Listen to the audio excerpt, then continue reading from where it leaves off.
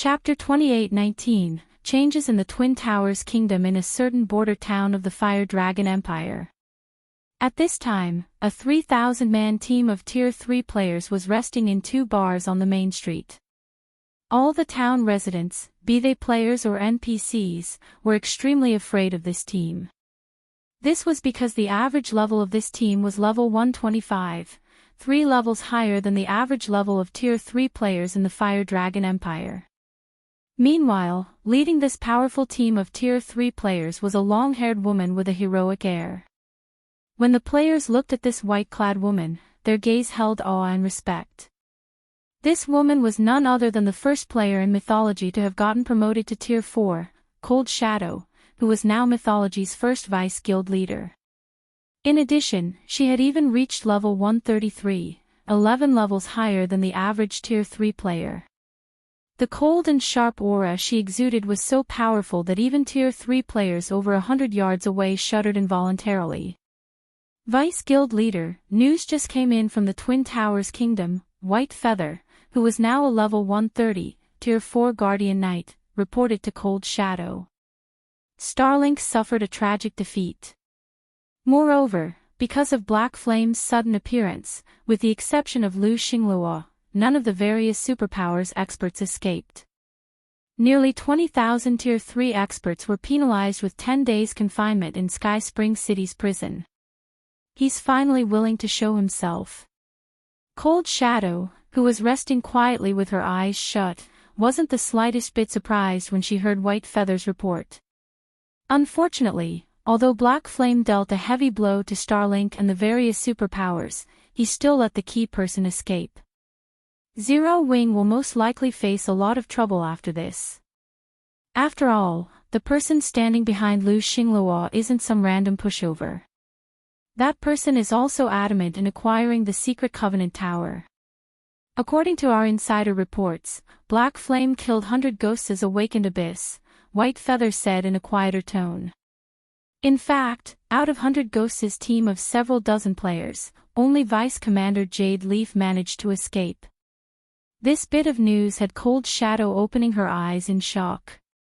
Has Black Flame lost his mind? He actually killed Awakened Abyss. Does he not know Awakened Abyss's identity? Awakened Abyss was a talent 100 Ghosts placed great importance on.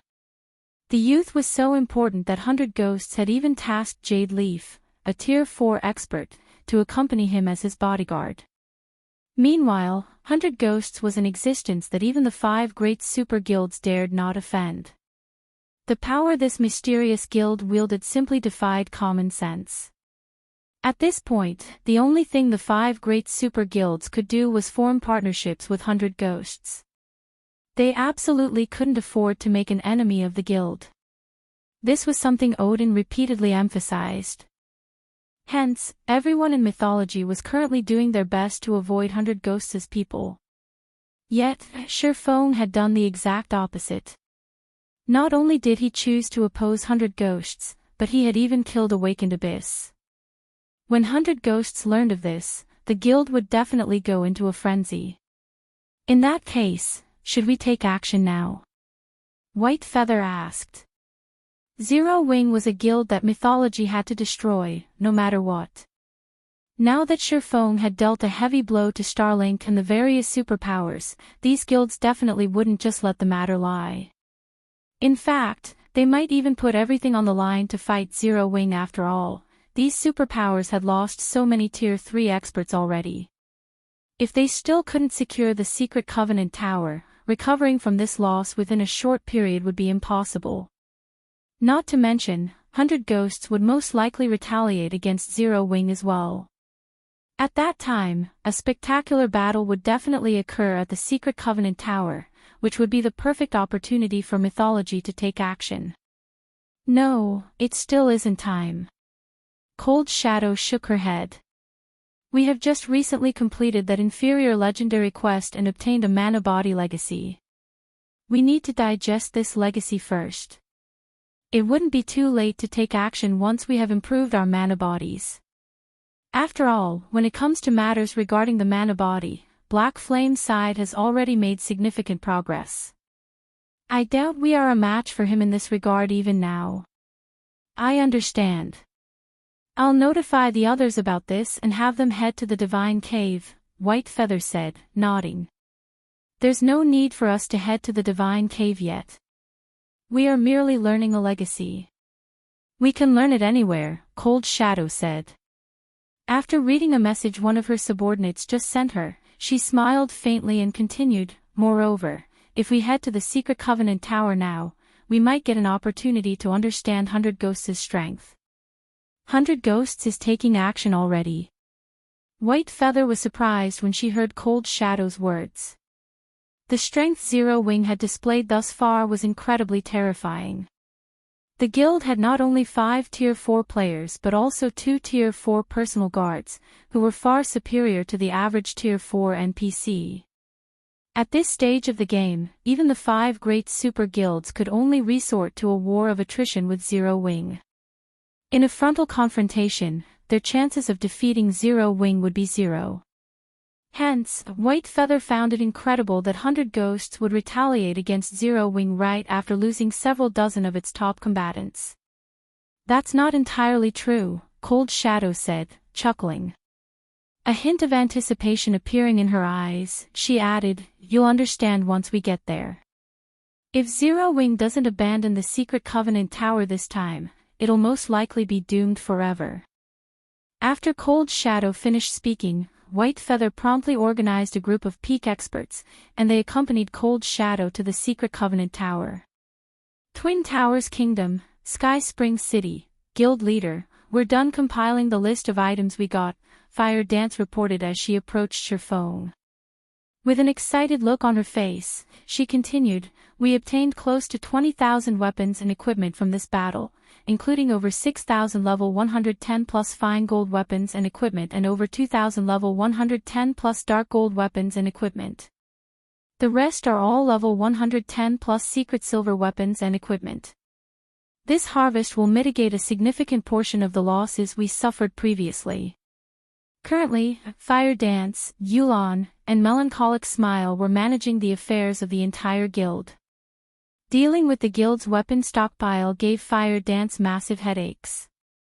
Previously, when she had merely been commanding Zero Wing's main force, she hadn't known just how important it was for the guild to have a sufficient stockpile of weapons and equipment.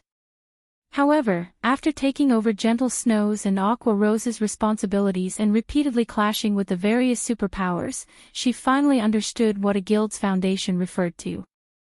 Originally, she believed that a guild's foundation referred to the number of experts a guild possessed.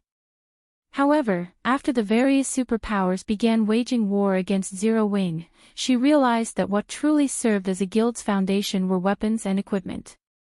If not for the Candlelight trading firm having a sufficiently large number of lifestyle players, Zero Wing would have long since run out of weapons and equipment. And if that happened, members would definitely withdraw from the guild in droves. After all, nobody would want to fight for a guild that couldn't even arm them with weapons and equipment. Give half of the weapons and equipment to Crimson Emperor and Unyielding Soul, Shifeng said, smiling. I believe they haven't been faring well recently, either. These weapons and equipment should help them cope with their troubles. Shifeng had a very thorough understanding of the issues involved in guild wars. When he led Shadow in his previous life, there had been instances when the guild's warehouse had only bronze weapons and equipment. Back then, Shadow had only been a small guild. If a superpower were to face a situation where its warehouse had only bronze weapons and equipment, everyone in the guild would have long since quit. After all, even if guild players died and lost levels, so long as they had sufficiently good weapons and equipment, they could quickly recover their levels. However, without weapons and equipment, they might as well be independent players. At the very least, hostile forces wouldn't persecute them. Before Shifeng could issue any more commands, illusory words approached him with a grim look on her face. Guild leader Black Flame, a big problem appeared in Barren Forest City, near the Secret Covenant Tower. Illusory words said anxiously. According to our scouts, over 1 million faux saint monsters have appeared there and are making their way toward the Secret Covenant Tower. The majority of them are level 135 Great Lords, and there are also roughly 1,000 level 140 plus mythic ranked foe saint monsters. 1,000 mythic monsters? Fire Dance was stunned when she heard what illusory words said. For a moment, she even wondered if her ears were working properly. Normally, it would be incredibly difficult to come across even one mythic monster. Not to mention, monsters had gained the ability to think for themselves after the major system update. This had increased their combat standards by a large margin and improved their capacity for cooperation. Under normal circumstances, a Tier 4 expert would have to flee if they came across 2 or 3 mythic monsters of the same level simultaneously. And with around 10 mythic monsters, one could even attack towns and cities. Nonetheless, she was being told that their opponent had 1,000 mythic monsters? 1,000. Shifeng was also surprised by this piece of news. The strongest monster tide he had come across out in the fields had only around 100 mythic monsters. That monster tide had successfully destroyed a guild city defended by several Tier 4 players. Now, the enemy had 1,000 mythic monsters foe saint monsters possessing above-average combat standards. This was undoubtedly a devastating force. That's right. There are at least 1,000 of them. Illusory words nodded, an ugly expression appearing on her face. According to their movement speed, it'll take them around 10 hours to reach the Secret Covenant Tower. We should have enough time if we withdraw from the tower now. They didn't have any hope of defeating a force of 1,000 level 140 plus mythic monsters, even if they had a guild city as support. Without a guild city for protection, their only option was to give up. After all, players killed by those foe saint monsters would suffer heavy penalties. No wonder Xinyuan was so confident even while retreating. It turns out he still had such a trump card hidden, Shifeng said in sudden realization. Chuckling, he continued, it seems they are really desperate this time. It would have been a different story if Saint's Hand had mobilized this legion of mythic-ranked foe saint monsters in a neutral map, but it was currently moving within the Twin Towers Kingdom's borders. The kingdom would definitely mobilize its army once it noticed the foe saint monsters. A kingdom's army wasn't in existence to be trifled with. This was especially true now that the NPC population in the game had skyrocketed. Once the Twin Towers Kingdom mobilized its army, even a force of 1,000 mythic monsters would meet a tragic end. Meanwhile, this legion of mythic-ranked foe saint monsters was probably close to everything Saint's Hand had. The fact that Saint's Hand was willing to go so far probably meant that Xinyuan and the various superpowers had paid it an astronomical price. Read latest chapters at Wuxia World. EU anxiously, Fire Dance asked, Guild leader, should we withdraw our members from the tower now? No. Shifeng shook his head. A manic gleam appearing in his eyes, he said, since these people wish to die, we'll fulfill their wish. When illusory words and Fire Dance heard Shifeng's words, their first thought was that he had truly gone mad. After all, he was actually still planning to engage the enemy in such a situation. A legion with 1,000 mythic-ranked foe saint monsters was something only NPCs could handle at present. It simply wasn't a force players could go up against. Guild leader Black Flame, at this time, illusory words suddenly thought of something, and a hint of shock flashed in her eyes. That thing. Have you completed it?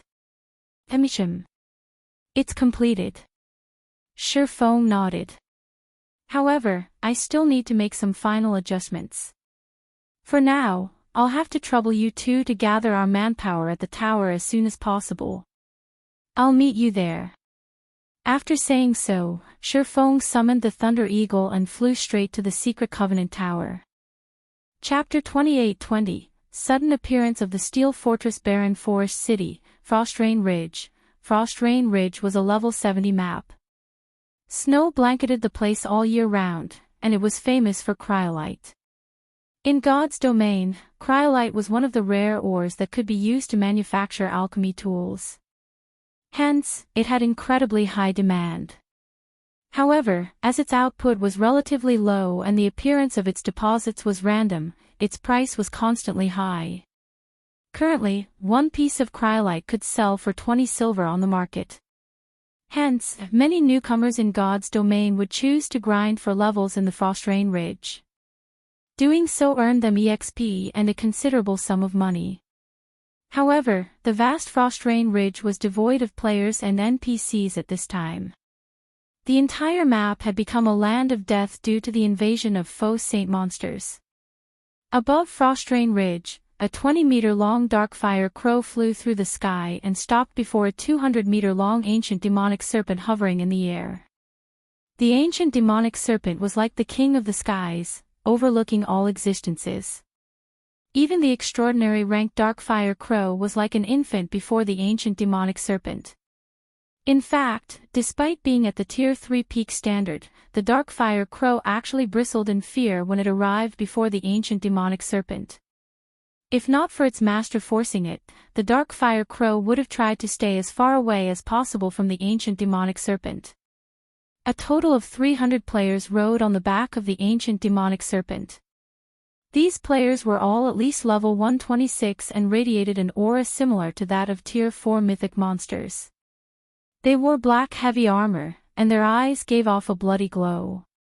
In addition, leading these players were 5 bona fide Tier 4 players. If Sherfone were here, he would recognize one of these 5 players, the short-haired woman Jade Leaf. At this time, though, she had a respectful and fearful expression on her face as she looked at the elderly man before her. "Elder Windshadow, I apologize for the long wait," said Lu Xingluo from the Darkfire Crow. At this time, Lu Xingluo's appearance had undergone significant changes. If one looked past the gray cloak he wore, one would notice scarlet runes ringing his neck. The pupils in his eyes were now dark gold reverse crosses. Smiling, Lu Xingluo said to the elderly man riding at the head of the ancient demonic serpent, "I didn't expect Elder Windshadow to bring the Black Knights here. It seems that you really plan on making Zero Wing disappear." At this point, the various superpowers in God's domain knew very little about the guild known as 100 Ghosts. However, Lu Xingluo was quite clear about how powerful the guild was. The Black Knight Legion was 100 Ghosts' trump card legion, and it was much more powerful than even the 5 great super guilds' trump card legions. This was because the members of this legion could no longer be considered human. Not only did every one of them possess a special bloodline, but even the weakest among them was at the Flowing Water Realm standard. Combined, their 5 senses, raw power, and reaction speed allowed them to surpass even the average Tier 4 player. The Black Knight's equipment standard was even more amazing. Every member was geared in Tier 3 mana set equipment. With this set, even an ordinary Tier 3 expert could hold their ground against Tier 4 mythic monsters. Of course, this Tier 3 mana set equipment wasn't something just anybody could use. This was because the set had an incredibly high strength requirement, which was already at the Tier 4 standard. Even a Tier 3 berserker who had invested all their free attribute points into strength couldn't meet this requirement. It was unrelated to the levels of players. Only these monsters the 100 Ghosts nurtured could equip this Tier 3 mana set equipment while still at Tier 3. In addition, mana equipment had a massive flaw. Unlike ordinary equipment, mana equipment couldn't be repaired. Every reduction in durability was permanent. Hence, using this Tier 3 mana set equipment was incredibly costly. Even an existence like 100 Ghosts dared not resort to it frequently. 100 Ghosts had 1,000 of such monstrous players. Although the guild had dispatched only 300 now, these players could already move across the main continent unhindered. It's nothing. Since Zero Wing thinks we are pushovers, this old man will let everyone know what we are capable of, Windshadow said as he looked at Lu Xingluo, who appeared rather inhuman, with indifferent eyes. He then shifted his attention to the man behind Lu Xingluo and asked, "Guild leader Xingluo, won't you introduce the expert behind you?" If one were to say that Lu Xingluo currently resembled a demon kin, then the mysterious, bandaged man sitting behind Lu Xingluo was a real demon. Although the bandaged man did not reveal his aura, he still made Wind Shadow feel threatened. "Oh, right. I nearly forgot." Chuckling, Lu Xingluo said, "Let me introduce you. This person here is the real owner of Saint's Hand, guild leader Beast Emperor." Lu Xingluo's introduction surprised Wind Shadow slightly. "I never thought that Saint's Hand would actually be the claws of the evil god's temple." Looking at the foe saint army on the ground below, Wind Shadow said, "If that's the case, these foe saint monsters should be special evil beasts in disguise, right?" "That is incorrect, Elder Wind Shadow. This isn't a disguise but an evolution," Beast Emperor said, smiling. "Now that you've witnessed the power of the foe saint army, if you need its help in the future, feel free to contact me through Xingluo, Elder Wind Shadow. That won't be necessary for 100 ghosts. However, it seems you have quite a grudge against Zero Wing, Lord Beast Emperor," Wind Shadow said as he glanced at the 1,000 mythic-ranked foe saint monsters marching at the front of the foe saint army. "Such a large-scale operation will definitely attract the attention of the Twin Towers Kingdom's NPC army. If they move, I believe your foe saint army will suffer severe losses." "You've misunderstood me, Elder Wind Shadow.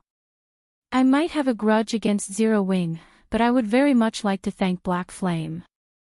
If not for his help, I wouldn't have gotten this far. I am here now only to help Xingluo with his problem, as well as meet with my old friend Black Flame," Beast Emperor retorted nonchalantly. It was as if he placed no importance on the kingdom's army whatsoever. "I see. Since that's the case, do you mind leaving Black Flame and Zero Wing's Tier 4 experts to us?" Wind Shadow asked. "No problem." Nodding, Beast Emperor said, "I only want their corpses." After Wind Shadow and Beast Emperor reached an agreement, they continued toward the Secret Covenant Tower.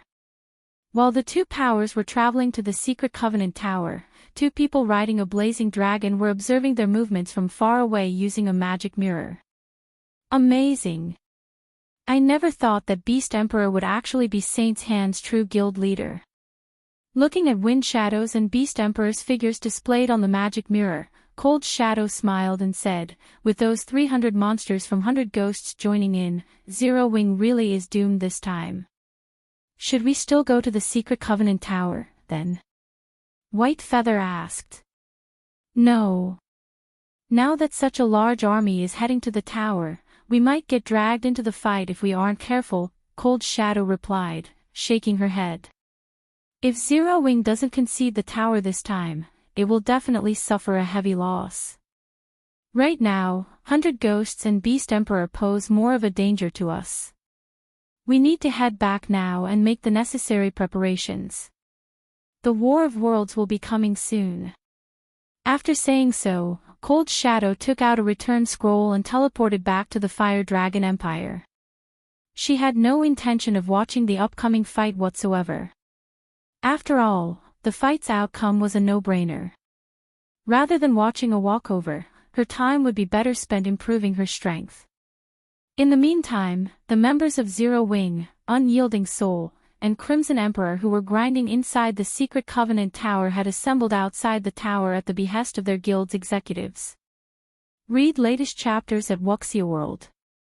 EU. After seeing that everyone was gathered, Flying Shadow approached Shifeng and reported, "Guild leader, everyone grinding inside the tower has come out.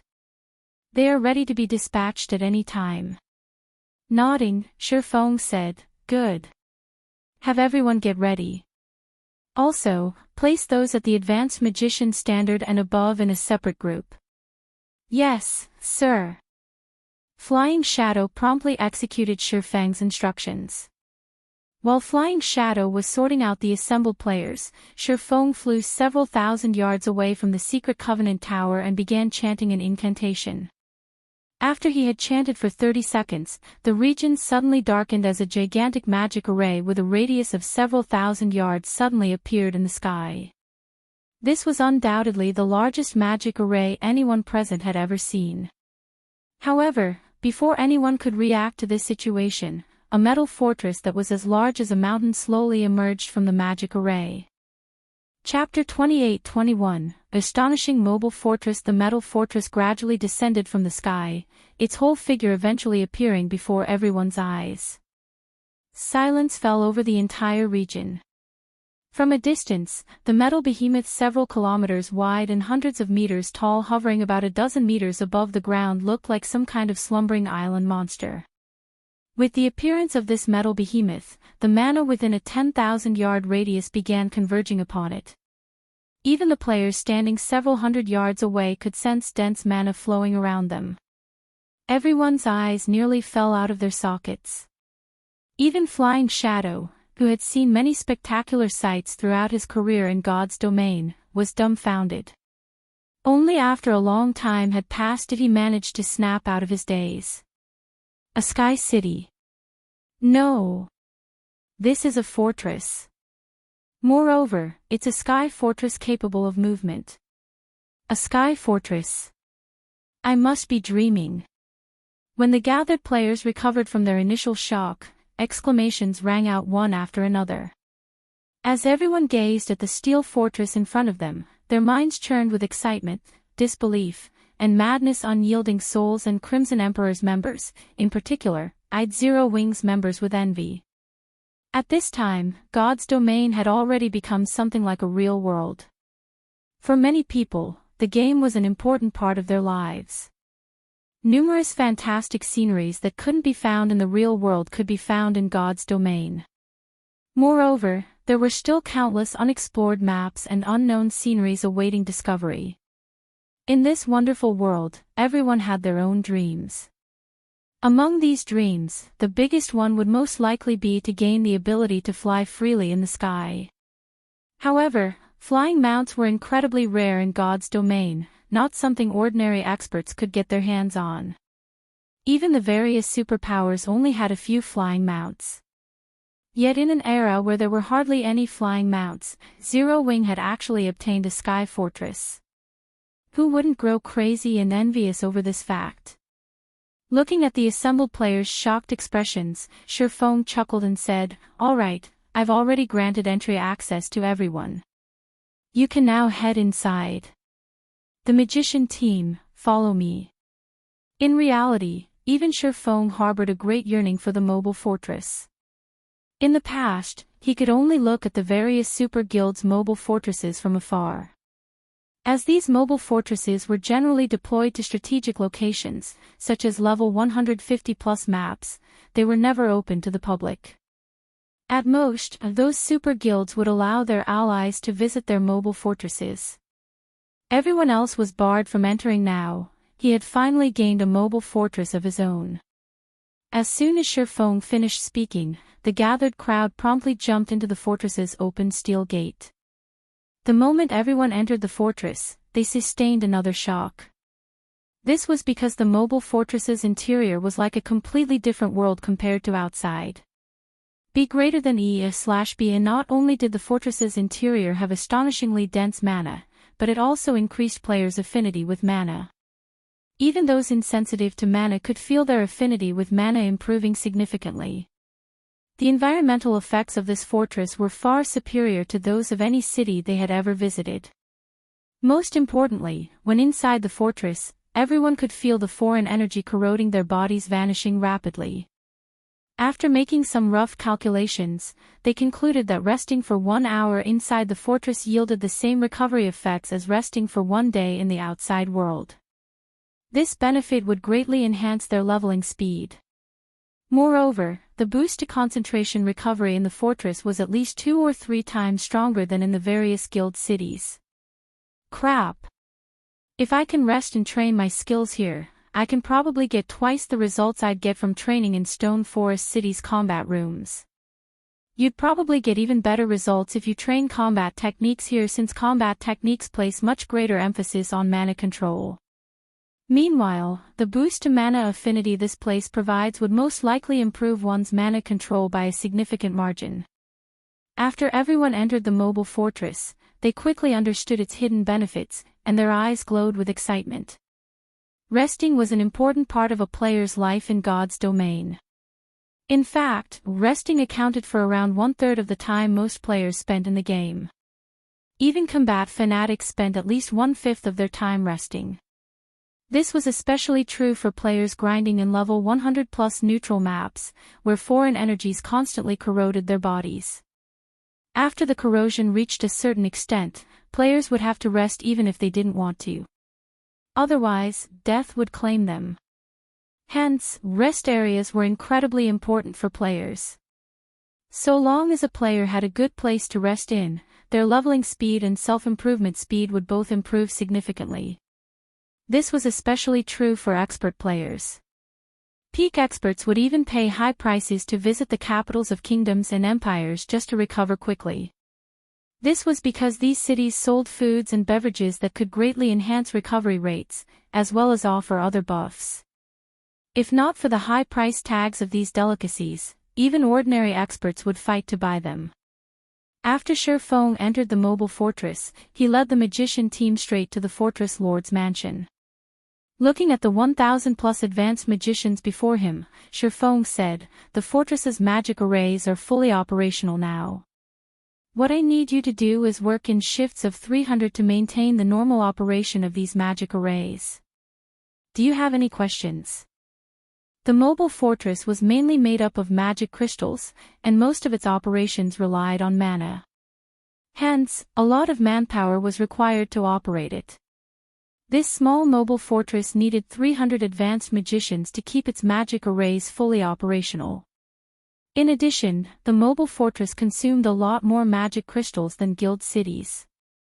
Just its normal operation mode cost 50,000 magic crystals per day. If the fortress's offensive and defensive magic arrays were activated as well, this cost would zoom. Read latest chapters at Wuxia World. It was fortunate that Shifeng was incredibly wealthy right now.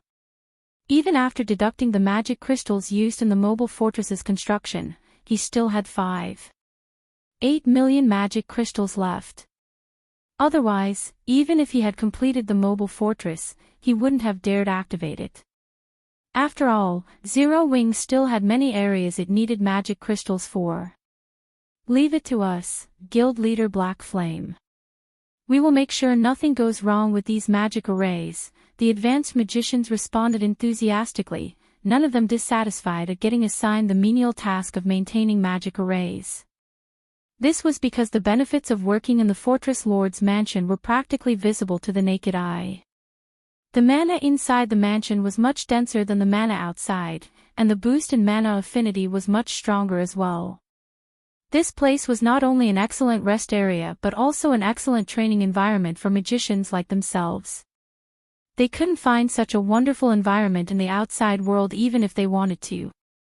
Meanwhile, less than half an hour after the mobile fortress appeared, news of its existence spread like wildfire. In no time at all, word of it appeared on the Twin Towers Kingdom's official forums. Sky Fortress appears beside the Secret Covenant Tower. For a time, players throughout the kingdom were in an uproar. Chapter 28-22, Pinnacle of God's Domain, a Sky Fortress. What's going on? This is a lie. This is definitely a lie. How can such a thing appear at this stage of the game? There are pictures and videos of it. I heard that the fortress's interior is a paradise for training. It even provides a significant boost to mana affinity. Zero Wing is really on the rise now. When news regarding the small mobile fortress first broke out in the Twin Towers Kingdom, many people refused to believe it.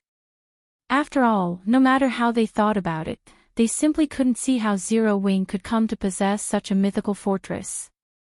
However, the information leak came with photographic and video evidence. Even if everyone refused to believe the report, they couldn't change the fact that Zero Wing owned a flying fortress. The leaked videos showed a fortress hundreds of meters tall, covered in all kinds of magic runes, hovering in the sky above the Secret Covenant Tower. A faint layer of mist enveloped the fortress. From afar, it looked like a city found in paradise. No words could describe how spectacular the fortress was. This Sky Fortress looks so cool. The view from up there will definitely be amazing. When will this Sky Fortress be open to the public? I heard Zero Wing is limiting entry to its members and allies. I doubt anyone else will have the chance to visit the fortress. After all, it isn't particularly large. It should house 1 or 2 million people at most. Moreover, it is even being used to garrison the Secret Covenant Tower. Zero Wing isn't letting any outsiders get close to the tower now, let alone the Sky Fortress. I'm joining Zero Wing. I must join Zero Wing. The Twin Towers Kingdom's players, both independent and guild members, couldn't help drooling when they saw the Sky Fortress above the Secret Covenant Tower. Many independent players immediately thought of joining Zero Wing. The fight in Sky Springs City had already proven that Zero Wing, Unyielding Soul, and Crimson Emperor's rule over the city and the Secret Covenant Tower was unshakable. Zero Wing even revealed that it had 5 Tier 4 players, far surpassing the various superpowers. The addition of the Sky Fortress basically solidified Zero Wing's hold over the Secret Covenant Tower.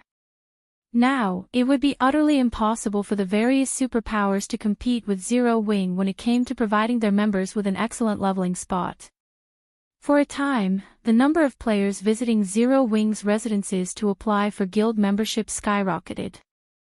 The atmosphere within Zero Wing was also boiling, with many members celebrating the fact that they had not rashly quit the guild. Meanwhile, Unyielding Heart and Illusory Words arrived in front of the Secret Covenant Tower together with a bunch of Tier 3 experts. When they saw the mobile fortress floating above the tower, despite having long known about the fortress, they were still shocked. After all, the mobile fortress was simply too overwhelming. Tier 3 players might not be able to tell, but as Tier 4 players, the two of them could clearly feel that all the mana within a 10,000-yard radius had converged upon the fortress. This was an unimaginable amount of mana. Most importantly, the mobile fortress was capable of movement.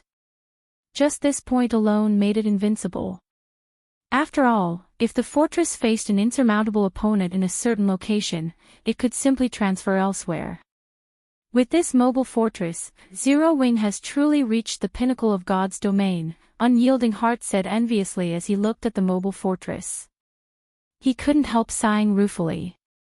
Back when he first learned of Zero Wing's existence, Zero Wing had only been a small guild. Now, even Unyielding Soul had to look up to it. Of course, Zero Wing's foundation was still weak. However, so long as the guild could maintain its hold over the Secret Covenant Tower, its rise would be inevitable.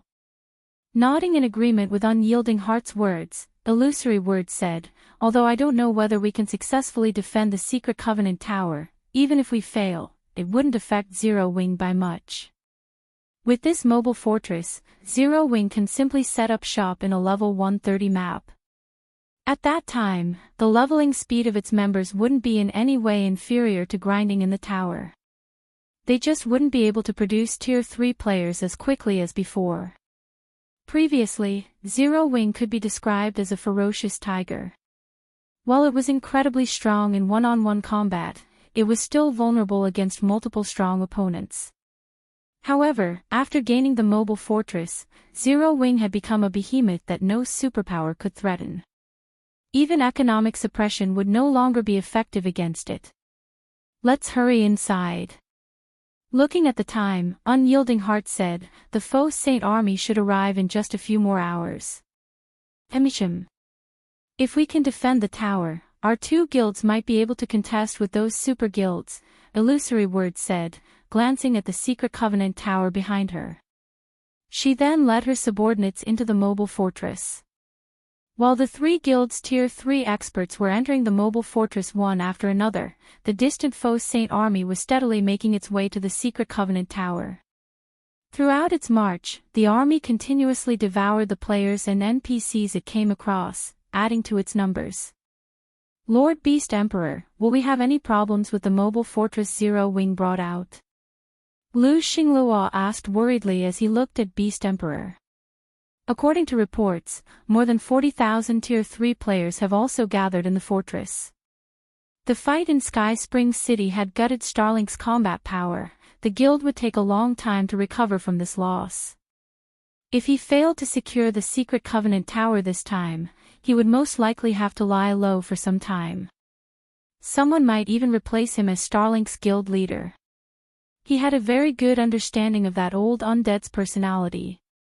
That person definitely wouldn't let him remain as Starlink's guild leader simply because he was the heir of a major corporation.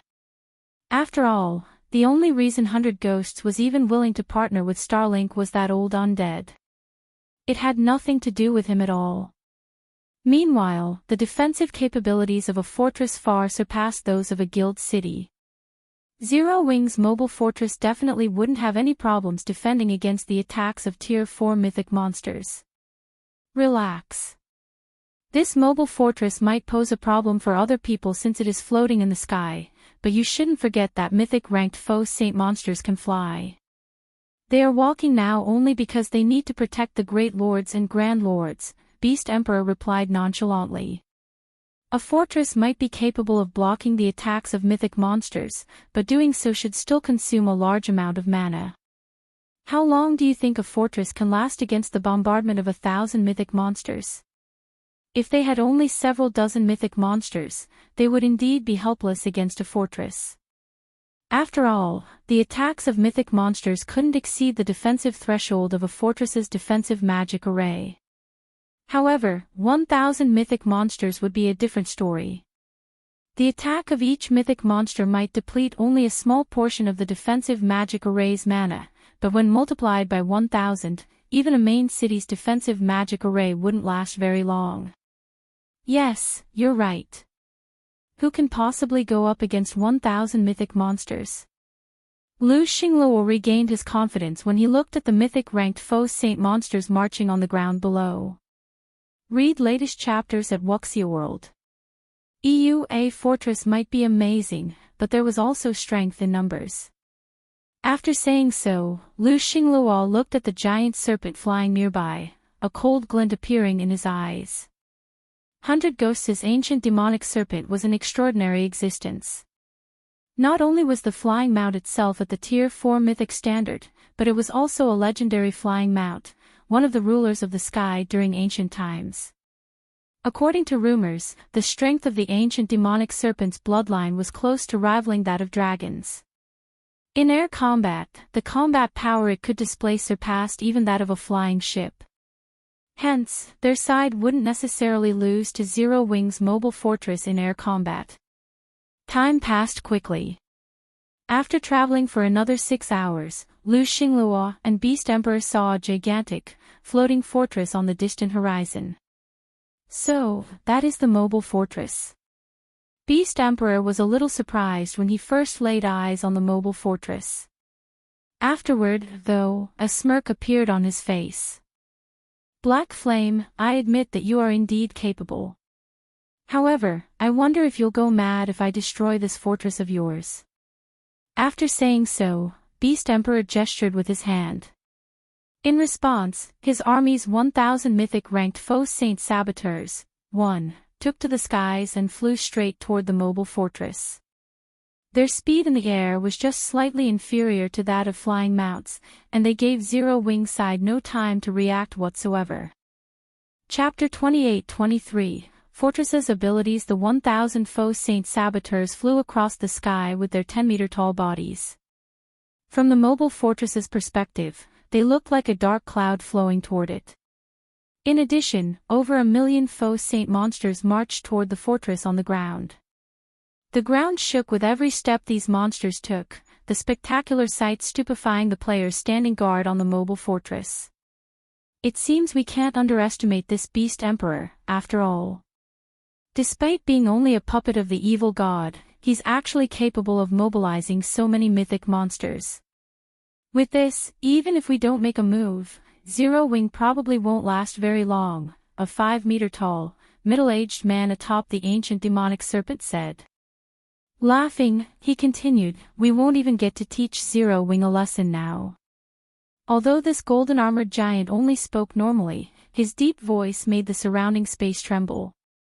If Sure Feng were here, he would definitely be shocked to see this golden-armored giant. This middle-aged man was not only a bona fide giant but also a level 133, Tier 4 Berserker. The surrounding space already grew heavier just from the aura he exuded. That isn't necessarily a bad thing. With this, we can avoid exposing our strength and reduce the Black Knight Legion's expenditure, Windshadow said as he looked at the foe saint monsters above and below him. Don't forget that our goal this time is to rescue that good-for-nothing brat from Sky Spring City's prison. Dealing with Zero Wing is secondary. I guess you're right. Let's hope Sky Spring City's magistrate can let me stretch my muscles a little, the golden-armored giant said, nodding while Windshadow and the golden-armored giant were conversing. Jade Leaf, who sat at a side, dared not utter a word, shame filling her face. Protecting and rescuing Awakened Abyss should have been her job, yet she had to turn to Elder Windshadow and Long Day, the vice-commander of 100 Ghosts' main force, for help. This was a severe dereliction of duty on her part. She was very likely to get removed from the priority list for training when she returned to the guild's headquarters. After all, not only was Awakened Abyss one of 100 Ghosts' top talents, but his status was one that even Elder Windshadow dared not offend. Inside the mobile fortress, Unyielding Heart and Illusory Words saw the overwhelming army of foe saint monsters and couldn't help gasping in shock. Although they had long since known that their enemy consisted of over 1 million foe saint monsters and 1,000 foe saint saboteurs, this terrifying scene still frightened them. The foe saint army on the ground aside, just the 1,000 foe saint saboteurs in the air already posed a massive threat. Such a large force of mythic monsters could easily break through even the defensive magic arrays of NPC cities. Generally, fortresses possess significantly stronger defensive magic arrays than cities. However, the mobile fortress was different from a stationary fortress.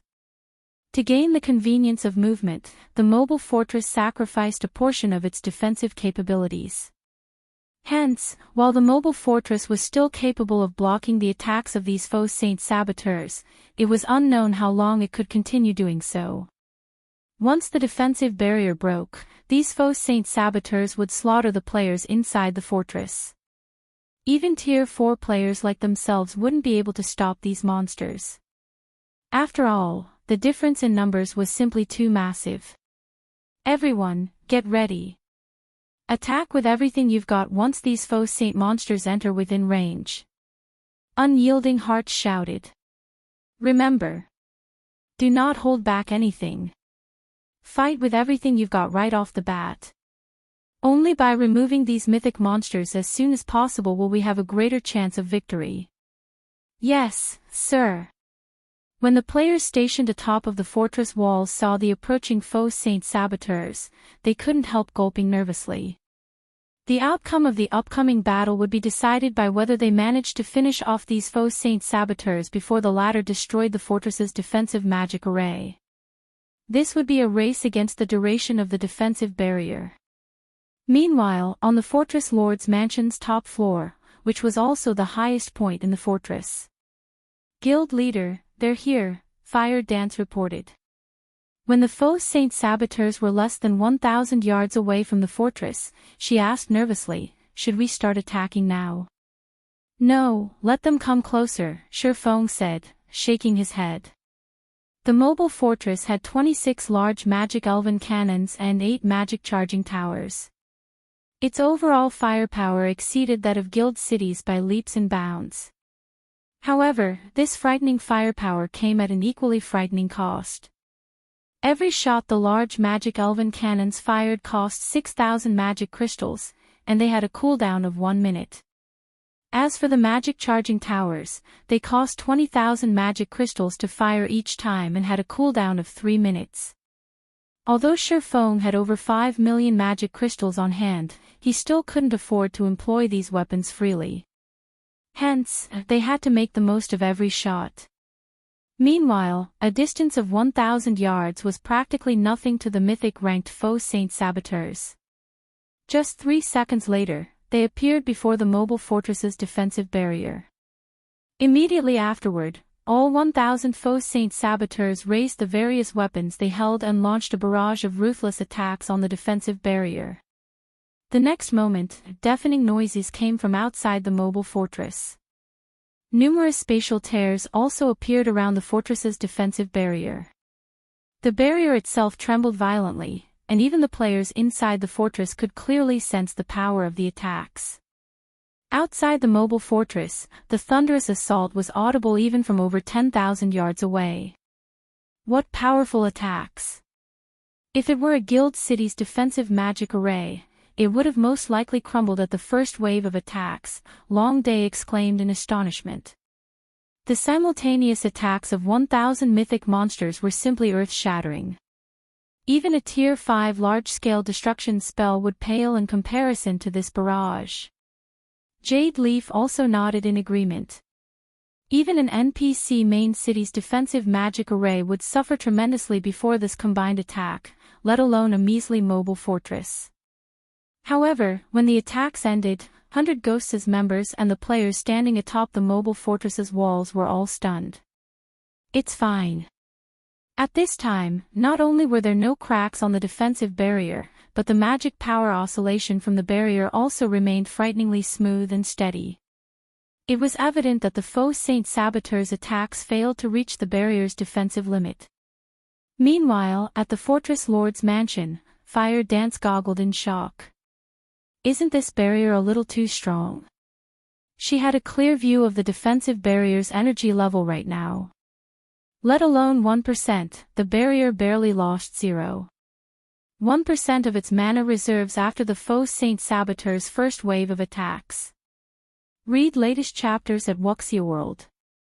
EU given a depletion rate of 0.1% per second, the faux Saint Saboteurs would take 166 minutes to break the barrier.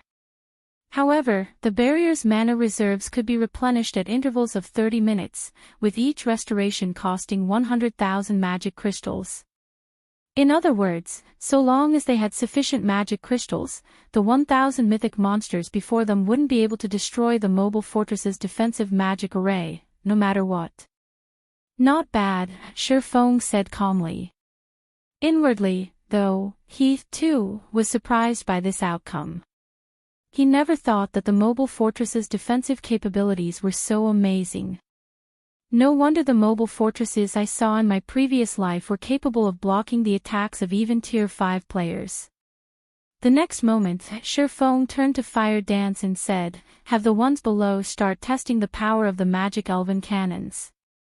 Chapter 28-24, Silent World. At Shi Feng's command, Fire Dance notified the players stationed at the 26 large magic elven cannons. In response, all 26 cannons in the mobile fortress began gathering and condensing mana from their surroundings. The originally mist-like mana liquefied. The condensed liquid mana then flowed into the cannons. A short moment later, a crimson, threefold magic array appeared before the muzzles of these cannons, the tremendous power these magic arrays carried distorting the surrounding space. The next moment, after the faux Saint Saboteurs completed their third barrage, 26 crimson beams shot into the dusky sky all of a sudden. These beams of light then burst in midair, and numerous smaller beams rained down on the mythic monsters. Even though the faux Saint Saboteurs had reacted quickly to the attack, they were somewhat crowded, so most of them still ended up engulfed by the crimson rain. When the crimson rain ended, what entered everyone's eyes were the faux Saint Saboteurs' battered bodies.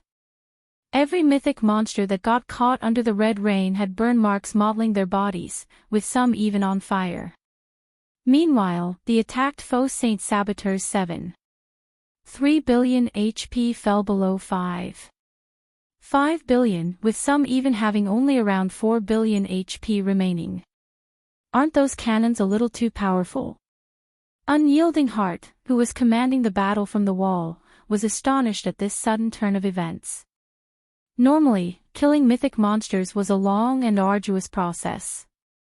Yet, the large elven magic cannons dealt over 200 million damage per attack.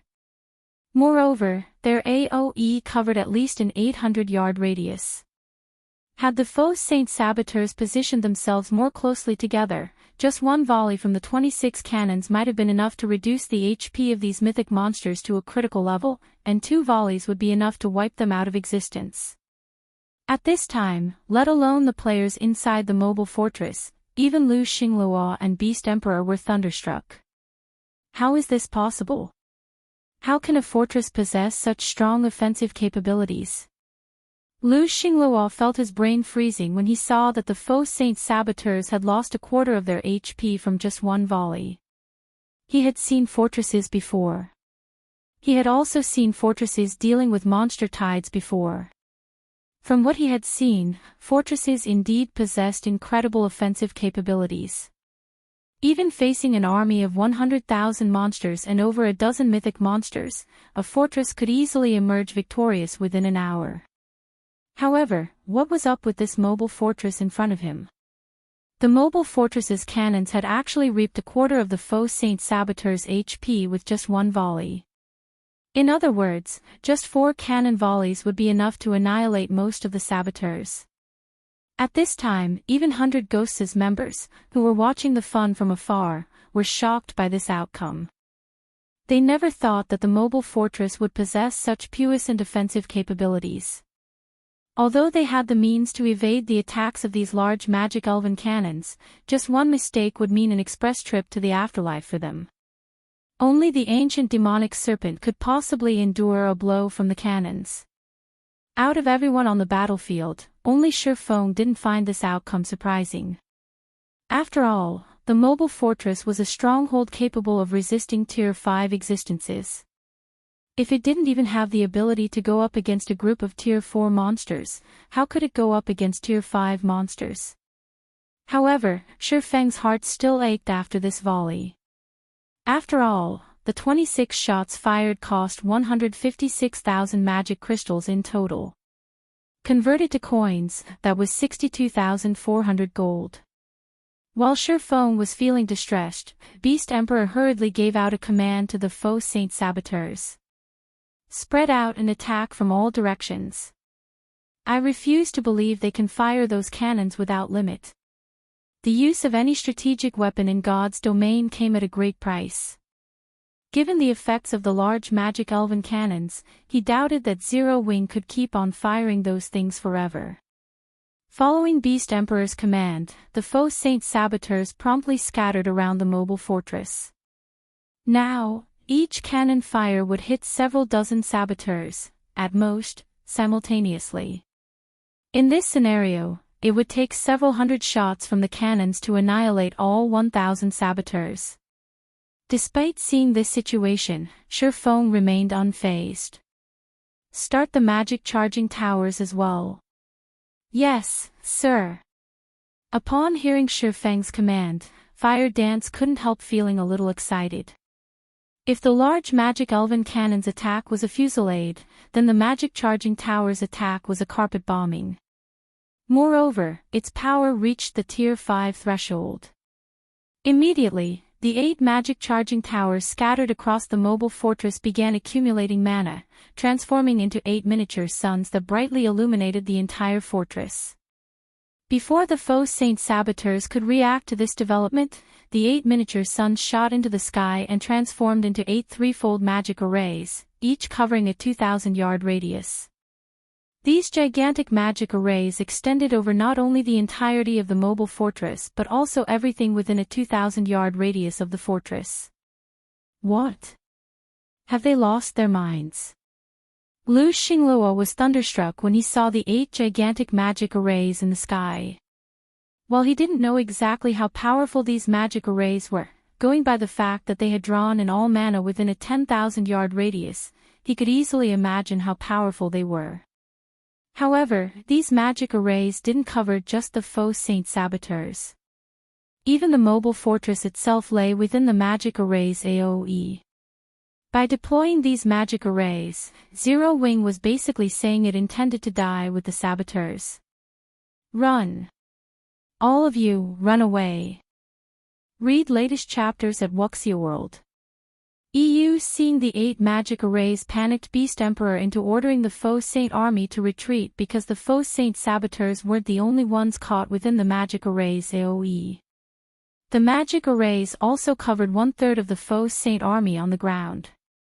For a time, the faux Saint Saboteurs in the air and the faux Saint monsters on the ground all could be seen turning around and fleeing. However, the 8 magic arrays in the sky were simply too massive. Before any of the faux Saint saboteurs could fly more than 1,000 yards away from the mobile fortress, a white light descended from the 8 magic arrays. The next moment, everything within a 2,000-yard radius of the mobile fortress transformed into a world of white, the appearance of this white world bringing silence to the entire battlefield. Meanwhile, this white pillar of light was clearly visible even from tens of thousands of yards away. What's happening over there? That place should be where the secret Covenant Tower is. We can see it all the way from Sky Spring City. Just how big is the coverage of that beam? Most players in Sky Spring City were ignorant of the battle taking place at the secret Covenant Tower, so they couldn't help growing curious when they saw a white pillar of light suddenly appear in the distance.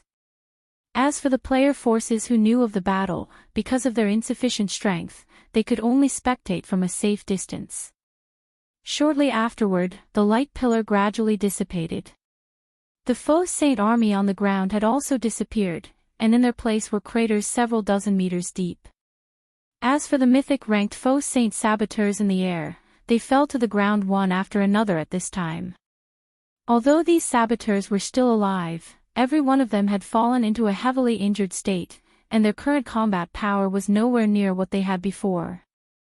Chapter 28-25 All-encompassing seal, 1,000 mythic faux Saint monsters got done in, just like that?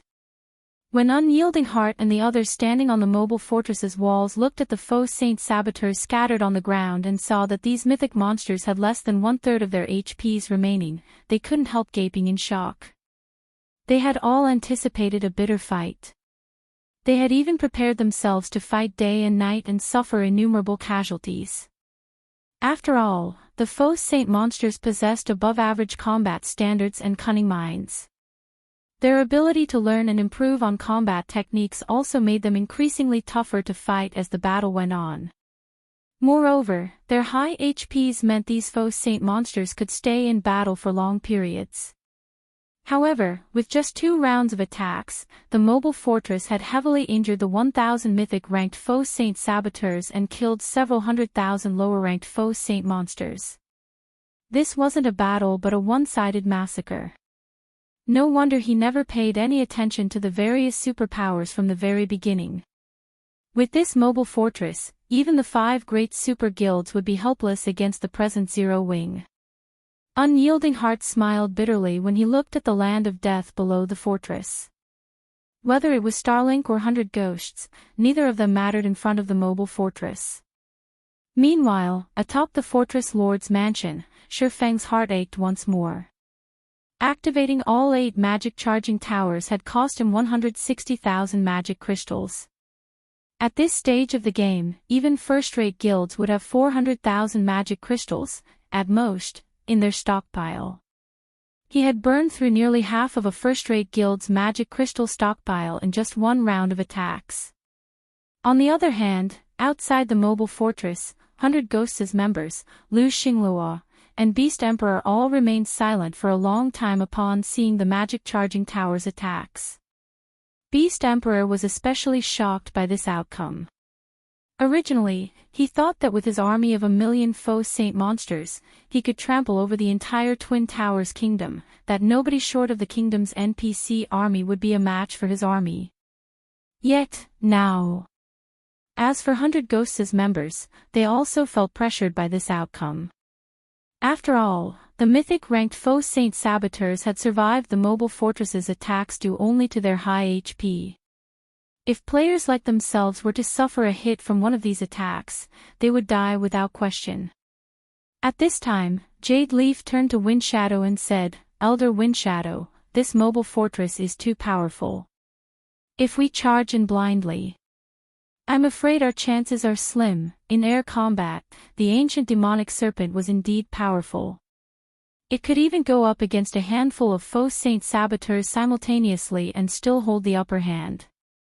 However, even if the ancient demonic serpent could survive the mobile fortress's heaven-defying blow, they, the Flying Mount's passengers, would most definitely be reduced to ashes.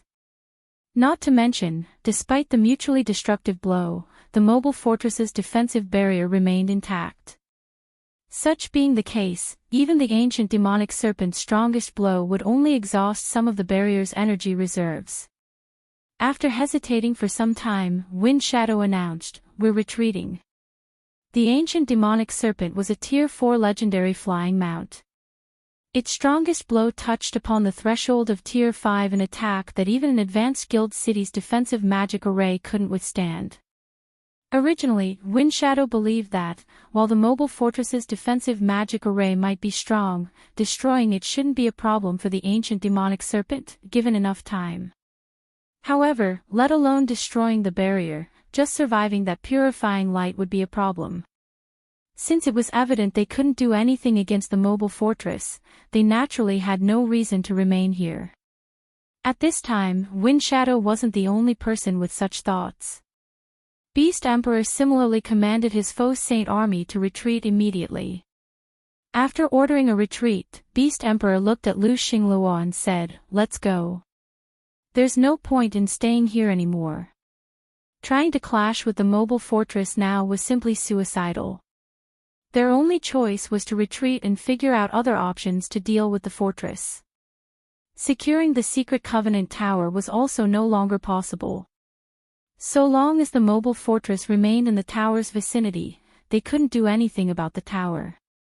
"Lord Beast Emperor, don't you have any way at all? I've bet everything on you," Xinyuan said, looking at Beast Emperor with crazed eyes. Starlink had suffered a massive blow from the battle in Sky Spring City. He would be finished if he failed to secure the secret Covenant Tower as well. "Xinyuan, you might not be able to return to Starlink, but with the Starline Corporation's financial strength, you can still follow me," Beast Emperor consoled. "You've seen for yourself how quickly the foe Saint army expands. It will only grow stronger from now on. Even that old undead backing you won't be able to go up against the foe Saint army in the future. As for Zero Wing, I will eventually erase its existence from God's domain." When Beast Emperor mentioned the name Zero Wing, his voice grew cold. If not for Zero Wing's interference, his army would have long since trampled over Starmoon Kingdom and the Black Dragon Empire. He wouldn't have had to resort to creating Saint's Hand, an organization filled with cunning opportunists, to help him. As for the losses he suffered this time, he didn't place much importance on them. After all, for his current self, foe Saint monsters below Mythic rank were incredibly easy to produce. As for the Mythic ranked foe Saint saboteurs, while they were severely weakened right now, if they focused on fleeing, nobody could stop them. Zero Wing would be able to kill only a few of them at most. In addition, after today's event, he finally understood the reason for Zero Wing's confidence. Now, all he needed to do was wait. He would wait until he produced a Tier 5 foe Saint monster. So long as a Tier 5 foe Saint monster appeared, let alone Zero Wing's mobile fortress, even God's domain's various kingdoms and empires would no longer pose a threat to him.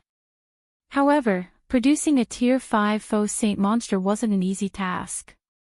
It required a large number of Tier 4 foe Saint monsters to serve as a base, as well as a large amount of resources. Only after fulfilling these two conditions could he produce a Tier 5 foe Saint monster. Meanwhile, Xinyuan, the heir of the Starline Corporation, was the perfect cash cow to help him fulfill these requirements. Read latest chapters at Wuxia World. EU. After hearing Beast Emperor's words, Xinyuan could only nod in frustration, throwing in his lot with Beast Emperor. From today onward, he would stand against the players of God's domain and acquire the upper zone resources he needed from Beast Emperor. This was also Xinyuan's only option. Otherwise, let alone the position of Starlink's guild leader, he might even get replaced as the Starline Corporation's heir. After all, there were still several reserve heirs in the corporation eagerly waiting to supplant him. Upon seeing the distant Darkfire Crow and ancient demonic serpent turning around and leaving, Fire Dance smiled and said, "Guild leader, it seems they plan to retreat." She found their enemy's decision to retreat reasonable. After all, anyone would lose the will to fight after witnessing that devastating blow. Unfortunately, they couldn't deal any additional damage to the foe Saint army. Although the mobile fortress possessed incredible offensive capabilities, it had no means to seal its opponents in place. It would also be foolish to leave the safety of the fortress to pursue the foe saint monsters. This was most likely what Lu Xingluo and the others hoped to see the most. Leave. Since they're already here, then they shouldn't think of leaving. Shi Feng smiled when he saw the retreating figures of Beast Emperor and 100 Ghosts' members. He then took out 3,000 mana stones he had synthesized beforehand and injected them into the core of the unsealed world mirror. An invisible ripple of energy immediately spread rapidly from the mobile fortress to the surroundings. A moment later, a dense layer of mist formed around the edges of the map of the Secret Covenant Tower. If one looked at the map from the outside, the inside of the map would appear illusory, like it was completely isolated from the outside world. Chapter 28-26, Slaughter Time, a Map Seal. Lu Xingluo's complexion darkened when he saw the scenery in the distance blur. The mobile fortress was an unshakable existence at this stage of the game. If they couldn't leave this place now, only death awaited them. How ruthless of Black Flame. He's actually thinking of keeping all of us here. Looking at the dense mist enveloping the entire map, Beast Emperor sneered. However, he must be dreaming if he thinks he can stop us with such a wide seal. In God's domain, the larger the area a magic barrier covered, the weaker it would be. While the map-wide barrier Zero-Wing deployed might seem spectacular, only a fool would think that it could stop a force of 1,000 mythic-ranked foe saint saboteurs. After saying so, Beast Emperor had a small number of saboteurs in relatively good condition move ahead of the army and fly straight toward the mist. Meanwhile, sharing similar thoughts with Beast Emperor, 100 Ghosts' members remained unfazed, even after seeing the whole map getting sealed. They calmly continued flying toward the map's border. Mobile Fortress, Fortress Lord's Mansion, seeing the foe saint army and 100 Ghosts members moving farther and farther away, Fire Dance couldn't help growing anxious. Guild leader, why don't we go after them? If we let them reach the barrier's edge, I'm afraid it'll become very difficult to keep them here. A barrier capable of sealing an entire map was indeed amazing. However, such an extensive barrier definitely couldn't rival the mobile fortress's barrier in terms of defensive capabilities. The seal would most likely break after a few attacks from the foe saint monsters. Smiling, Shi Feng shook his head and said, "No, let them run for a while longer. We'll first clean up the nearby foe saint saboteurs. Have Unyielding Heart and Illusory Words start moving as well. Also, have the elven cannons keep an eye on the foe saint army. If those monsters think of coming back, strike them down immediately." Other people might not understand the effects of the world mirror, but he did. Including the 2 additional crystalline mirrors he had obtained after killing those 3 NPCs from the Secret Hand Association, he now had 6 of the 12 mirrors that made up the world mirror. Although he still couldn't utilize many of the world mirror's functions since it was incomplete, he could isolate an entire map. Even Tier 5 existences would have great difficulty breaking out of this isolated region. While the foe saint army indeed possessed great numbers, the quality of its combatants was severely inadequate. It would need over an hour of continuous attacking to deplete the world mirror's energy reserves. 1 hour was more than enough for Zero-Wing to do a lot of things. Moreover, even if they couldn't finish off the foe saint army within 1 hour, he could simply inject another 3,000 mana stones to replenish the world mirror's energy. Unlike defensive magic arrays, the world mirror did not have a cooldown for replenishing its energy reserves. The only trade-off was that once the world mirror was activated, it would remain active until it exhausted all its energy. It couldn't be turned off midway the way defensive magic arrays could. Most importantly, he had expended a lot of magic crystals in this battle. If he couldn't earn some EXP from these foe saint monsters, he would eat a huge loss. After all, no matter how many monsters the fortress's static defenses killed, none of the defenders inside the fortress would gain any EXP. At most, the defenders would get to collect the loot of the monsters. However, the foe saint monsters were basically beggars when it came to items. Even if they did drop items, those items would be of inferior quality. Their only saving grace was the above-average EXP they provided when killed. After Shifeng finished speaking, he flew out of the mobile fortress and chased the fleeing faux Saint Saboteurs. Although the incomplete world mirror couldn't reduce the basic attributes of the hostile units trapped within it, it did reduce their movement speed and reaction speed. The movement speed of enemies flying in the air, in particular, was at least 60% slower. Furthermore, all of the faux Saint Saboteurs had suffered heavy injuries, which meant their flying speed became incredibly slow. After Shifeng's departure, Fire Dance quickly carried out his commands before leaving the mobile fortress together with Violet Cloud. As for Lifeless Thorn and Solitary 9, the two of them had long since followed Shifeng out of the fortress. After all, mythic monsters were incredibly rare in the outside world. This was especially true for level 140+ mythic monsters. Now that the 1,000 faux Saint Saboteurs before them were heavily injured, these mythic monsters were basically walking sacks of EXP. It would be a huge waste to let them get away. In less than 10 seconds, Shifeng caught up with a group of several dozen saboteurs. He immediately brandished the Light of Two Worlds.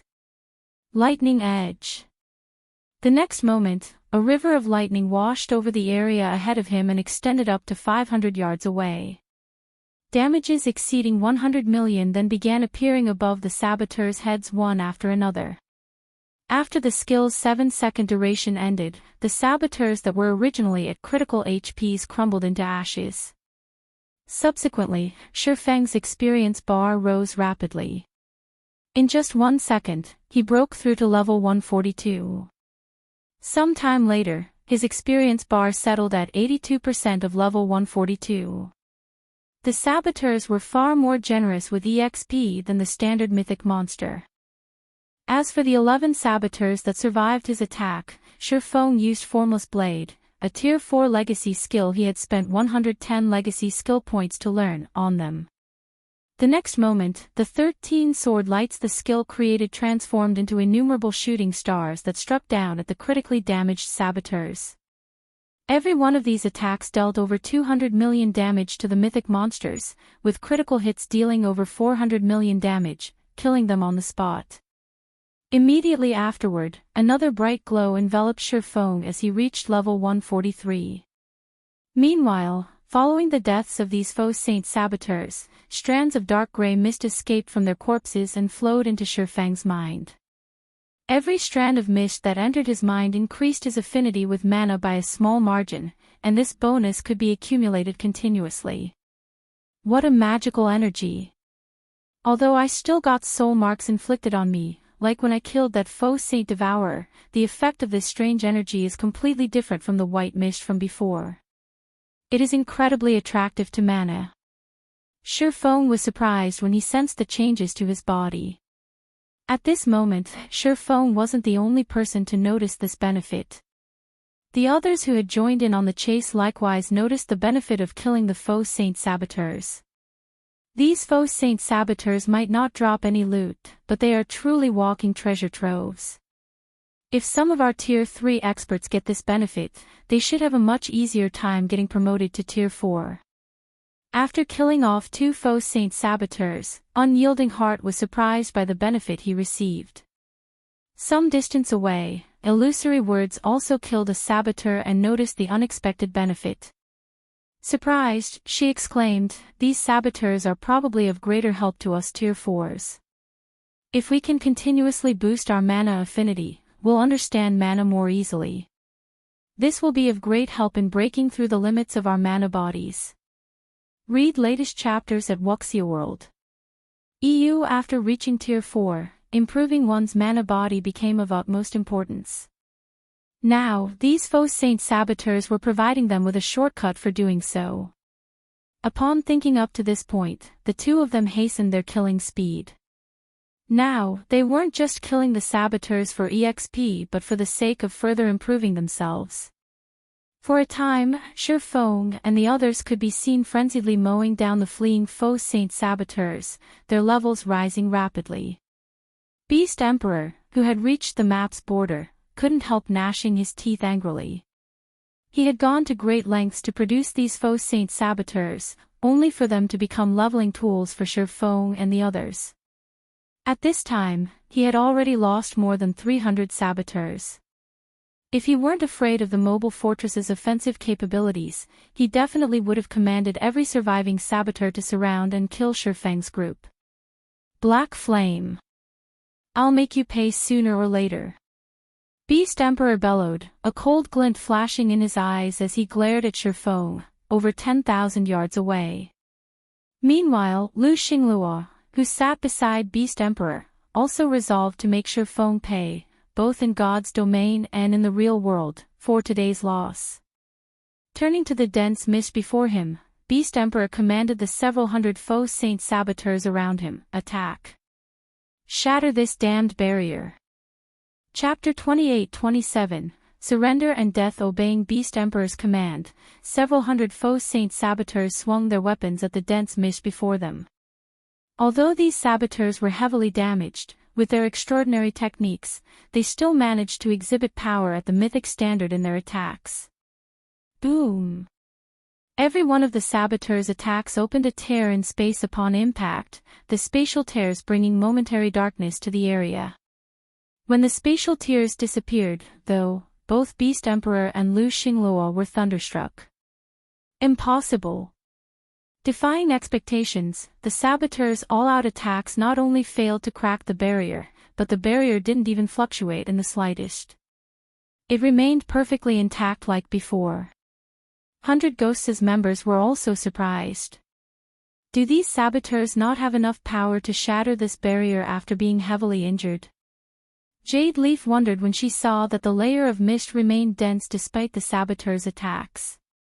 Being able to envelop an entire map and hinder teleportation and communication was already plenty amazing for a magic barrier. Yet, it was now revealed that this barrier could actually withstand the attacks of so many faux saint saboteurs. This was simply unbelievable.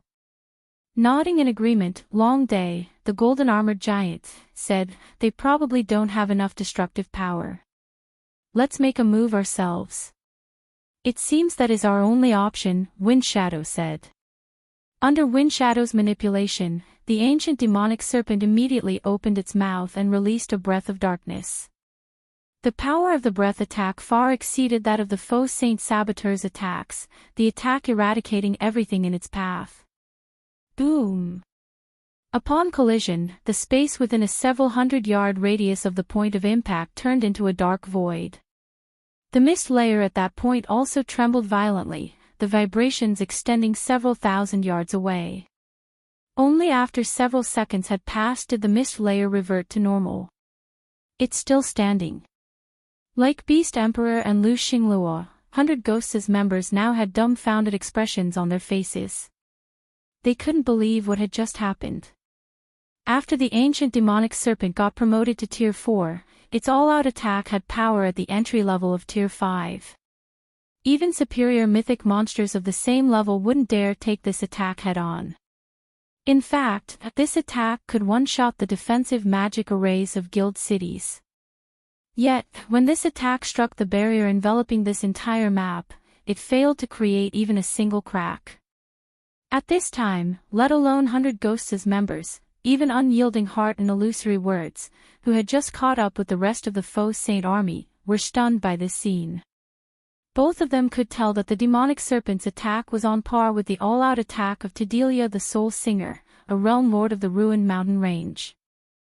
Nevertheless, the demonic serpent's attack had failed to break through the seemingly flimsy layer of mist surrounding the map. The strength of this magic barrier was simply unheard of. Since this magic barrier enveloped the entire map, its withstanding Tier 4 attacks was already unbelievable, all the more Tier 5 attacks. With the combination of this magic barrier and the mobile fortress, Zero Wing was most likely invincible in God's domain already. However, Beast Emperor and 100 Ghosts' members evidently had no intention of giving up. After snapping out of their daze, they promptly bombarded the mist layer in a frenzy. In their opinion, even if their attacks failed to destroy the barrier, their attacks had most likely exhausted a significant portion of the barrier's energy reserves. If they pressed their offensive, the barrier would crumble in no time at all. For a time, the Faux Saint army and ancient demonic serpent blitzed the magic barrier.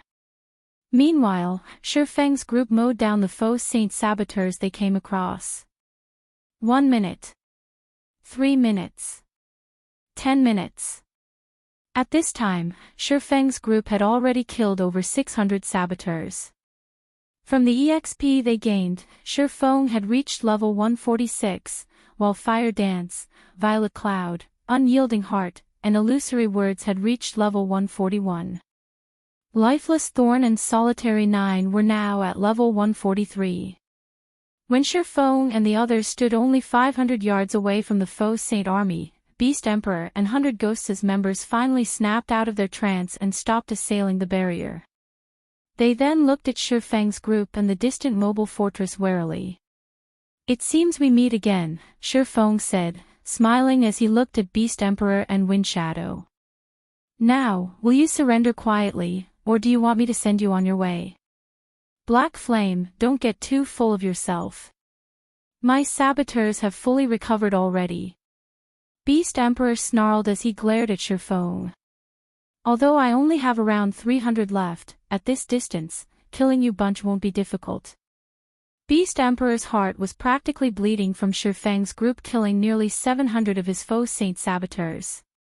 If not for his fear of the mobile fortress, he would have long since had his Faux Saint army surround and kill Shifeng's group already.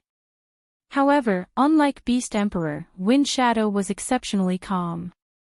"Greetings, Guild Leader Black Flame. I am Wind Shadow, an elder of 100 Ghosts."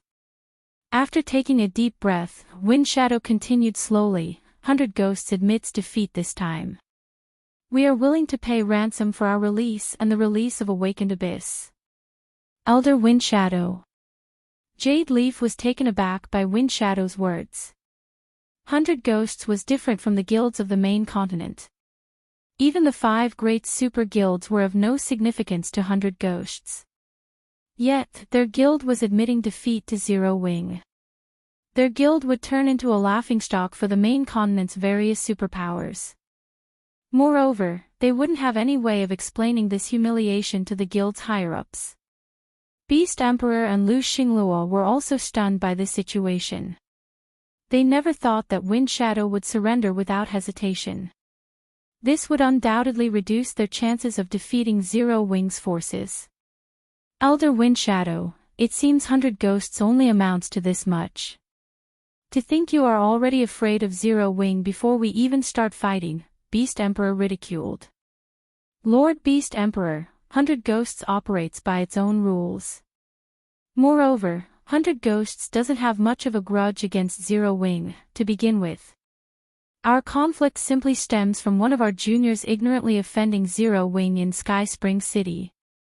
It is only right that he is punished," Wind Shadow retorted nonchalantly. "How righteous of you, Elder Wind Shadow. I am truly in awe." Beast Emperor glared at Wind Shadow. He had never thought that the man would care so little for 100 Ghosts' reputation. It was evident that Wind Shadow was trying to disassociate 100 Ghosts from him in front of Shifeng. Sneering, Beast Emperor said, "Unfortunately, Black Flame won't necessarily spare you." "That's right. I doubt Guild Leader Black Flame will let us off the hook so easily." Chuckling, Wind Shadow added, "But what if I say 100 Ghosts is willing to use a Tier 3 mana set equipment forging design as compensation? Have you lost your mind?" Beast Emperor exclaimed in shock. Beast Emperor could tell how powerful Tier 3 mana set equipment was just by looking at the Black Knights seated behind Wind Shadow. If not for their lower levels, they could most likely exhibit combat power on par with the Faux Saint saboteurs. Even without any Tier 4 players, just 100 Ghosts' possession of this Tier 3 mana set equipment would most likely be enough to deter the 5 great super guilds from clashing with it. Yet, Wind Shadow was actually using the forging design for this divine equipment as ransom. Let alone Beast Emperor and Lu Xinglua, even Shifeng was stunned by Wind Shadow's offer. Originally, Shifeng had intended to make an exorbitant demand of Windshadow. And if Windshadow refused his demand, Shifeng would kill 100 Ghosts as members. After all, now that he had the mobile fortress, nobody could threaten Zero Wing's existence. Naturally, he wouldn't need to care about making an enemy of 100 Ghosts.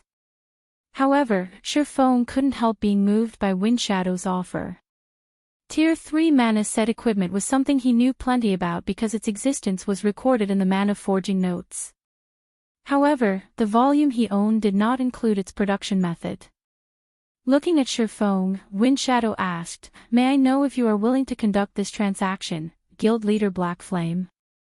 "Okay, I agree to your offer," Shifeng said after giving the matter some thought. "However, I will need you to cooperate with my side to kill Beast Emperor's group.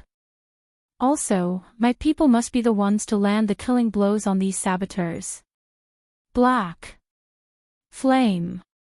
Beast Emperor had the urge to charge forward and kill Shifeng when he heard the latter's words. "Just you wait. Sooner or later, however, before Beast Emperor could finish speaking, Shifeng, who had been standing over 400 yards away, suddenly appeared in front of him. Tier 4 Legacy Skill, Magic Light Assault. Shifeng's attack was so quick that nobody could react to it. By the time anyone realized what was going on, the light of two worlds had already pierced through Beast Emperor's heart. Read latest chapters at Wuxia World. BSV/B. Beast Emperor was stupefied when he saw the sword stabbed in his heart. He had never dreamed that Shifeng would take action so decisively, leaving him with no time for any of his life-saving moves. And worse, as he was losing all his HP to one attack, he noticed Shifeng holding a burning, pitch-black scroll. This pitch-black magic scroll was something familiar to dark players like Beast Emperor. It was the Tier 3 magic scroll Abyssal Curse. When activated, the scroll would lock onto a target and increase the target's death penalty by 3 to 5 times for 3 minutes. Lu Xingluo was dumbfounded at this scene. He never thought that Shifeng would have such a frightening move up his sleeve. He also never thought that Beast Emperor would die, just like that. The next moment, Shifeng drew his sword from Beast Emperor's corpse and picked up the 2 items the latter dropped. He then shifted his gaze to Lu Xingluo and smiled calmly. "Guild Leader Xingluo, it's time we settled our old debts." Chapter 28 Skyrocketing levels in a towering temple built within a gloomy and silent mountain. A black flash suddenly appeared on the altar in the center of the temple. When this black flash disappeared, Beast Emperor's bandaged figure stood in its place. Apart from Beast Emperor's aura being slightly weaker, his level actually remained the same. He was still at level 132, Tier 4, despite Shifeng having killed him just a moment ago. Black Flame. You thought you could land a blow on me using the Abyssal Curse. Dream on. I received the immortal body curse from the evil god. Don't even think you can harm me so easily. When Beast Emperor recalled the moment Shifeng killed him, he sneered. Just you wait. I already have the foundation to evolve a Tier 5 Faux Saint monster. Once I gather enough materials, I'll let your Zero Wing feel the fear of death. The Tier 4 Curse Immortal Body allowed him to get resurrected instantly at his designated evil god's temple without penalty once a day. He could also use the curse to kill himself, and even being under restraints wouldn't stop this curse from activating. This move was the trump card he prepared in case of capture by NPCs. After all, if he got caught by NPCs, particularly the War God's Temple's NPCs, he would be doomed eternally. It was also because of this curse that he no longer had to live in hiding and didn't have to fear capture. It's a pity I didn't manage to rescue Lu Xingluo. With his help, I could produce the Tier 5 Faux Saint monster much sooner. Once again, it seems I have nobody but myself to rely on, Beast Emperor thought to himself. Unlike himself, Lu Xingluo was only at Tier 3. Shifeng could easily capture Lu Xingluo. Moreover, Lu Xingluo's previous escape from Sky Spring City had tainted his body with evil energy. If Shi Feng handed Lu Xingluo over to the War God's temple, then it would be game over for the latter. Not only would Lu Xingluo have to create a new account, but he would also have to wait over a dozen days before he could do so. But so what if I have to rely on myself? Now that I have that great treasure, let alone 1,000 mythic faux saints, I can create even 5,000 mythic faux saints in a short time. After thinking up to this point, Beast Emperor opened his spatial bag to take out the great treasure he obtained recently. Panic surfaced on Beast Emperor's face a moment later.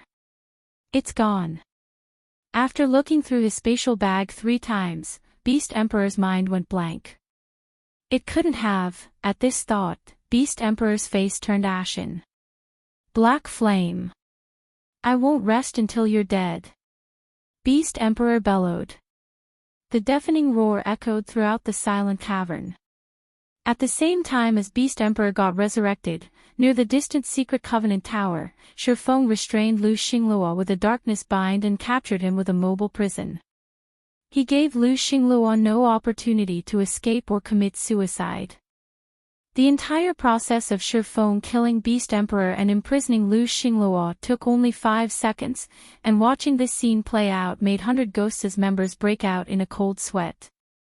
This was because Shi Feng's attack was astonishingly fast.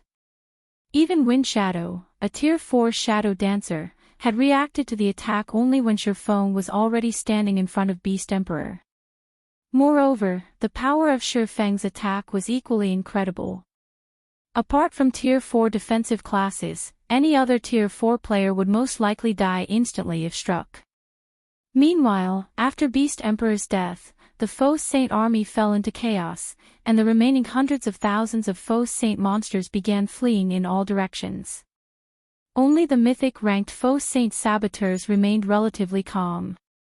Knowing that they couldn't break the barrier sealing the map, the 300-plus saboteurs promptly swarmed toward Shi Feng's group in a last-ditch effort. Foolish resistance. Seeing the saboteurs' reaction, Shi Feng took out the Ring of Gospel, injected 5,000 magic crystals into the ring, and activated Miniature World. Immediately, the space within a 5,000-yard radius of Shi Feng froze. Simultaneously, a powerful pressure descended from the sky, increasing the weight of all Faux Saint monsters present and reducing their basic attributes and physique drastically. In the blink of an eye, the Faux Saint monsters had their combat power halved. World suppression. Long Day exclaimed in astonishment when he noticed the Faux Saint saboteurs' physique and speed plummeting. How many trump cards does this black flame have? Previously, he thought that the remaining 300-plus Faux Saint saboteurs would still bring Zero Wing a lot of trouble. However, seeing the present situation, he found his earlier thoughts laughable. World suppression was different from the suppression effect of ordinary magic barriers. It suppressed a person from all aspects, and even Tier 4 existences with a mana domain couldn't resist it. And if a Tier 4 existence did not possess a mana domain, they couldn't fly within the frozen space. As a result of Shi Feng's Miniature World, the Faux Saint saboteurs now possessed combat power at only the entry level of Tier 4. Every one of them had also fallen to the ground after losing their ability to fly. At this time, let alone Tier 4 players, even Tier 3 peak experts could put up a fight against these mythic monsters. Ladies and gentlemen from 100 Ghosts, can you take action now, as per our agreement? Shi Feng asked, smiling as he turned to look at 100 Ghosts' members. Or were your words from before merely a joke? You jest, Guild Leader Black Flame. We will certainly adhere to our agreement, Wind Shadow replied, chuckling. With a wave of his hand, he commanded, you bunch, get moving. Obeying Wind Shadow's command, the Black Knight Legion's members promptly intercepted the Faux Saint saboteurs. Although these Black Knights were only at Tier 3, they sported Tier 3 mana set equipment. In terms of raw power, they surpassed even the Faux Saint saboteurs when these monsters were at their peak, let alone now. The next moment, the saboteurs could be seen getting repulsed after just one exchange. They were no match for the Black Knight Legion at all.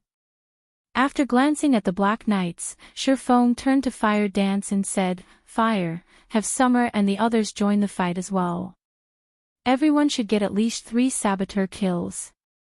These faux saint saboteurs were absolute treasures. Although they did not drop any loot, the dark grey mist that they released was of incredible value not only to Tier 4 players but also Tier 3 players. Now that the era of Tier 4 had come, it would be best if he helped alluring Summer and the others reach Tier 4 as well. "Okay, I'll have them come right away." Fire Dance nodded and promptly contacted the mobile fortress. As Fire Dance was summoning alluring Summer and the others, Unyielding Heart and Illusory Words suddenly approached Xinyuan. "Guild Leader Black Flame, is it possible for you to sell us a dozen or so of these saboteurs?" Unyielding Heart asked in embarrassment. "We are willing to pay 1 complete Tier 3 legacy for each of saboteur." There was no way the two of them wouldn't covet these faux saint saboteurs. With the help of that grey mist, they could increase their guild's peak experts' chances of reaching Tier 4 by a significant margin. At this stage of the game, the various superpowers were all in urgent need of Tier 4 combatants to defend their territories. If their 2 guilds could gain a few more Tier 4 players within a short period, they would survive these difficult times much more easily. Looking at the embarrassed expressions of the 2 people before him, Xinyuan chuckled and said, "Say no more. Your guilds have sacrificed a lot in helping Zero Wing resist the superpowers. You can each take 30 saboteurs as compensation. I don't need you to pay anything for them." Truthfully, he felt very grateful to Unyielding Soul and Crimson Emperor. If not for the help of these 2 guilds, Zero Wing couldn't have held the Secret Covenant Tower until he returned. Thus, he didn't mind giving away a few faux saint saboteurs. Not to mention, if the 2 super first-rate guilds grew stronger, they would be of much greater help to Zero Wing as well. Most importantly, Zero Wing didn't have that many Tier 3 players who could make use of the saboteur's grey mist. The grey mist could be described as icing on the cake. Like the Crystal of Souls and Soul Water, the grey mist was useful only to players with the potential to reach Tier 4. Meanwhile, there were fewer than 20 such players in the present Zero Wing. It also wouldn't serve any purpose to let these players gain more than 1 stack of the grey mist. The help they could gain for their promotion from 1 stack would be the same as what they could gain from multiple stacks. Hence, it would be much better to use the additional saboteurs to raise the levels of Fire Dance and the others instead. Read latest chapters at Wuxia World. EU, thank you, Guild Leader Black Flame. Unyielding Heart and Illusory Words were jubilant upon hearing Xinyuan's words. 60 saboteurs would be more than enough for their 2 guilds' peak experts. Subsequently, after around an hour of battle, Xinyuan and the others annihilated the faux saint army. By then, Xinyuan's level had risen from 146 to 148, while Fire Dance and the other Tier 4 members of Zero Wing had risen to level 145.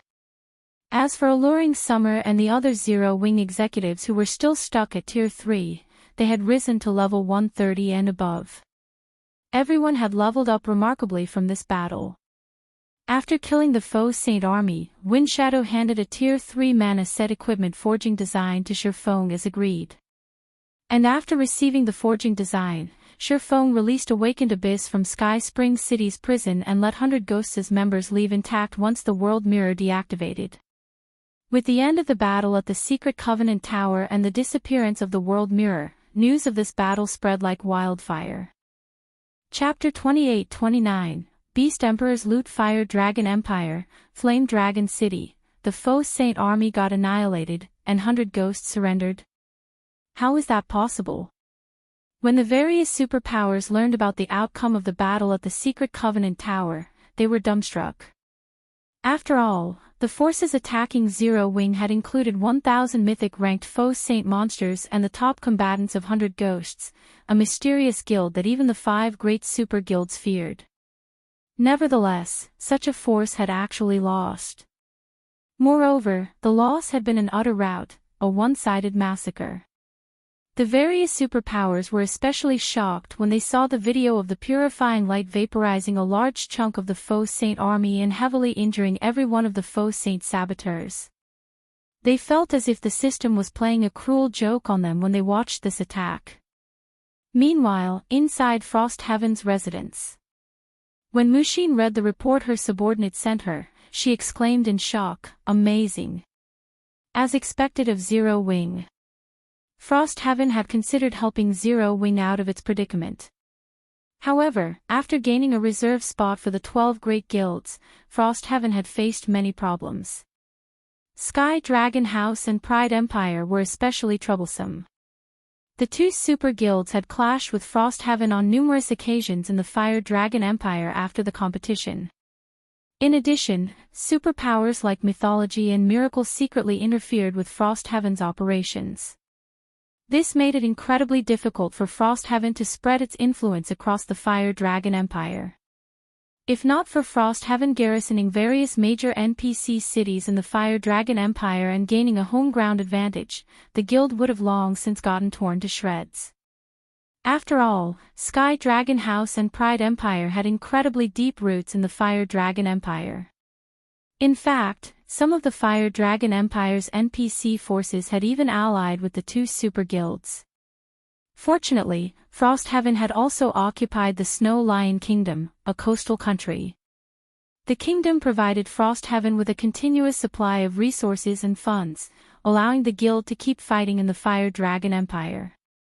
A mobile fortress, is it? Xinyuan also couldn't help feeling a little envious when he read the information regarding the small mobile fortress. I wonder when we will be able to obtain one of our own. According to the reports, with the offensive and defensive capabilities of the mobile fortress, it could survive in a level 140+ neutral map. This made it a dream facility of all superpowers at this stage of the game. Not only did level 140+ neutral maps allow players to level up much more quickly, but they also held various rare resources, legacies, ancient ruins, and even 7 luminaries crystals. Originally, players could acquire 7 luminaries crystals from only a few specific maps. However, all maps above level 140 had a considerable chance of spawning 7 luminaries crystals. This was because the random team dungeons and time-limited regional dungeons that appeared in these maps all had a small chance of dropping 7 luminaries crystals. However, level 140+ maps were incredibly dangerous. Not only did foreign energies that would rapidly corrode a player's body permeate these maps, but powerful monsters were also rife in them. Although level 140+ maps were not as dangerous as Forbidden Lands, beast tides frequently occurred there, regardless of night and day. Even Tier 4 experts would perish if they accidentally came across one of these beast tides and got surrounded. Most importantly, level 140+ maps were the main hunting ground of NPCs. Now that Zero Wing had the mobile fortress, Xinyuan could already imagine just how much of an advantage the guild would have in the future. In fact, its complete control over the Secret Covenant Tower already provided it an advantage not even super guilds possessed. At this point, all Zero Wing needed to do was wait until it had a sufficiently large number of Tier 3 players. With ample strength, the guild could begin occupying various resource spots and NPC cities in God's domain. Eventually, Zero Wing might even become an existence rivaling the 5 great super guilds. At the same time, Cold Shadow, in the distant Apocalypse Empire, also received this shocking piece of news. Interesting. Even the Faux Saint army and 100 ghosts are helpless against them. Cold Shadow revealed a rare smile on her face when she read the report her subordinate sent her. After suffering such a miserable loss, Lu Xinglua will most likely lose his position as heir. What should we do now, Vice Guild Leader? White Feather asked worriedly. The guild leader sent us here to lay a solid foundation on the eastern continent so that we can dominate both continents in the future. Yet, Zero Wing is growing stronger while Miracle has half a foot in the grave. Don't worry. So long as we complete the task Lord Odin gave us, mythology will no longer face any hindrances on the eastern continent, Cold Shadow said with a faint smile. If we're lucky, we might even get to take over Zero-Wing cities. After all, the Eastern continent's various powers don't have much time left. Not much time left. White Feather was slightly surprised to hear Cold Shadow's words. However, she quickly recalled something and asked, has Lord Odin succeeded on his side already? Emisham.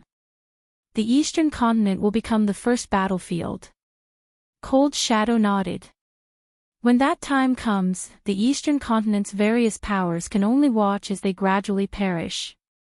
Even Zero-Wing with its mobile fortress won't be spared.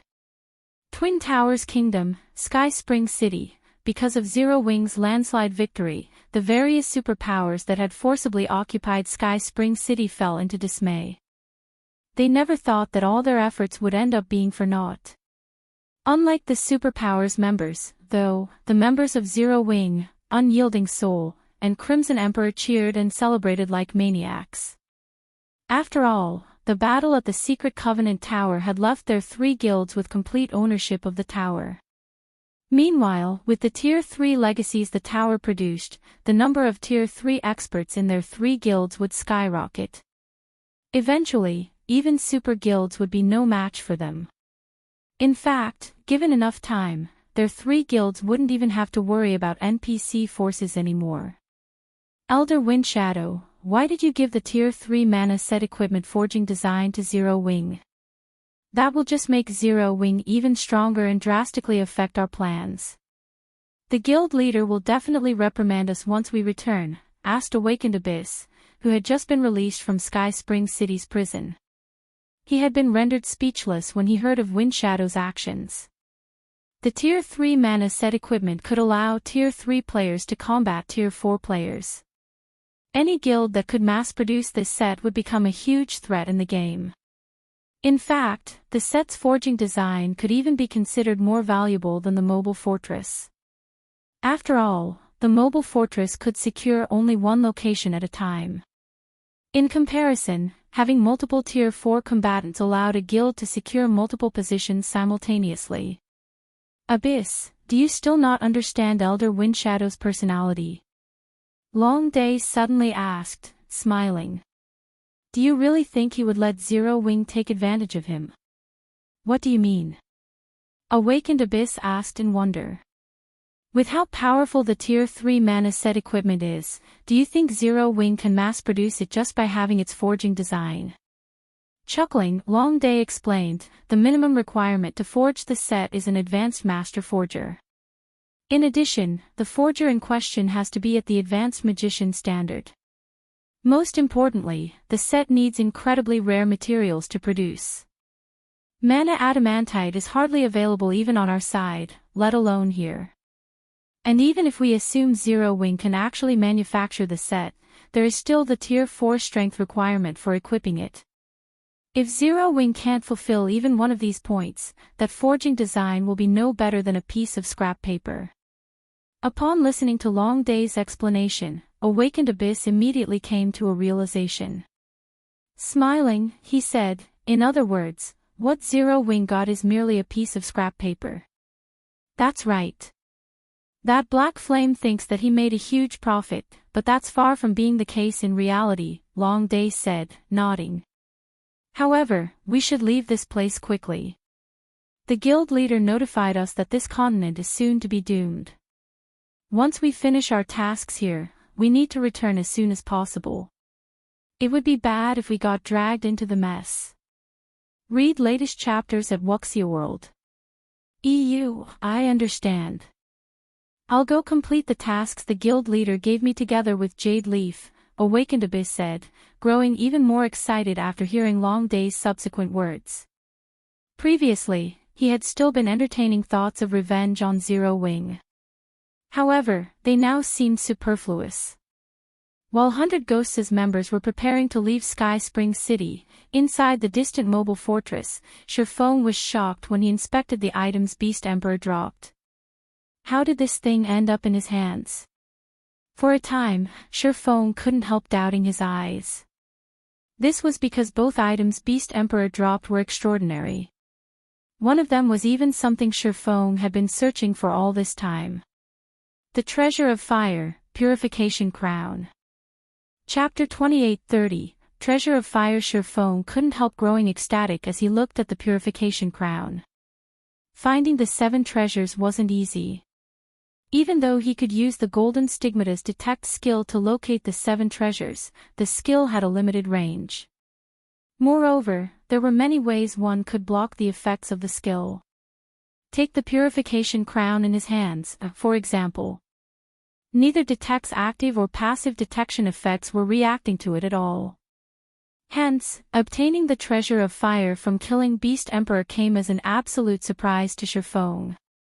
He tapped his finger on the Purification Crown and called up its attribute panel, curious about the functions of this legendary Treasure of Fire. Purification Crown, fragmented legendary rank item, a fragment of the Treasure of Fire. However, due to being sealed by the evil god, the fragment is incapable of exhibiting its true power.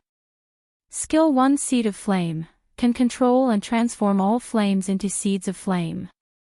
Upon absorbing the Seed of Flame, the user will be able to manipulate the flame used to create the Seed of Flame.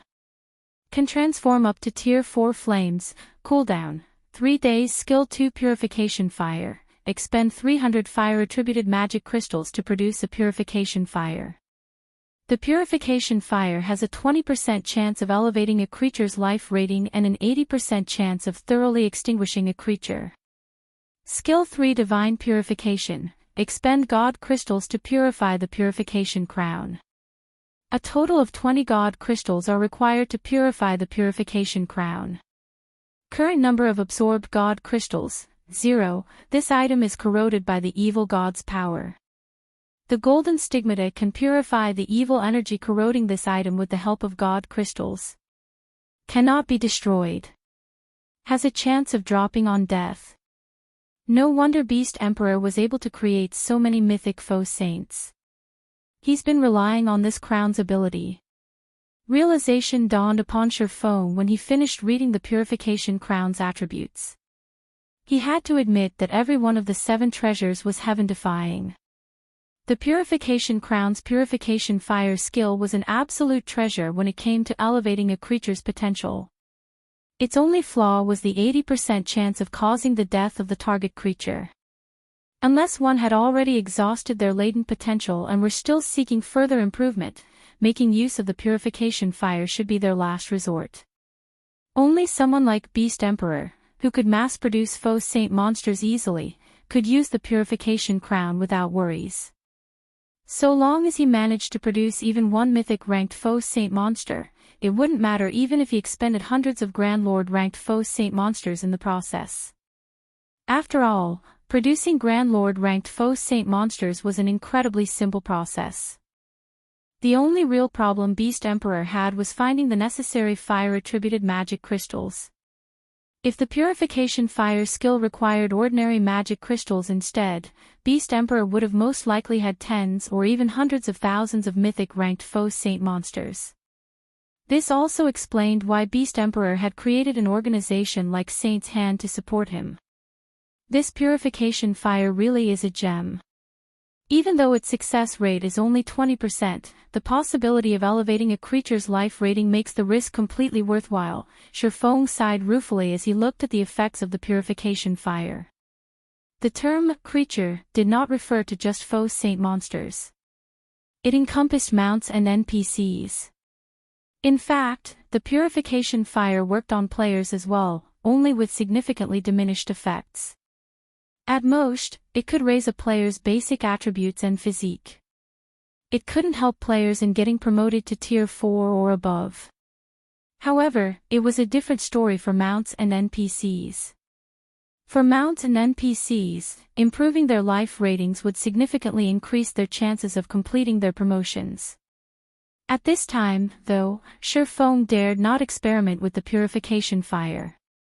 At the very least, he wouldn't do so while the skill's success rate was only at 20%.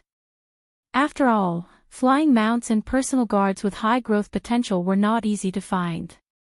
If he got unlucky and ended up burning one out of existence, he would definitely die of regret. Subsequently, Shifeng set his sights on the Purification Crown's first skill. This Seed of Flame is good stuff. A powerful flame might be meaningless for ordinary players, but it was a divine tool for lifestyle players, particularly forgers and alchemists. Having a powerful flame would increase their production success rate considerably. This was especially true for mysterious flames. Even a Tier 1 mysterious flame would be of significant help to players. The only problem was that absorbing a mysterious flame was an excruciatingly painful process, something not just anyone could endure. Moreover, the stronger the mysterious flame, the more painful the absorption process would be. Previously, when Shifeng had bound the Tier 3 Purple Thunder Flame, he had suffered immensely. Given the level of pain he experienced, he doubted that specialized lifestyle players could absorb a Tier 3 mysterious flame. After all, unlike himself, specialized lifestyle players tended to have less tolerance for pain. However, the Seed of Flame's skill could dampen this excruciating absorption process by transforming flames into seeds of flame. Absorbing a seed of flame was significantly less painful than absorbing a flame directly. Players would have an easier time taking control over a flame. Of course, the best part about the Seed of Flame's skill wasn't the fact that it could turn mysterious flames into seeds of flame. The skill's description clearly stated that it could transform all flames into seeds of flame. Flames didn't refer to just mysterious flames, there were other types of flames, such as the flames spat out by monsters and naturally occurring flames. In other words, the Seed of Flame's skill was a heaven-defying skill capable of creating mysterious flames. All Shifeng needed to do was search for powerful flames and convert them into mysterious flames. However, as the purification crown was sealed, the most it could create were Tier 4 mysterious flames. Even so, this was already an incomparably precious ability. In God's domain, the rarity of Tier 3 mysterious flames was on par with that of fragmented legendary items. As for Tier 4 mysterious flames, they were basically the stuff of legends. Nevertheless, the purification crown was actually capable of creating Tier 4 mysterious flames. One could see just how heaven-defying this ability was. Of course, finding a flame that could be converted into a Tier 4 mysterious flame wouldn't be an easy task. After all, existences capable of producing such powerful flames weren't a dime a dozen. However, Shifeng would be satisfied so long as he could produce a couple of Tier 3 mysterious flames. For the candlelight trading firm's lifestyle players, being able to own a Tier 3 mysterious flame was something that only happened in their dreams. Shifeng took out the Tier 4 Hellfire, an excited expression appearing on his face. I initially planned to wait a little while longer before absorbing this, but I think I can give it a try now. He had been looking forward to absorbing the Hellfire for a long time now. However, he also understood that taking control of a Tier 4 mysterious flame would be unimaginably difficult. The process would have an extremely high demand on his concentration and pain tolerance. If he failed to absorb the Hellfire, he might even suffer a backlash. Hence, after obtaining the Hellfire, he did not dare casually absorb it. Moreover, after he had reached Tier 4, his soul had been strengthened significantly, which allowed him to resist the soul chain's threat for a much longer period. There had been no need for him to take such a risk. However, now that he had the purification crown, he wouldn't have to worry about the risks of absorbing the Hellfire. Subsequently, Shifeng used the purification crown on the Hellfire. The crown immediately released a dazzling radiance, and a golden mist enveloped the Hellfire. Upon sensing the threat from the purification crown, the Hellfire began resisting violently, its aura flaring until it rivaled that of superior mythic monsters. Read latest chapters at Wuxia World.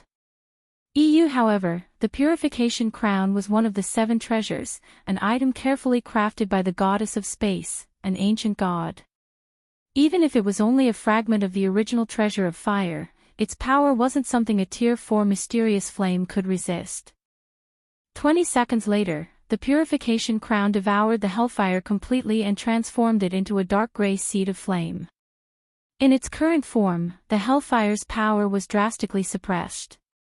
System, do you wish to absorb the seed of Hellfire? Absorb.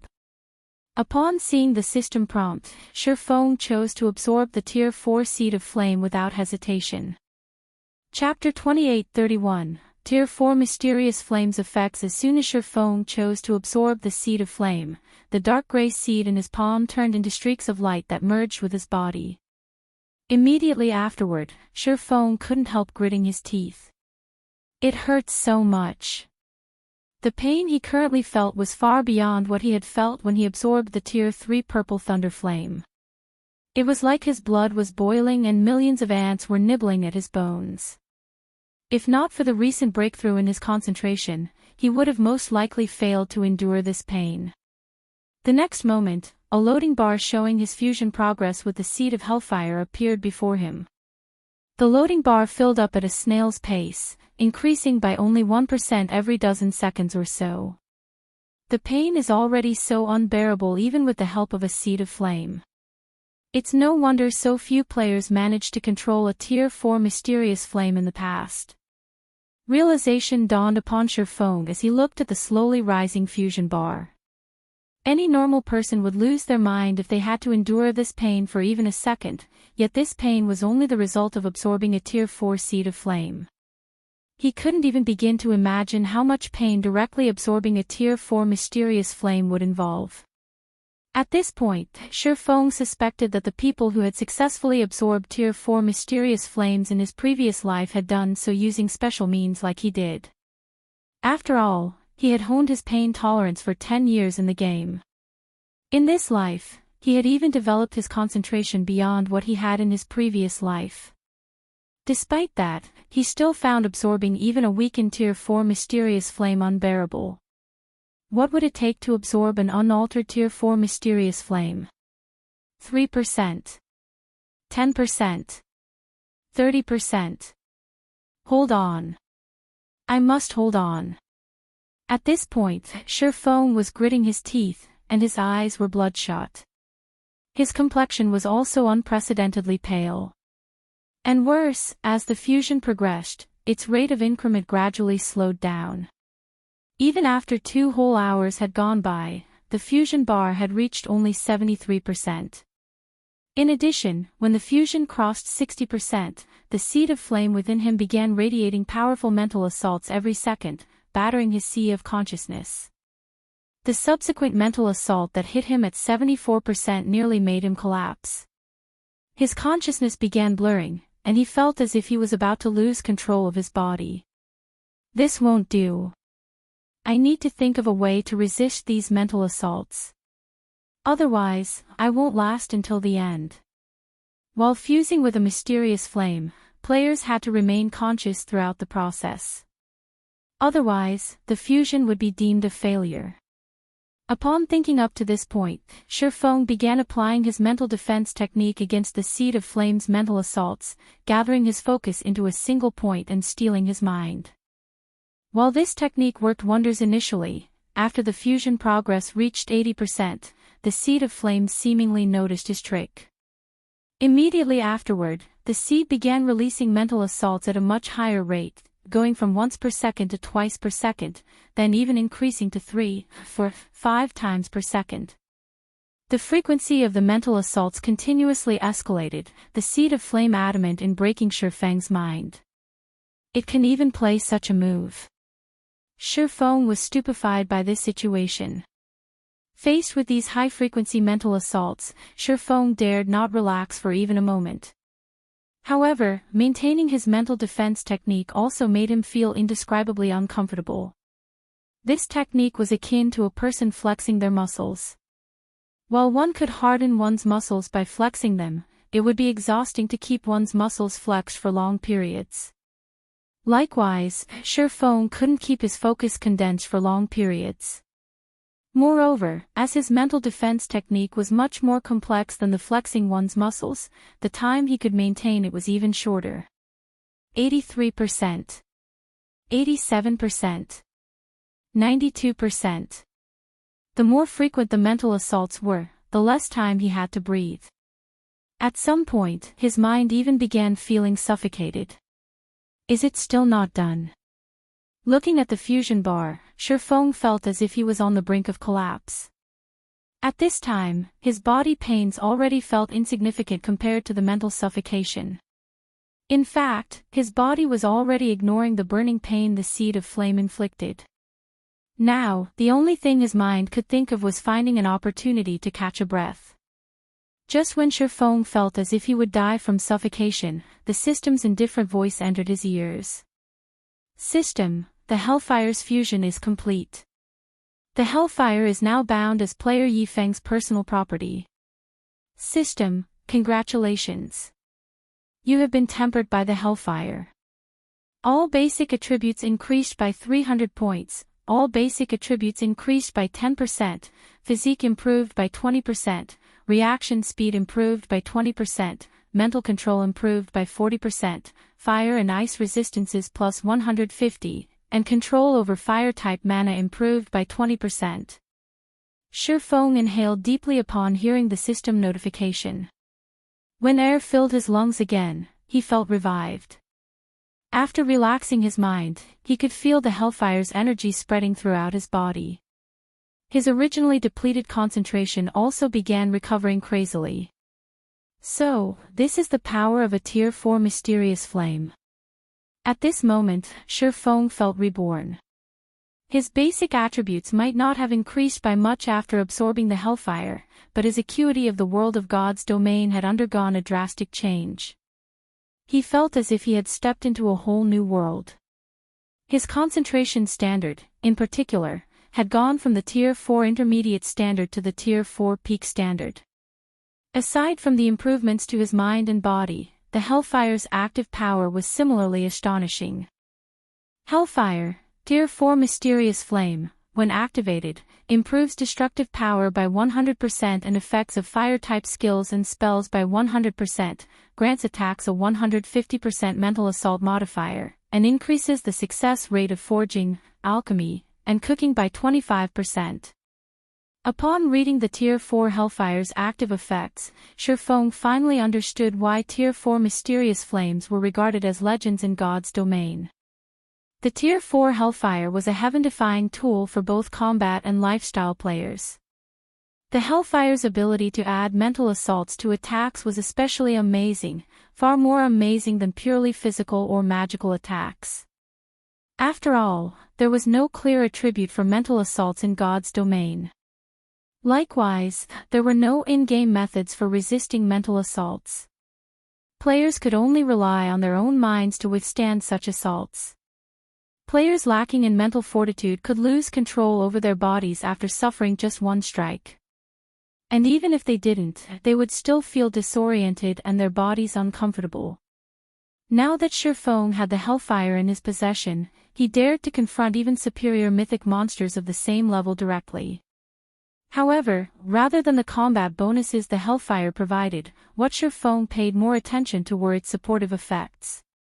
The Hellfire's 25% increase to production success rate was something even Grandmaster Forgers would desire greatly. The higher the quality of an item, the lower its production success rate. Normally, the theoretical production success rate provided by the system was the highest success rate achievable. However, even after reaching the Grandmaster standard, players still wouldn't be capable of reaching this upper limit, and this was after high-quality tools were included in the equation. Not to mention, tools that increased production success rates were less effective the higher the quality of the item being produced was. However, mysterious flames were an exception. Their effects remained the same regardless of the quality of the item being produced. With the Tier 4 Hellfire, I can probably produce epic weapons at a 30% success rate now. Shifeng felt indescribably excited. When he obtained the Tier 3 Mana Set Equipment Forging design, he had decided to set it aside temporarily. One of the reasons for doing so was his disinclination to waste precious materials. After all, mana adamantite was incredibly precious. In the modern God's domain, its rarity almost rivaled that of 7 luminaries crystals. Secondly, he wished to use mana iron ore as a replacement. However, he needed mana iron ingots of considerably high purity to accomplish this.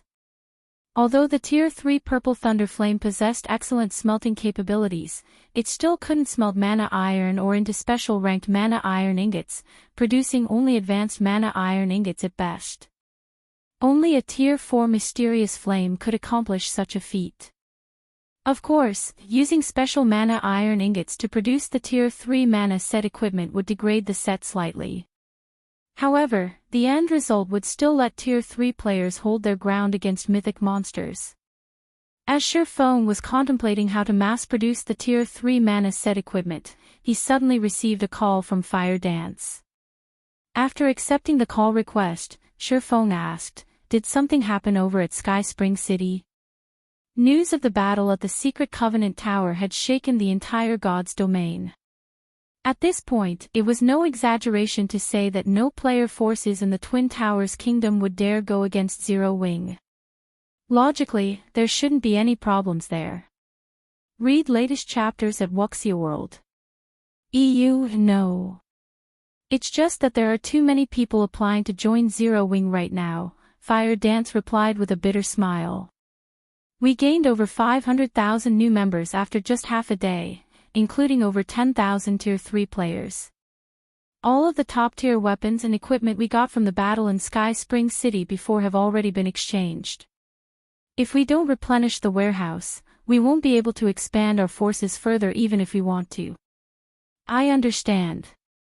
Shifeng smiled at Fire Dance's words and said, I still have some epic items as well as a bunch of level 130 plus weapons and equipment. They should be enough to tide us over for now. I'll figure out a follow-up solution later. Fire Dance simply responded with a helpless nod. With the number of guild members waiting to exchange for weapons and equipment, a few hundred pieces of level 130 plus weapons and equipment wouldn't make much of a difference. They would most likely be gone in half an hour. However, as she was pondering how the guild could acquire more weapons and equipment, a massive batch of weapons and equipment suddenly appeared in Zero Wing's guild warehouse. These weapons and equipment were none other than the epic weapons and equipment Shifeng had purchased in the ancient god's domain. There were also the various weapons and equipment he got from grinding at the anti-magic volcano, which numbered over 6,000, with even the most inferior piece being level 130 bronze equipment. Chapter 2832, Popular Warehouse Sky Spring City, Zero Wing's residence. Boss, now that we've joined Zero Wing, I get the feeling that Zero Wing isn't so amazing after all, a level 121, Tier 3 summoner commented to the red-haired woman standing beside him. Looking at a few Tier 3 players walking some distance away, he continued, these core members of Zero Wing aren't even as well equipped as the members of our Crimson Wolf adventure team. Most of the Tier 3 core members in the guild residence were equipped with level 110 secret silver equipment, with only a few with level 120 fine gold equipment. In comparison, of the several hundred Crimson Wolf members who had joined Zero Wing, even the most inferior were geared in a mix of level 120 secret silver and fine gold equipment. Their weapons were also level 120 fine gold weapons or better. Their commander even sported level 120 dark gold equipment, 2 pieces of epic equipment, and 1 epic weapon. Although these 3 epic items had a maximum level of level 120, they were still far stronger than level 120 dark gold items. That's normal. Zero Wing just finished a fight with the various superpowers. From what I heard, every one of Zero Wing's Tier 3 experts died at least 2 or 3 times, with some dying up to 6 times. It's only natural to have subpar equipment standards after suffering so many deaths, the red-haired woman clad in fiery red light armor said. Chuckling, she continued, also, we didn't join Zero Wing because of its weapons and equipment but for the sake of grinding in the Secret Covenant Tower and training in the mobile fortress. At this stage of the game, the various superpowers were mostly equal in their stockpiles of weapons and equipment. Not to mention, how could the importance of weapons and equipment possibly beat the importance of getting promoted to Tier 4? She had been looking forward to getting promoted to Tier 4 for a long time now, all the more after witnessing the battle in Sky Spring City. That battle had driven home how insignificant Tier 3 existences were before Tier 4 existences. Despite being one of the top-ranking peak experts in the Twin Towers Kingdom, she doubted she could last more than one hit from a Tier 4 player. However, getting promoted to Tier 4 was incredibly difficult. Even if she could find a Tier 4 legacy land, completing her promotion quest would still be a struggle with her present technical standards. Meanwhile, the quickest way she could develop her techniques to an adequate standard was by joining Zero Wing. This was also the case for everyone else in the Crimson Wolf Adventurer team. Presently, it was already public knowledge that the mobile fortress boasted incredibly dense mana. Moreover, the environment inside the fortress also enhanced one's sensitivity to mana. This would be of great help not only when practicing their skills and spells but also for understanding the operating principles of mana. Since more and more players were reaching Tier 4 in God's domain, information about the Tier 4 promotion quest had also leaked to the public. According to the leaks, a part of the quest required players to learn a Tier 4 skill or spell within a limited period. Thus, to complete this challenge, players needed to have a considerable understanding of and control over mana. Otherwise, even if one managed to find a Tier 4 legacy land, one still wouldn't reach Tier 4. While Crimson Wolf's members were conversing, a commotion suddenly entered their ears, catching their attention. "I remember that's where the guild warehouse is," the summoner youth said as he looked in the direction of the commotion curiously. "Did Zero Wing's warehouse go empty?" "No, those people appear excited," the crimson-haired woman said, shaking her head. However, as soon as Crimson Wolf's commander finished speaking, a few excited voices reached them. "Crap! Isn't the guild being too generous? They're actually letting us exchange for level 150 epic weapons and equipment. I heard that the other superpowers have only several dozen level 120 epic weapons and equipment in their guild warehouses, yet there are over 100 level 150 epic weapons and equipment here. Did the guild executives make a mistake?" "That's very possible. Even so, our guild is simply amazing. Other guilds barely have any level 130 equipment in their warehouses, yet we have over 6,000. I even saw quite a few level 140 secret silver weapons and equipment in the warehouse. With this, we won't have to worry about finding replacement gear after reaching level 130. The veteran members and new members of Zero Wing standing in front of the guild warehouse's exchange counters all had excited looks on their faces. For most players in God's domain, nothing was more important than weapons and equipment, especially top-tier weapons and equipment. Those were items countless players dreamed of obtaining. At this time, Zero Wing had actually put over 100 level 150 epic weapons and equipment up for exchange. No other superpower had ever shown such generosity before. In any other guild, a level 150 epic weapon or equipment would have been immediately monopolized by the guild executives. Normal members of the guild would never have a chance with these items. Of course, exchanging for Zero Wing's level 150 epic weapons and equipment wasn't easy either. Firstly, one had to be an elite member or above. Secondly, one needed an astronomical number of guild contribution points. This was because even the cheapest piece of level 150 epic equipment cost 3 million GCPs. According to Zero Wing's internal market, 1 GCP was worth 20 copper coins, thus, 3 million GCPs would be worth 6,000 gold coins. Although 6,000 gold was an astronomical price even for level 150 epic equipment, it was nigh impossible to find level 150 epic equipment on the market right now. Guild executives were monopolizing every piece of level 150 epic equipment available. Nevertheless, Zero Wing was allowing even its elite members to exchange for these items. This was undoubtedly a great benefit. "Boss, I take back what I just said. Zero Wing's foundation is insane. If we can exchange for a full set of these epic weapons and equipment, we'll be unstoppable," Crimson Wolf's summoner youth said.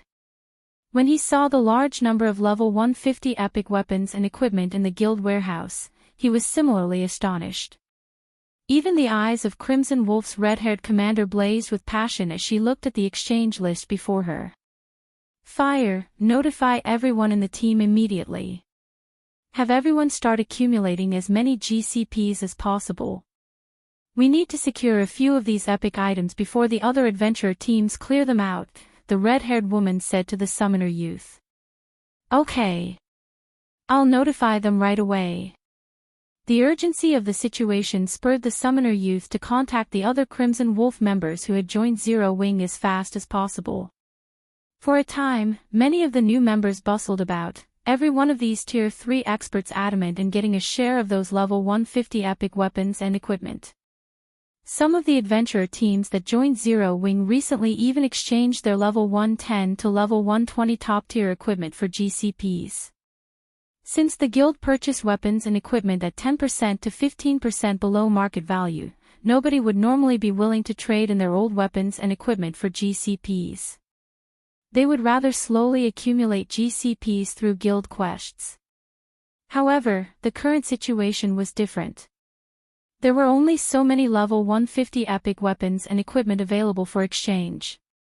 If they did not secure these items as soon as possible, other people would do so. Meanwhile, trading in weapons and equipment was undoubtedly the quickest way to accumulate several million GCPs.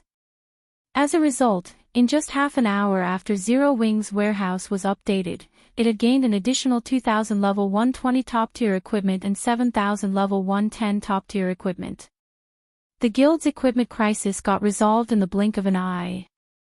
Guild leader, this move of yours worked wonders. With all these adventurer teams contributing their weapons and equipment to us, we should be able to last for a few more days, Fire Dance said joyfully. It's still too soon to celebrate. Looking at Fire Dance's excited expression, Shifeng smiled and said, notify everyone in the guild that the guild will no longer restrict their activity to just the guild cities and Secret Covenant Towers vicinities. Everyone can move freely now. We're lifting the restriction now. Fire Dance was surprised by Shifeng's words. Currently, NPC forces were running rampant in the fields, robbing and attacking even the superpowers. Previously, to avoid these predicaments, Zero Wing had chosen to restrict its members' movement to just the guild cities and Secret Covenant Towers vicinities. Removing this restriction now would undoubtedly increase the guild's expenditure. Emisham. Nodding, Shifeng said, we have fallen behind the other superpowers in raiding dungeons and acquiring resources.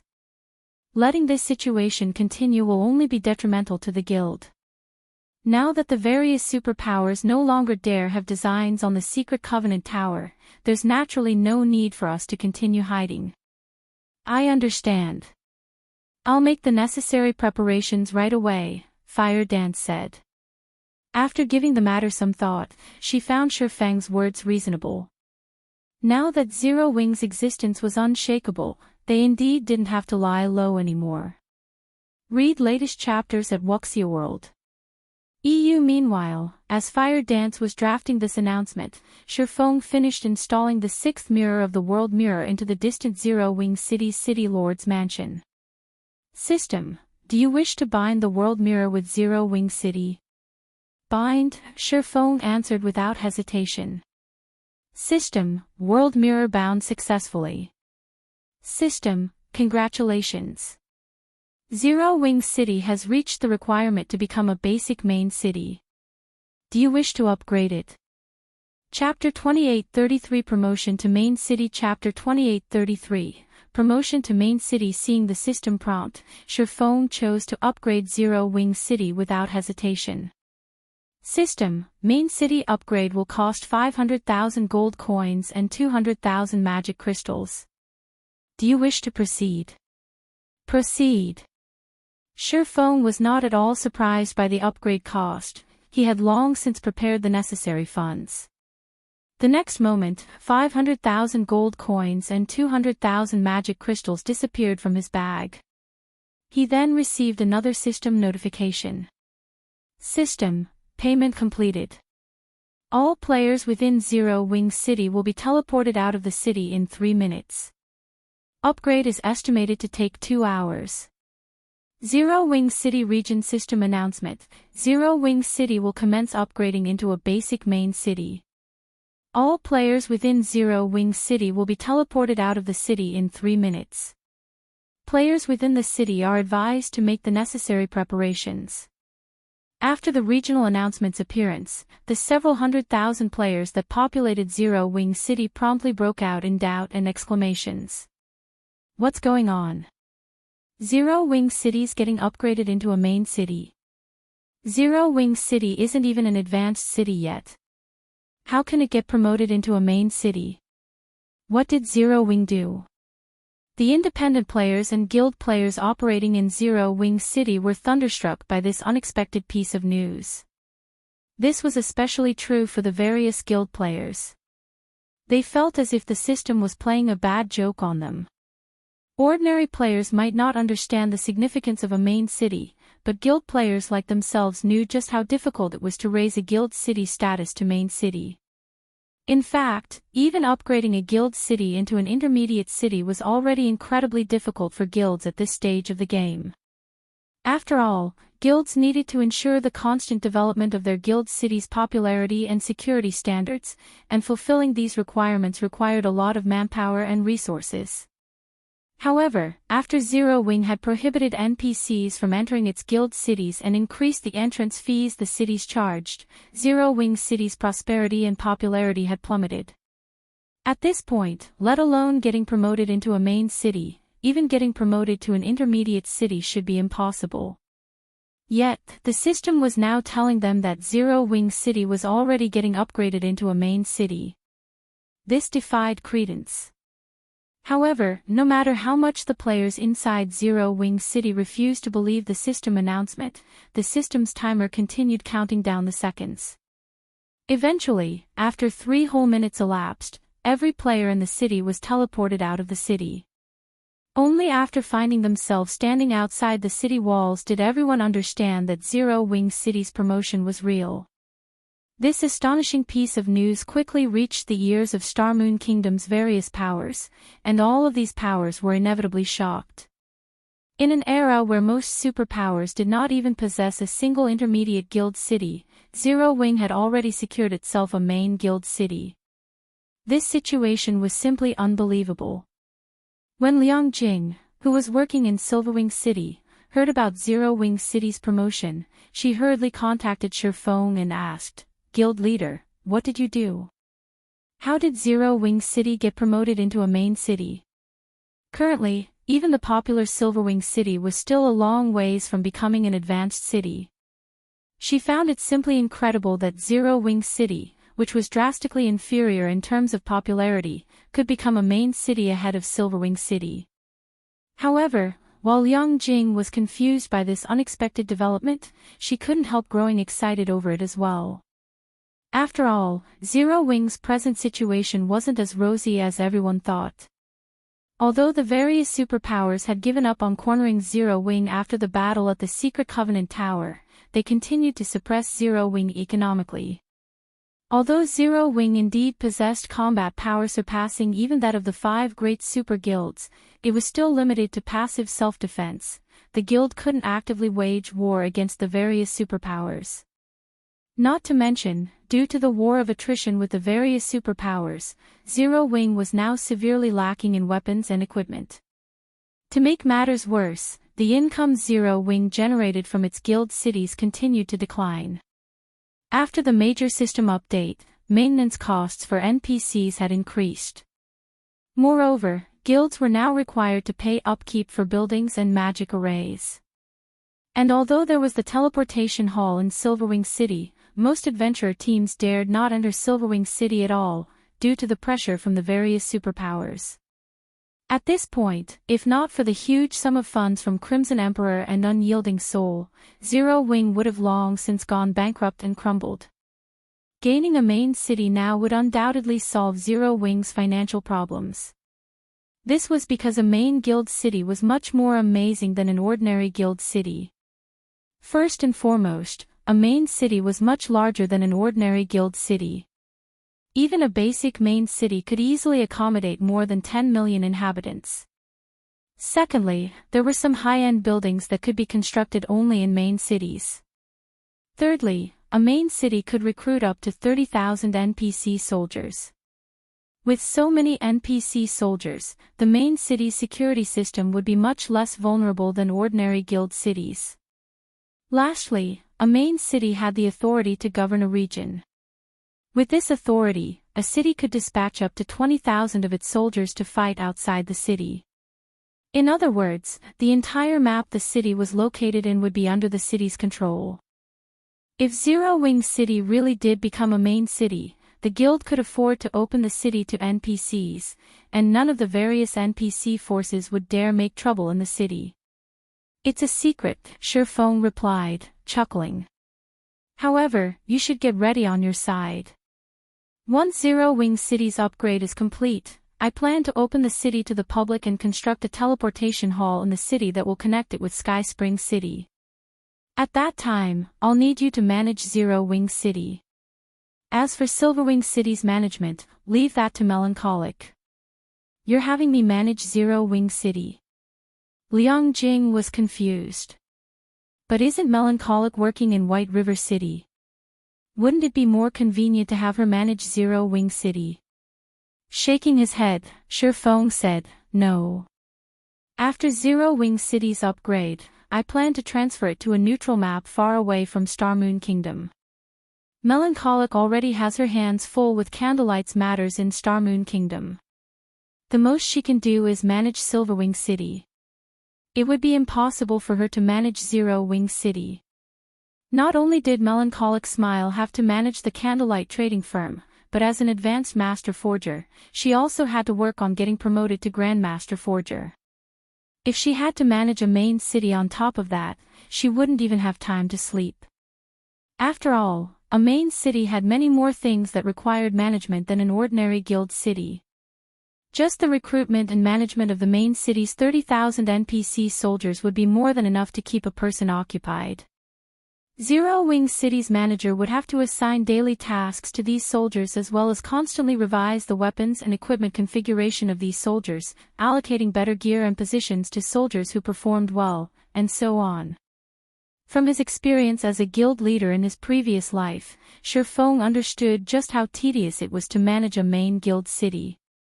In the past, it was precisely because he had to devote a significant portion of his time to handling guild affairs that he failed to reach Tier 4. Hence, in this life, he had pushed all these tasks to other people while he focused on improving himself. Otherwise, he wouldn't have achieved his current combat power. You're also going to move the city. Liang Jing's breathing quickened when she heard Shifeng's words.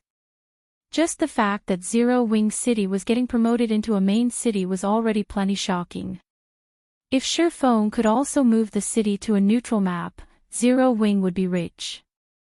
Emichim, so I need you to begin the necessary preparations now. You'll probably be very busy afterward, Shifeng said, nodding. Simultaneously, a hint of anticipation appeared in his eyes. Read latest chapters at Wuxia World.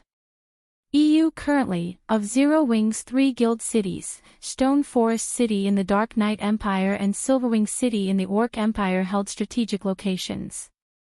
In the case of Stone Forest City, it was necessary to stop the Dark World's invasion.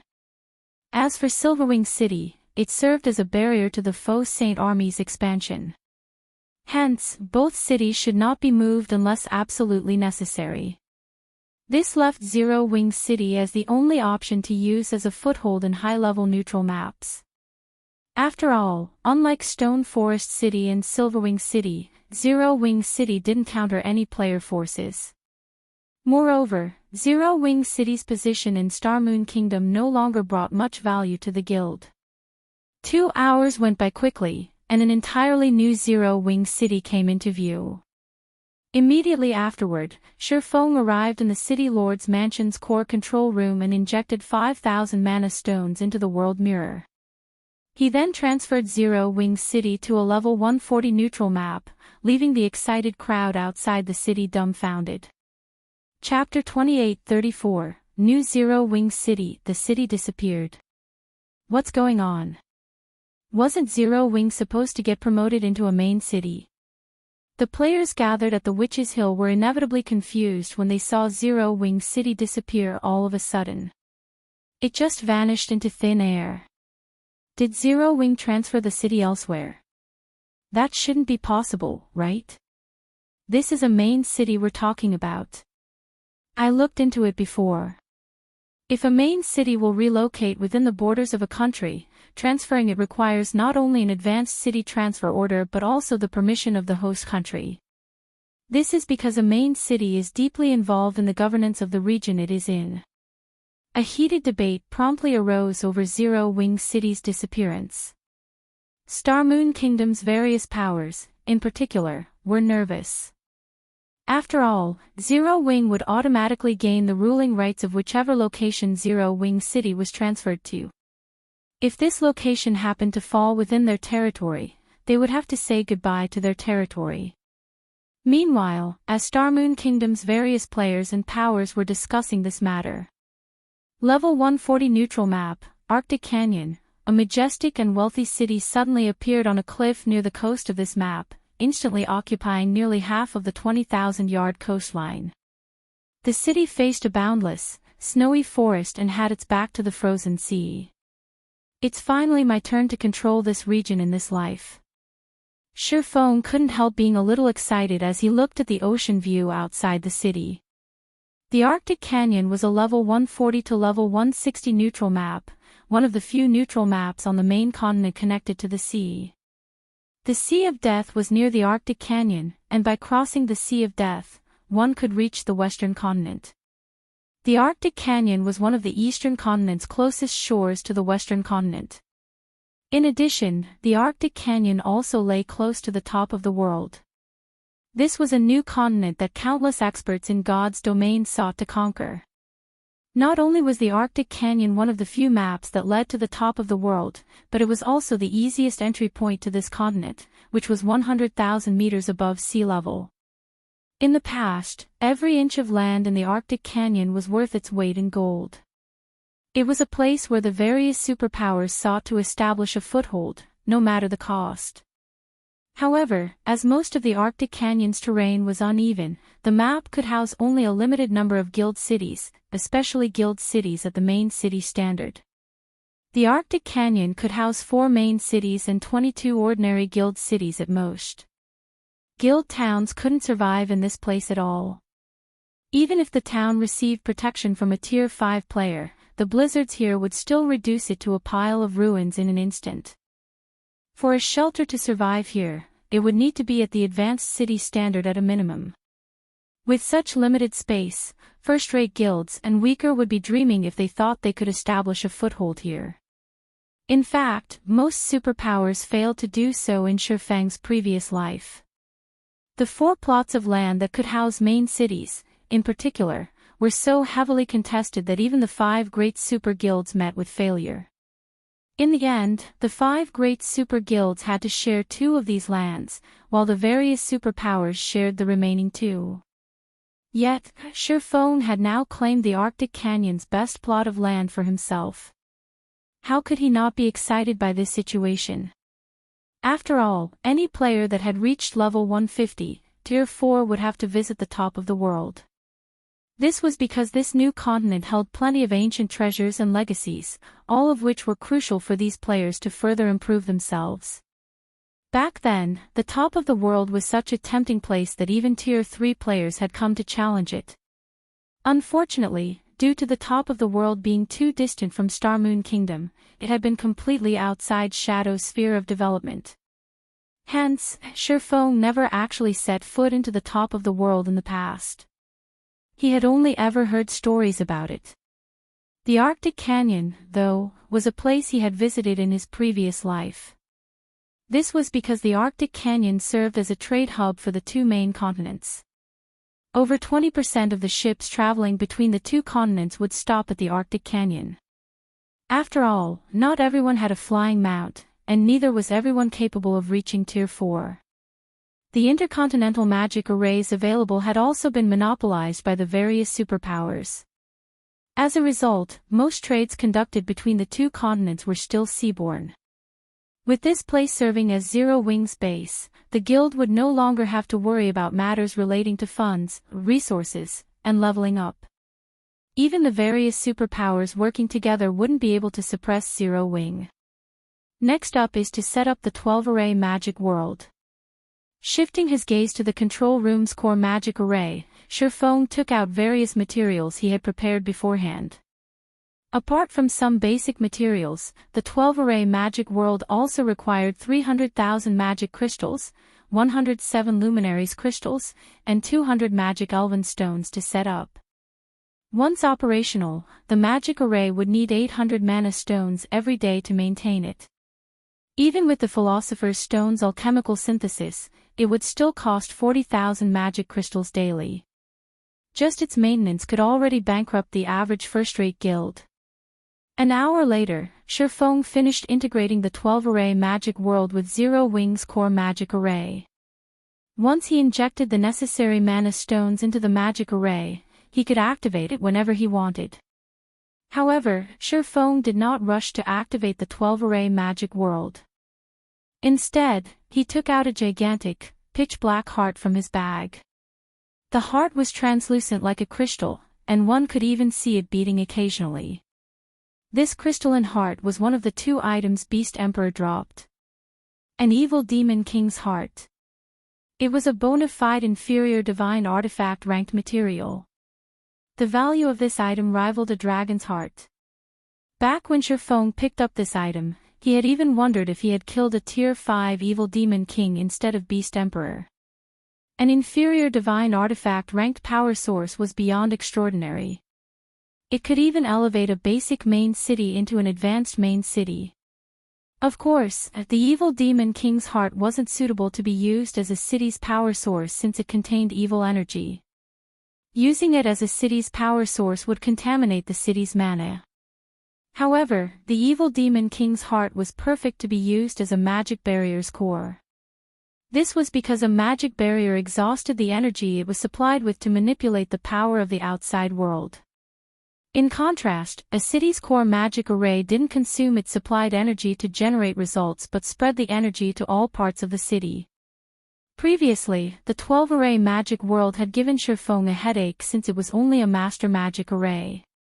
Normally, only grandmaster magic arrays could cover a main city.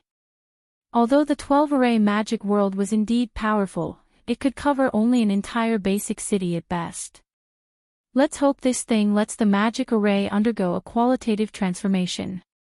Taking a deep breath, Shifeng placed the evil demon king's heart onto the 12-array magic world's core. He then activated the magic array. Suddenly, he sensed a terrifying and violent energy flowing into the magic array. This violent energy then shattered the space above Zero Wing City through the magic array, creating a dark void with a 10,000-yard radius. Upon the appearance of this dark void, the nearby Great Lord-ranked monsters promptly fled the covered area, none of them daring to remain there. Immediately afterward, boundless mana surged out of the dark void and cascaded over Zero Wing City like a waterfall. So, this is the power of an inferior divine artifact-ranked power source. Shifeng was dumbfounded by this situation. Read latest chapters at Wuxia World. The present Zero Wing City already had extraordinarily dense mana due to the presence of the Mana Tower and the main city-ranked core magic array. In fact, its mana was even superior to Silverwing City's.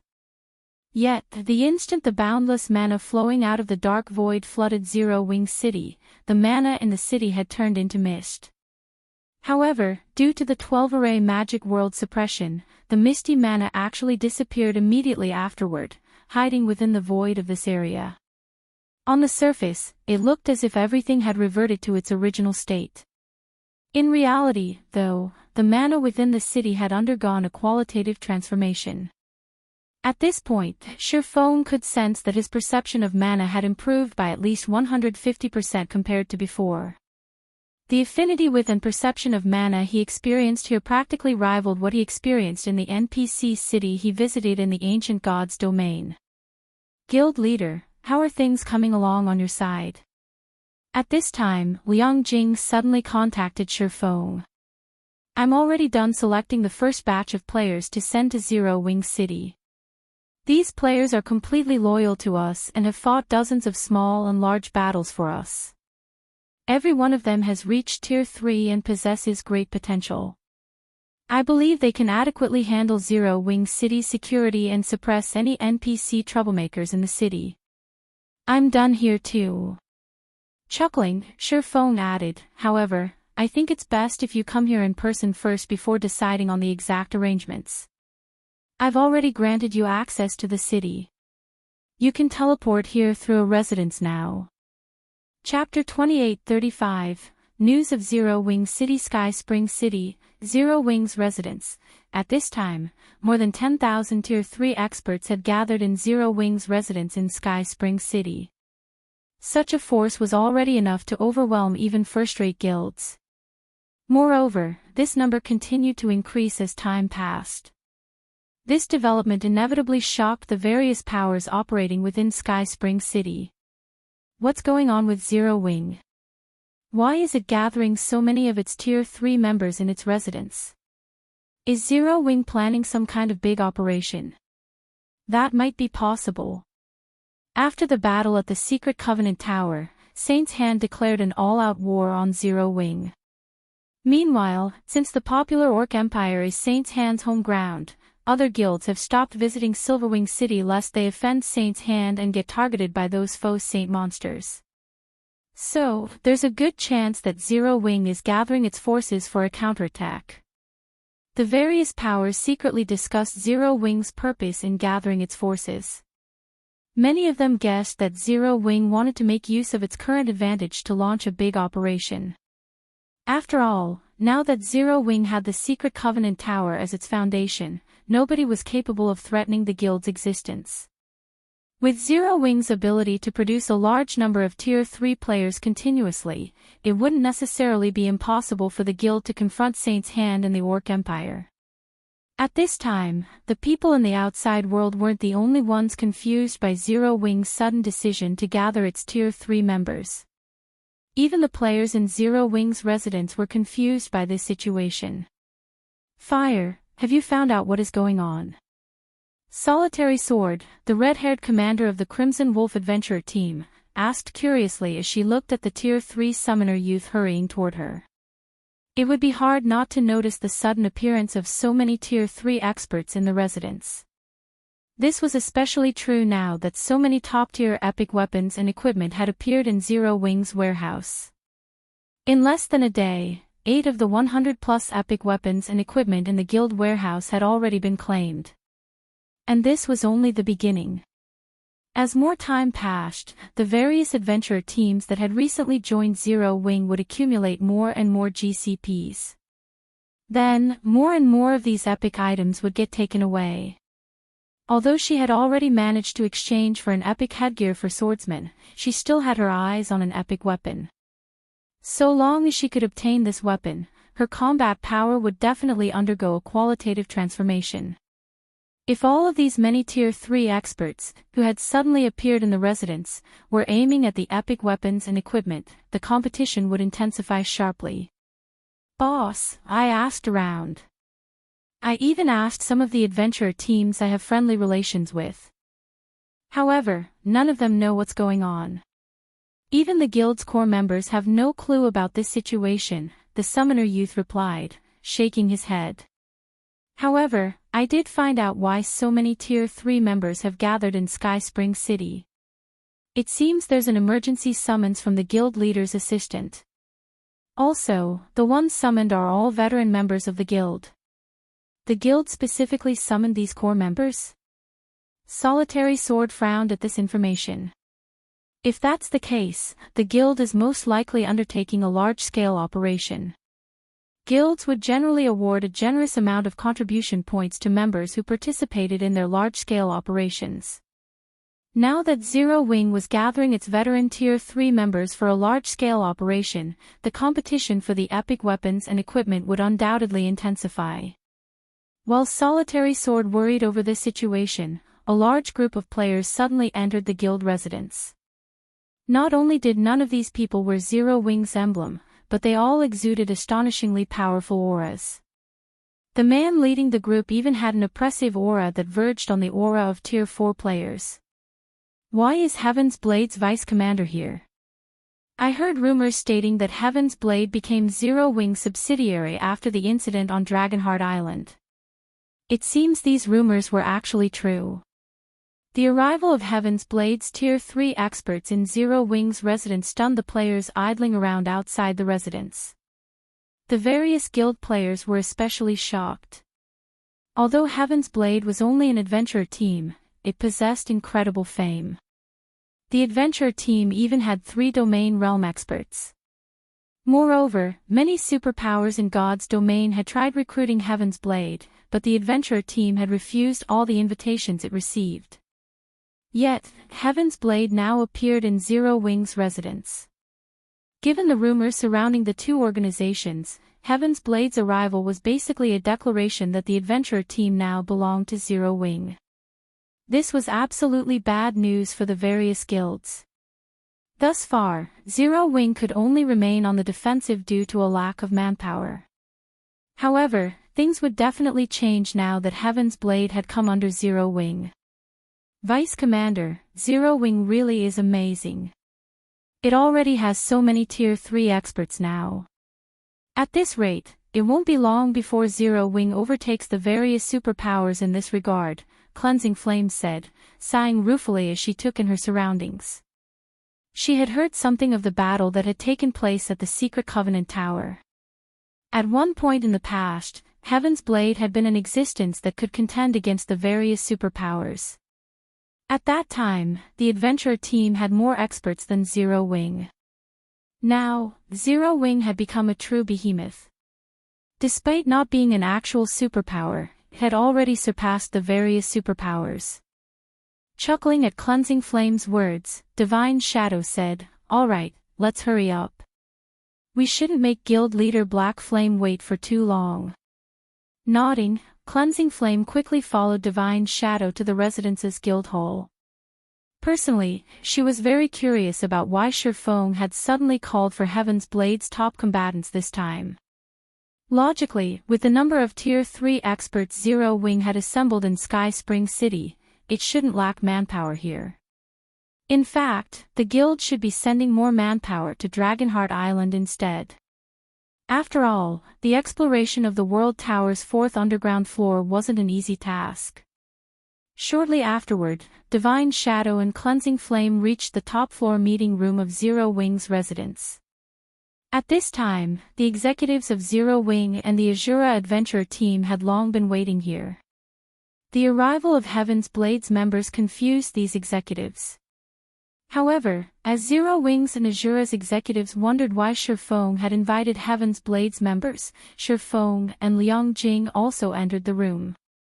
After taking his seat, Shifeng scanned the crowd before him and said, "Sorry for the long wait."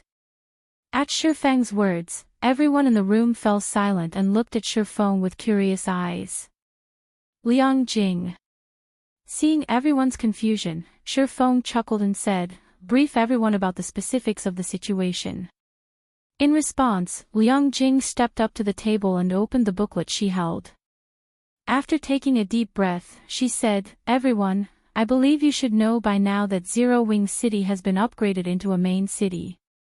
The reason we have gathered you here today is to discuss Zero Wing City's future development." Zero Wing City's future development? Divine Shadow found Liang Jing's explanation strange. Read latest chapters at Wuxia World. EU. If today's meeting was about Zero Wing City's future development, there should be no reason for the guild to invite Heaven's Blade to attend. After all, this was Zero Wing's internal matter. It should have nothing to do with an affiliated adventurer team. That's right. Nodding, Liang Jing said, "Before this, everyone has been wondering where Zero Wing City went. Now, I can tell everyone that Zero Wing City is currently located in the Arctic Canyon, a level 140 neutral map." After saying so, Liang Jing shared the specifics regarding the Arctic Canyon through the conference table's virtual interface. These are the Arctic Canyon's details. Feel free to study them. At Liang Jing's words, everyone promptly opened the file they received and began reading up on Arctic Canyon. After a short silence, gasps sounded in the room one after another. Chapter 2836, Zero Wing's New Benefits. The information Liang Jing provided was very detailed. According to the information, the Arctic Canyon had its back to the ocean and also served as the entrance to the top of the world. These 2 points aside, just the fact that Tier 4 legacy land spawned in the Arctic Canyon was already more than enough to drive countless Tier 3 players wild. When everyone in the room finished reading the information provided, they could already imagine the sensation Zero Wing City would cause throughout God's domain as soon as it opened to the public. It wouldn't even be strange if Zero Wing City became the most popular city in the game. At this time, let alone Zero Wing's members, even Heaven's Blade's divine shadow couldn't help gazing at the information before him with passionate eyes. Although the World Tower's 4th underground floor was a good place to search for Tier 4 legacy lands, it was still significantly inferior to the Arctic Canyon. This was because the fortresses on the 4th floor were far from comparable to an actual city. Unlike fortresses, cities were made as rest areas for players. Cities addressed the various needs of players, such as providing a place for trade in the form of an auction house. Fortresses did not possess such functions. After reading the information, Fire Dance turned to Shifeng and asked, "Guild leader, do you mean to close Zero Wing City's access to the public and have us monopolize the map for now?" Upon hearing Fire Dance's words, everyone else looked at Shifeng curiously as well. Since today's meeting was to discuss Zero Wing City's future development, the best option would definitely be opening the city to the public right off the bat. This way, the city could rake in a fortune just from entrance fees alone. After all, with Zero Wing City's advantages, it would instantly become the most popular city in God's domain, surpassing even imperial capitals. It would become a mecca for countless Tier 3 experts.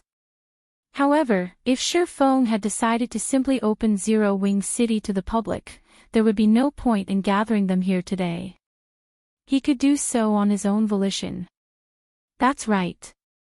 Now that we have secured such a big advantage, we naturally have to use it to benefit ourselves. Only after we have grown stronger will we open Zero Wing City to the public, Shifeng said, nodding. It's just that operating a main city costs a lot. If it were an ordinary guild city, just the maintenance cost of 30,000 NPC soldiers could bankrupt several first-rate guilds. Moreover, he had enhanced the city with the 12-array magic world, further increasing the city's demand for magic crystals. Hence, he had no choice but to give up on his plan to limit access to the guild's several thousand core members. After all, a measly few thousand players could hardly cover the expenditure of such a main city. In that case, we might as well give access to all guild members. Of course, we will also have to charge an adequate fee since running a closed city is a losing business, Flying Shadow suggested. That won't do. Shaking his head, Blackie said, we have a lot of people joining Zero Wing recently. If the various powers successfully sneak some of their members into our guild, we'll suffer a huge loss. Everyone in the room nodded in agreement with Blackie. Currently, many guilds had already begun sneaking their members into Zero Wing just because of the benefits offered by the mobile fortress and the secret Covenant Tower. To counter this problem, Fire Dance had deliberately made core membership a requirement for entering the mobile fortress. To become a core member of Zero Wing, one would have to contribute a lot to the guild. It would take a new member 1 or 2 months to accumulate sufficient contributions. Only after this new regulation appeared did the various guilds dismiss their plans. However, this new regulation failed to deter the adventurer teams. Adventurer teams still joined Zero Wing one after another, all of them with the purpose of utilizing the mobile fortress's training environment. They had joined the guild solely to exploit the guild for their own benefit.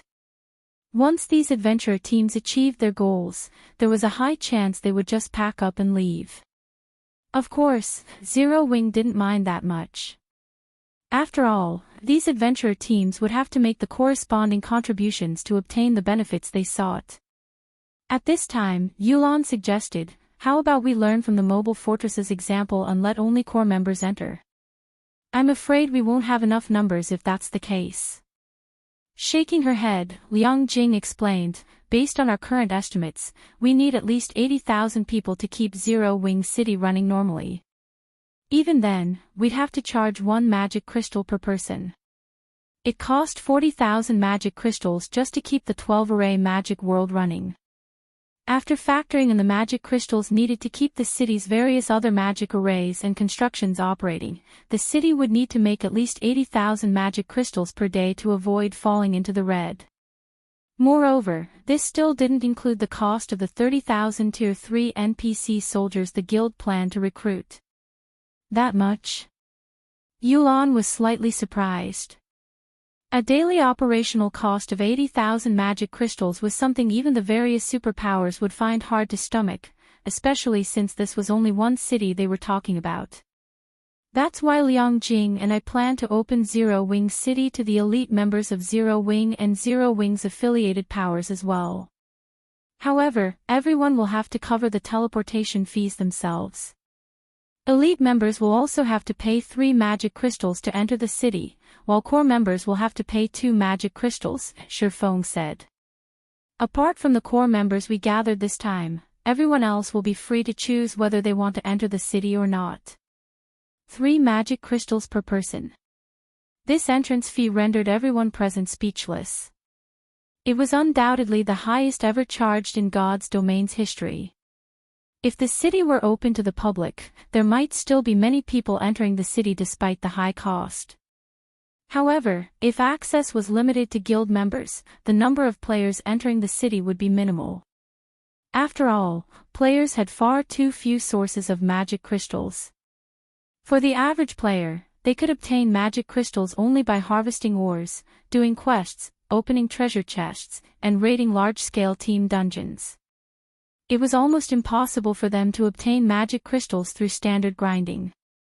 If a player was merely seeking to level up, they would be much better off heading to the Secret Covenant Tower instead of the Arctic Canyon. As for those trying to find Tier 4 legacy lands. To put it bluntly, how many players in Zero Wing were actually confident of completing their Tier 4 promotion quests? Tier 4 legacy lands were necessary for the guild, not for the guild's members. If the average guild member found a Tier 4 legacy land, they would, at best, receive a reward from the guild. However, if obtaining this reward meant having to explore a level 140 neutral map and pay an entrance fee of 3 magic crystals, very few people would accept such a business proposition. After listening to Shifeng's words, Cleansing Flame turned to Divine Shadow and asked quietly, "Vice Commander, should the 2 of us head to Zero Wing City and take a look first?" Although we brought only core members with us this time, it would still be a considerable cost if all 2,000 of them enter the city. It would be a lie to say that they weren't tempted by the prospect of finding Tier 4 legacy lands. However, Heaven's Blade had already suffered a major loss due to its previous disbandment. Apart from some fixed assets, Heaven's Blade didn't have much resources left, and just maintaining the adventurer team's daily operation was a struggle. If they splurged their precious magic crystals now, they would be putting the cart before the horse. After all, magic crystals were different from ancient coins and standard coins. While purchasing magic crystals in small quantities was possible, purchasing them in bulk was absolutely impossible. At this stage of the game, due to the high demand for magic crystals, even the 5 great super guilds had begun publicly purchasing magic crystals. Yet, they only managed to purchase the crystals in small quantities from independent players seeking to earn credits. None of the various guilds or adventurer teams members would be dumb enough to trade magic crystals for credits. "Emisham. We'll do that," Divine Shadow said, nodding. "If the Arctic Canyon is better, we can shift our base of operations to Zero Wing City instead of continuing our struggle with the various superpowers on Dragonheart Island." Shortly after Shifeng and the others concluded their meeting, Zero Wing suddenly announced a new guild benefit on its notice board. The announcement included information on Zero Wing City's current location and the qualifications and cost of entering the city. A sensation immediately spread within the guild. Can this be considered a benefit? Although Zero Wing City's location is good, the guild is charging elite members 3 magic crystals to enter. Isn't the guild just trying to harvest us for magic crystals? That's right. That's a level 140 neutral map we're talking about. Our average level is only level 122. Even tier 3 players will have difficulty killing the monsters in the Arctic Canyon. If the guild really wants to give us a new benefit, it should let us enter for free. However, the Arctic Canyon is an unexplored neutral map. There will be plenty of treasure chests and dungeons waiting for us. We also won't have to worry about competing with the members of the other powers. Exploring the Arctic Canyon will definitely be more profitable than exploring level 130 neutral maps. For a time, Zero Wings members debated heatedly among themselves. While some felt that the entrance fee was too much, others felt that the benefits they could gain from the Arctic Canyon were worth the cost. "Boss, should we head to Zero Wing City?" the Tier 3 summoner youth from the Crimson Wolf Adventurer team asked Solitary Sword. Many of our team's members are planning to head to the Secret Covenant Tower to grind for levels first. They think that there's no need to explore the Arctic Canyon for now. Read latest chapters at Wuxia World. EU, of course. Why wouldn't we go? Solitary Sword said with a faint smile. I've always been thinking of finding a Tier 4 legacy land. Now that there's an opportunity before me, why wouldn't I take it? Besides, I'm curious to see what the guild's main city looks like. It's just 3 magic crystals. It's not like we're going to be operating out of Zero Wing City. Subsequently, Solitary Sword went to Sky Spring City's teleportation hall together with several dozen of her Tier 3 companions. At this time, hardly any players could be seen teleporting from Sky Spring City to Zero Wing City. The majority of Zero Wing's elite members didn't have much of a desire to visit Zero Wing City. Compared to spending 3 magic crystals to go sightseeing in Zero Wing City, they would rather spend 1 magic crystal to enter the Secret Covenant Tower and grind for levels. Shortly afterward, the teleportation hall's teleportation array leading to Zero Wing City flashed.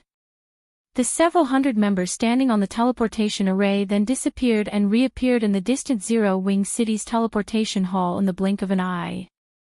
Chapter 2837, Holy Land Zero Wing City, Teleportation Hall. Accompanied by a bright flash, several hundred players suddenly appeared on one of the teleportation arrays in the teleportation hall. With the arrival of these players, the teleportation array, which was the size of a basketball court, instantly became overcrowded. However, despite this uncomfortable situation, none of the people present raised a fuss. On the contrary, they all stood blankly on the spot as if petrified. How is this possible? How can the mana here feel so dense?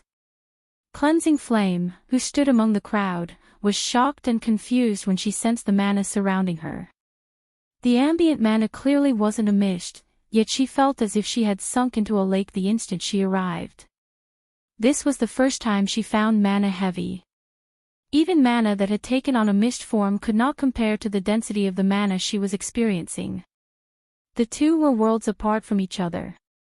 After thoroughly experiencing the calm and empty feeling brought about by the surrounding mana, the astonished Cleansing Flame muttered, "Training in this magical environment will probably yield double the results compared to training in other guild cities."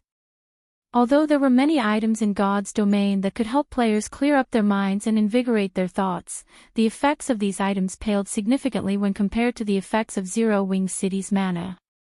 Double. You're severely underestimating this place. The mana here isn't just incredibly dense, Divine Shadow said, shaking his head. With his face blank with astonishment, he continued, "My mana affinity feels like it doubled or more. I can perceive the operating principles of mana with much greater clarity. If we train here, our training efficiency will quadruple at the very least. Moreover, this place should also be of great help toward reaching Tier 4. What made the Tier 4 promotion quest challenging wasn't just the troublesome process of finding a Tier 4 legacy land. Having to learn a Tier 4 skill or spell within a short time was also a huge hurdle.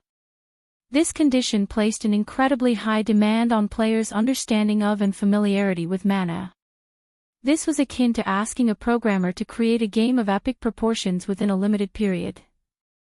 While most programmers knew the programming language necessary to create the game, not every programmer had the skill and understanding to complete the game within the time limit. Hence, apart from a small number of geniuses gifted in this regard, everyone else would face great difficulty completing this condition. In this situation, the only thing players could do to remedy this problem was improve their familiarity with and control over mana. Only, doing so was easier said than done, as very few external items in God's domain could help in this regard.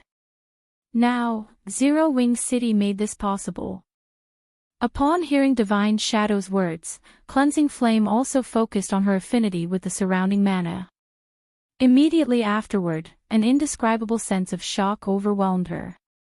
At this time, her perception of the operating principles of mana had undergone a massive transformation. Previously, whenever she tried perceiving the operating principles of mana, it was as if a dense layer of fog hindered her perception. Without assistance from legacies and graphical introductions, she wouldn't have understood anything. Now, when she tried perceiving how mana operated, her perception was no longer as foggy as before. Instead of a dense layer of fog, it was more like a thin gauze hindered her perception. Even without concentrating, she could still perceive the operating principles with great clarity. With this improvement in her perception, she quickly found answers to the problems previously plaguing her. Now, I know why guild leader Black Flame dared to collect magic crystals so wantonly and even called this city a guild benefit. When Divine Shadow perceived his improved control over mana, he couldn't help a bitter smile. With the mana density here, he doesn't need to worry about nobody visiting the city at all. In fact, countless Tier 3 experts will probably want to enter the city. The special nature of Zero Wing City's mana simply couldn't be found in any other guild city in God's domain. This was especially true for the improved perception of the operating principles of mana. This effect could hardly be found anywhere in the continent. It also wasn't something that training could offset.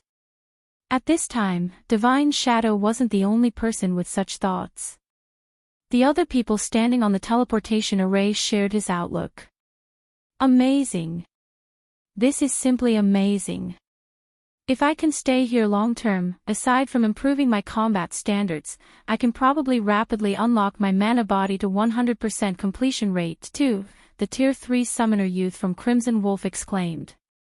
Although he had already reached Tier 3 for some time now, he was still far from fully unlocking his mana body's potential. Meanwhile, the difference between fully unlocked and partially unlocked mana bodies was significant. Previously, he was already at the brink of despair over fully unlocking his mana body. However, he saw hope again after arriving in Zero Wing City. Moreover, he felt that his odds of success were excellent. So, this is why Zero Wing isn't afraid of making enemies of the various superpowers. With this city, Zero Wing will have to mess up very badly to fail in its development, Solitary Sword said. She, too, felt incredibly excited when she realized Zero Wing City's benefits. Previously, she had anticipated that Zero Wing City would only provide temporary shelter while she searched for Tier 4 legacy lands. Now, however, she could also use Zero Wing City to improve herself and increase her chances of promotion to Tier 4. After a brief silence, the several hundred players standing on the teleportation array could no longer suppress the restlessness in their hearts. They charged out of the teleportation hall, curious to see what the situation in Zero Wing City was like. As soon as everyone exited the building, they were dumbfounded by the sight that greeted them. Zero Wing City was practically more developed than NPC cities. Not only was the city filled with high-rises, but there were also all sorts of high-end buildings. Most importantly, this city had a battle arena. This was a place where players could conduct PvP to their heart's content. Originally, the battle arena held very little attraction for Tier 3 players. This was because the battle arena provided very little benefit to Tier 3 players, apart from the opportunity to spar against powerful experts. Only Tier 2 players and below preferred to visit the battle arena for sparring. In the present Zero Wing City, however, the battle arena had undoubtedly become the place everyone paid most attention to. All of the new arrivals in the city wished they could charge into the battle arena and start sparring immediately. As more and more players arrived in Zero Wing City, news about the city quickly spread in Zero Wing's guild channel. In less than half an hour, Zero Wing's elite members started flocking to Sky Springs City like a bunch of madmen, crowding the city's teleportation hole. Many of these elite members had to wait for several dozen minutes before they could teleport to Zero Wing City. Naturally, the mass gathering of Zero Wing's elite members resulted in information about Zero Wing City reaching the ears of the various powers and independent players. The various powers couldn't help wishing they could head to Zero Wing City and take a look at the situation there for themselves. Unfortunately, with Zero Wing's regulations, they could only watch from the sidelines. Contact Zero Wing immediately. Tell them that the Wind Valley Guild is willing to partner with them so long as they open Zero Wing City to us. Contact Zero Wing and say that the Draconic Adventurer team is willing to join Zero Wing, but Zero Wing must make all our members elite members. For a time, various guilds contacted Zero Wing for partnership, while adventurer teams sought to join the guild as a whole. There were even superpowers that made overtures to Zero Wing. Guild leader, over 40 first-rate guilds and 200 adventurer teams have contacted us already. We even received calls from 5 superpowers. All of them are either looking to form partnerships or join us with the condition of receiving access to Zero Wing City, Fire Dance reported excitedly when she read the statistical data her subordinate sent her. Some guilds are even willing to pay an entrance fee of 10 magic crystals per player. According to our current estimates, we can get an additional 500,000 players entering the city. Should we let them in? If they charged 10 magic crystals per person, they could gain an additional income of 5 million magic crystals per day. Even superpowers would go crazy from jealousy if they saw Zero Wing City raking in so many magic crystals. After all, the average superpower would have a stockpile of only several million magic crystals at this stage of the game, while Zero Wing City could earn that amount every day. Read latest chapters at Wuxia World. EU, now still isn't the time to let them enter the city, Shifeng said, shaking his head. However, you can tell them that Zero Wing is willing to conduct some preliminary partnerships. We will offer 1 million entry slots for now. Only 1 million. Fire Dance asked, confused. Zero Wing City was already a main city. Let alone 1 million, it could easily accommodate 10 million players. Even if they excluded the slots Zero Wing needed, such a tight restriction to the entry slots shouldn't be necessary. After all, they would be making 10 magic crystals for every non-guild member that entered the city. Emisham. Any guild that has signed a strategic alliance or resource alliance with Zero Wing can purchase these slots, Shifeng said, nodding. We will auction off these slots through candlelight, with a starting bid of 10 magic crystals per slot. Auction. Fire Dance's eyes lit up in realization when she heard Shifeng's words. I understand. I'll notify them now. Chapter 2838. Astonishing news when Fire Dance announced Zero Wing's plan to sell 1 million entry slots for Zero Wing City, a commotion broke out throughout the eastern continent. Almost every power operating on the eastern continent promptly held a meeting among their executives to discuss the entry slots. Orc Empire, Crimson Flame Fortress, how arrogant of Zero Wing. Aren't they afraid of suffering a backlash for pulling such a stunt? Snow Scar, who was now a level 130, Tier 4 Berserker, sneered as he looked at the information displayed on the conference table. They probably aren't aware that Saint's Hand has already established a city in the Black Hills, together with over a dozen superpowers. The Black Hills. This was a level 130 neutral map connected to the Valley of Death, a forbidden land. Meanwhile, the Valley of Death was also the map that current players had the best chances of exploring successfully. Although the Forbidden Land was dangerous, according to the reports of the Tier 4 experts who had explored it already, the number of Tier 4 legacy lands appearing inside far exceeded that of other places. There were also plenty of ancient ruins hidden in the map, which were of significant help with getting promoted to Tier 4. In fact, even Tier 4 players could reap a lot of benefits from these ancient ruins. In response to Snowscar's words, Xinyuan, who was now a level 131, Tier 4 Great Wizard, turned to the woman exuding a heroic and charming aura, seated at the table seat of honor.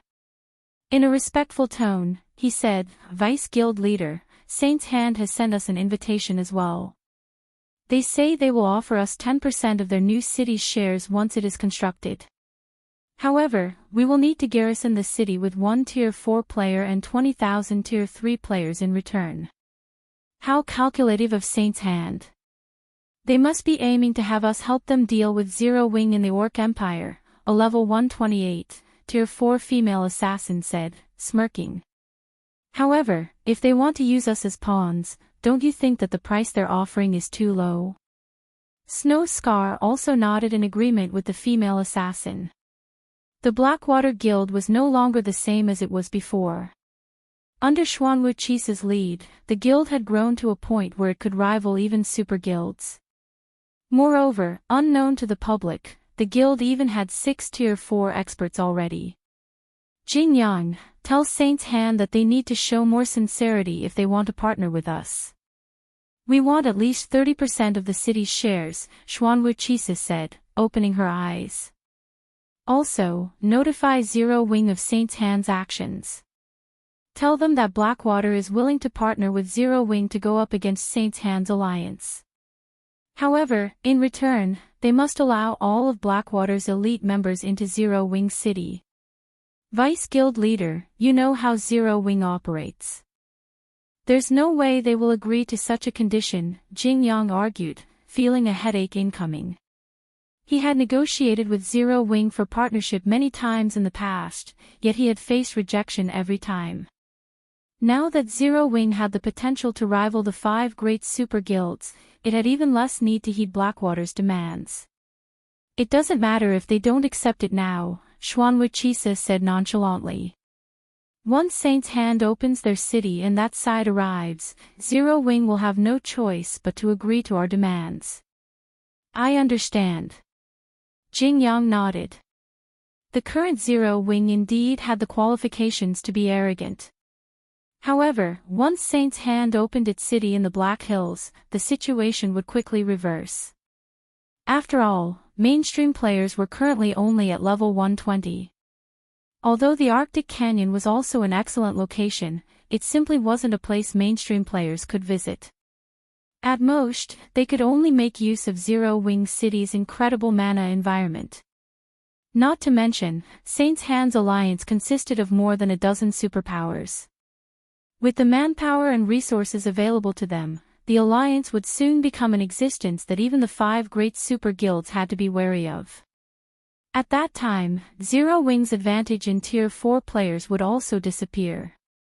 However, Saint's Hand's alliance still wasn't the biggest problem Zero Wing would have to face but the world-shattering war looming over the main continent. A guild like Zero Wing, which had established a base in a level 140 neutral map, would definitely head the list of cannon fodder for this war. Currently, though, very few people in God's domain actually knew of this upcoming war. The only reason Blackwater knew about it was Xinyuan's special identity.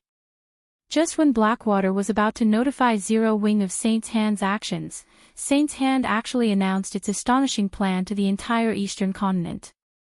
Moreover, Saint's Hand even declared that it would open its city to everyone and charge a cheap entrance fee of only 1 magic crystal or 50 silver coins. As soon as this news came out, many of the first-rate powers considering partnering with Zero Wing promptly changed their minds. After all, although Zero Wing City possessed an excellent environment, the entrance fee it charged was simply beyond the various first-rate powers' means. Not to mention, the city's entry slots would be auctioned. In other words, the entry slots wouldn't cost just 10 magic crystals.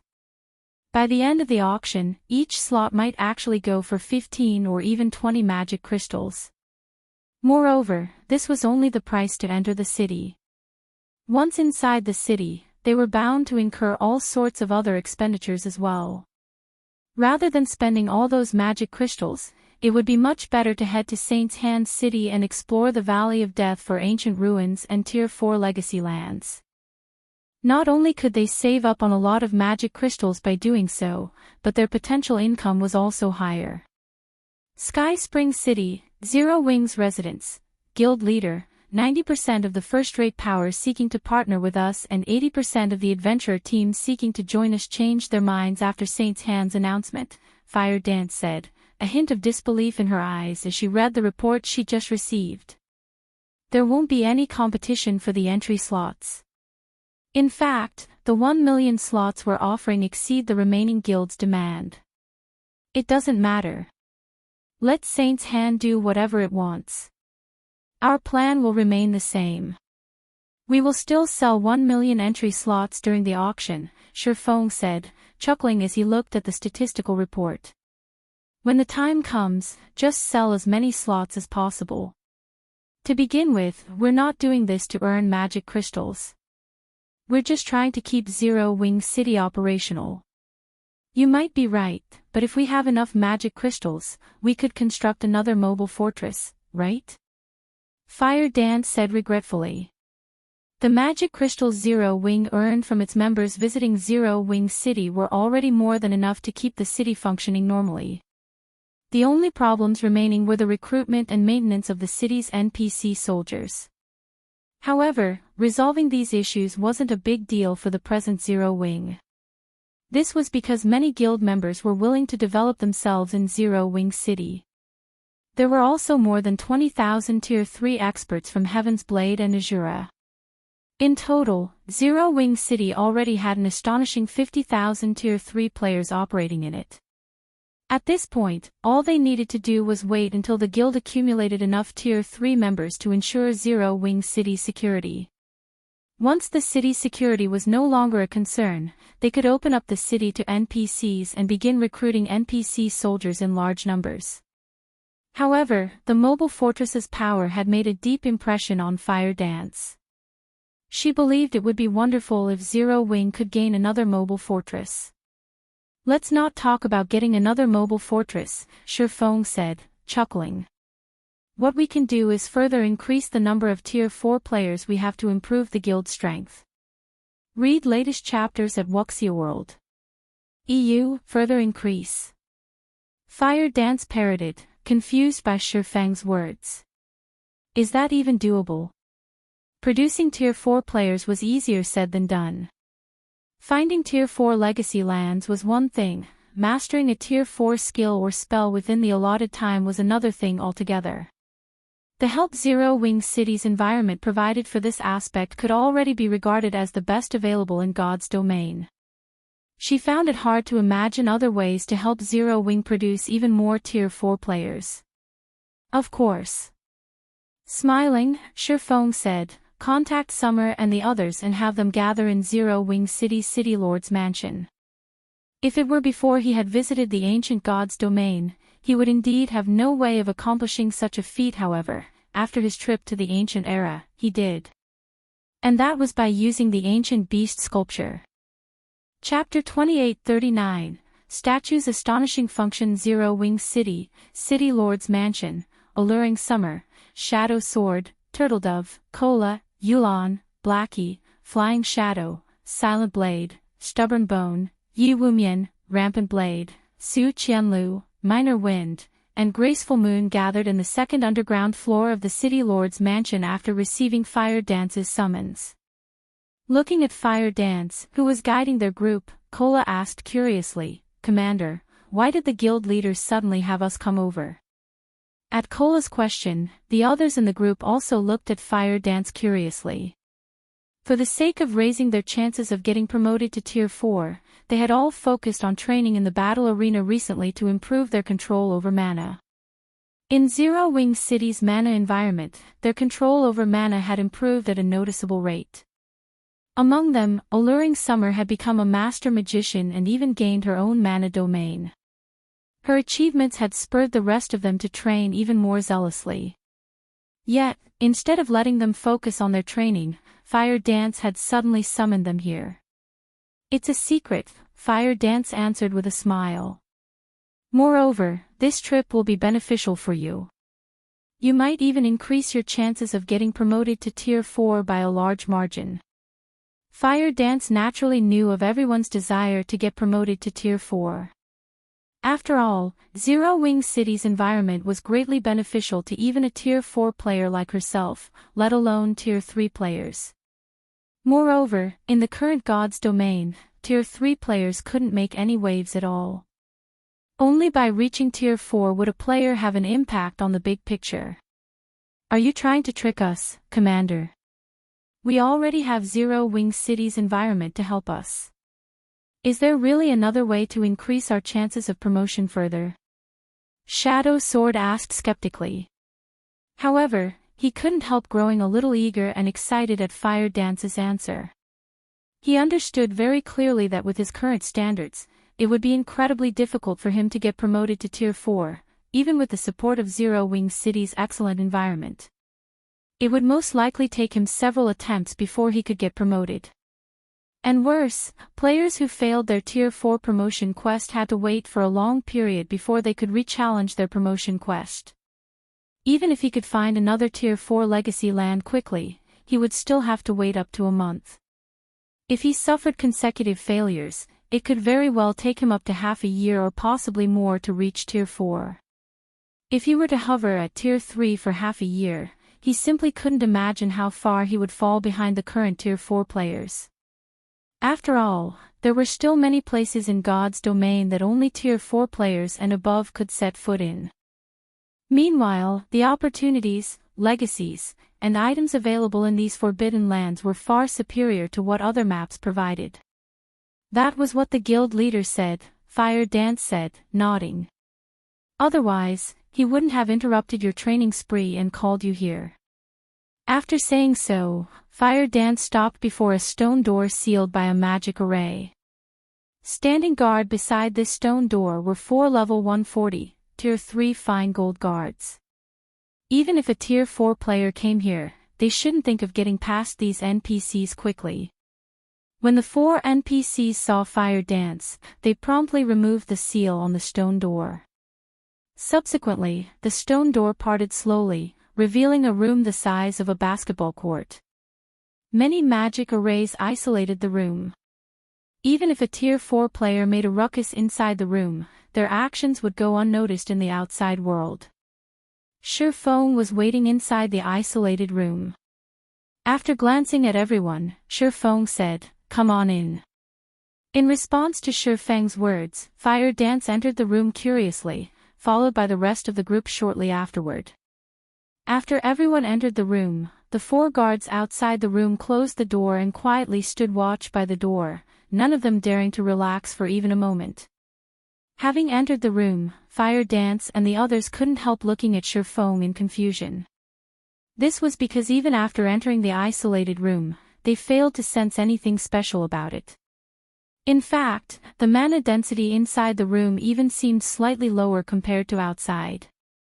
Upon seeing everyone's confusion, Shifeng smiled and said, "You must be wondering why I summoned you to such a place, right?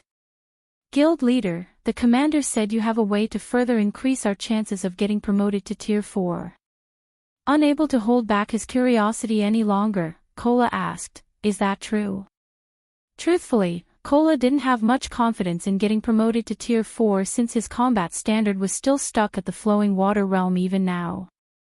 His control over mana was also only at the advanced magician standard. It was basically impossible for him to learn a Tier 4 legacy skill within a short period. It's true. However, how much improvement you gain will depend on yourselves, Shifeng said, nodding. He then pointed at the ancient beast statue set up in the center of the room and continued, "This thing is the key to your promotion to Tier 4. A statue.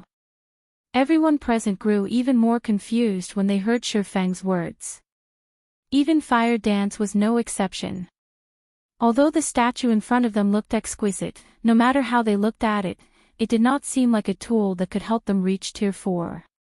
Observe it from a closer distance, Shifeng said, chuckling. But don't use your eyes, use your whole body to perceive it.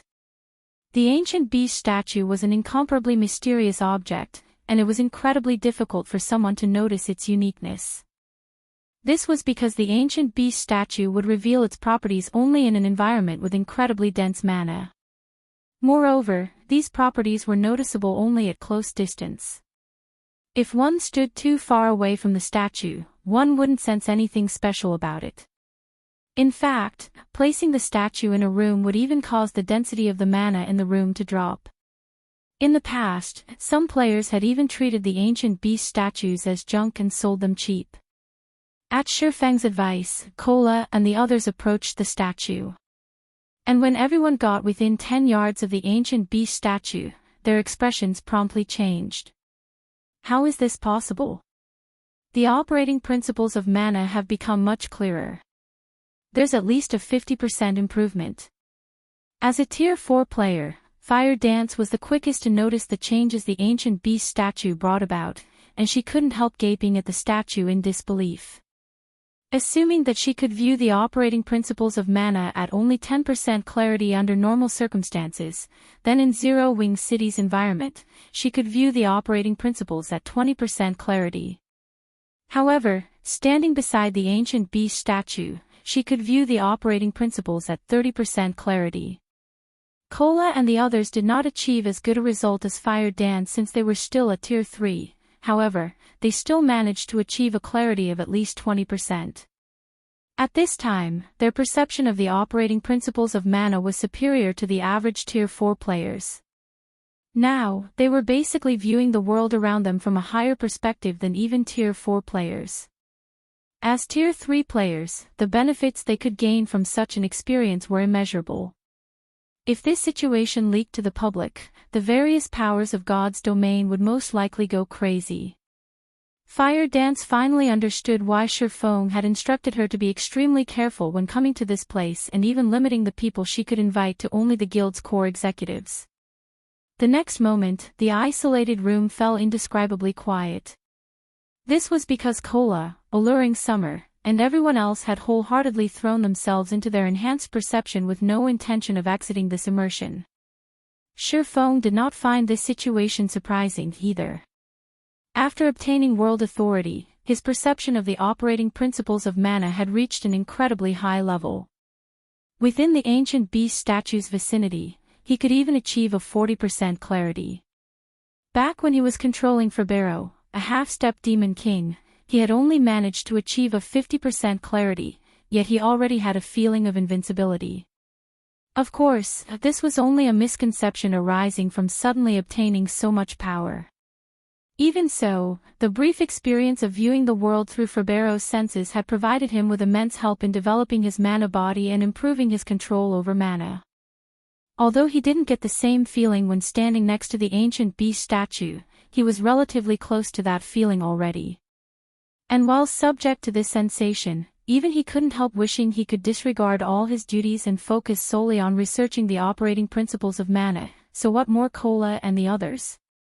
Shortly after Fire Dance immersed herself in her enhanced perception, the mana around her body began rampaging. It was evident that she was trying to break through her mana body's 100% threshold. Shifeng was slightly surprised to see this. He then took out a colorful crystal from his bag and handed it to Fire Dance, saying, "Don't rush to break through yet. Do it after you finish learning the legacy inside this thing." In response to Shifeng's words, Fire Dance halted her attempt to break through and accepted the memory crystal. However, after checking the memory crystal, she was stunned. She never thought that Shifeng would actually possess such a precious legacy. Moreover, the legacy recorded in the memory crystal even contained information on how to reconstruct one's mana body. For Tier 4 players like herself, this information was priceless. Guild leader, this is a Sword Saint's legacy. Giving it to me would be wasteful, Fire Dance said hesitantly. She was no fool. Anyone who had gotten promoted to Tier 4 would know what was most important to a Tier 4 player, achieving a breakthrough in one's mana body and reconstructing it. This was the basis of getting promoted to Tier 5. However, Shifeng simply chuckled and said, "Relax. This is a complete legacy crystal. It can be used up to 9 times. Every person will get the best result from the crystal only on their first use. Using it more than once would be a waste. Now that you are one of Zero Wing's key combatants, it will be of great help to the guild if you can further improve yourself." Teresa had given him a complete Tier 5 legacy crystal that could be used 9 times. And although it was a Sword Saint's legacy, as the swordsman and assassin classes were both physical classes, an assassin could still gain significant help from the legacy. Read latest chapters at Wuxia World. EU. If Fire Dance could elevate her mana body's potential to 105% due to this legacy crystal, it would be of significant help to the present Zero Wing. Since Shifeng wasn't accepting any argument, Fire Dance eventually gritted her teeth and activated the memory crystal. After all, what Shifeng said was true. There were significant differences even between Tier 4 players. Take Violet Cloud, for example.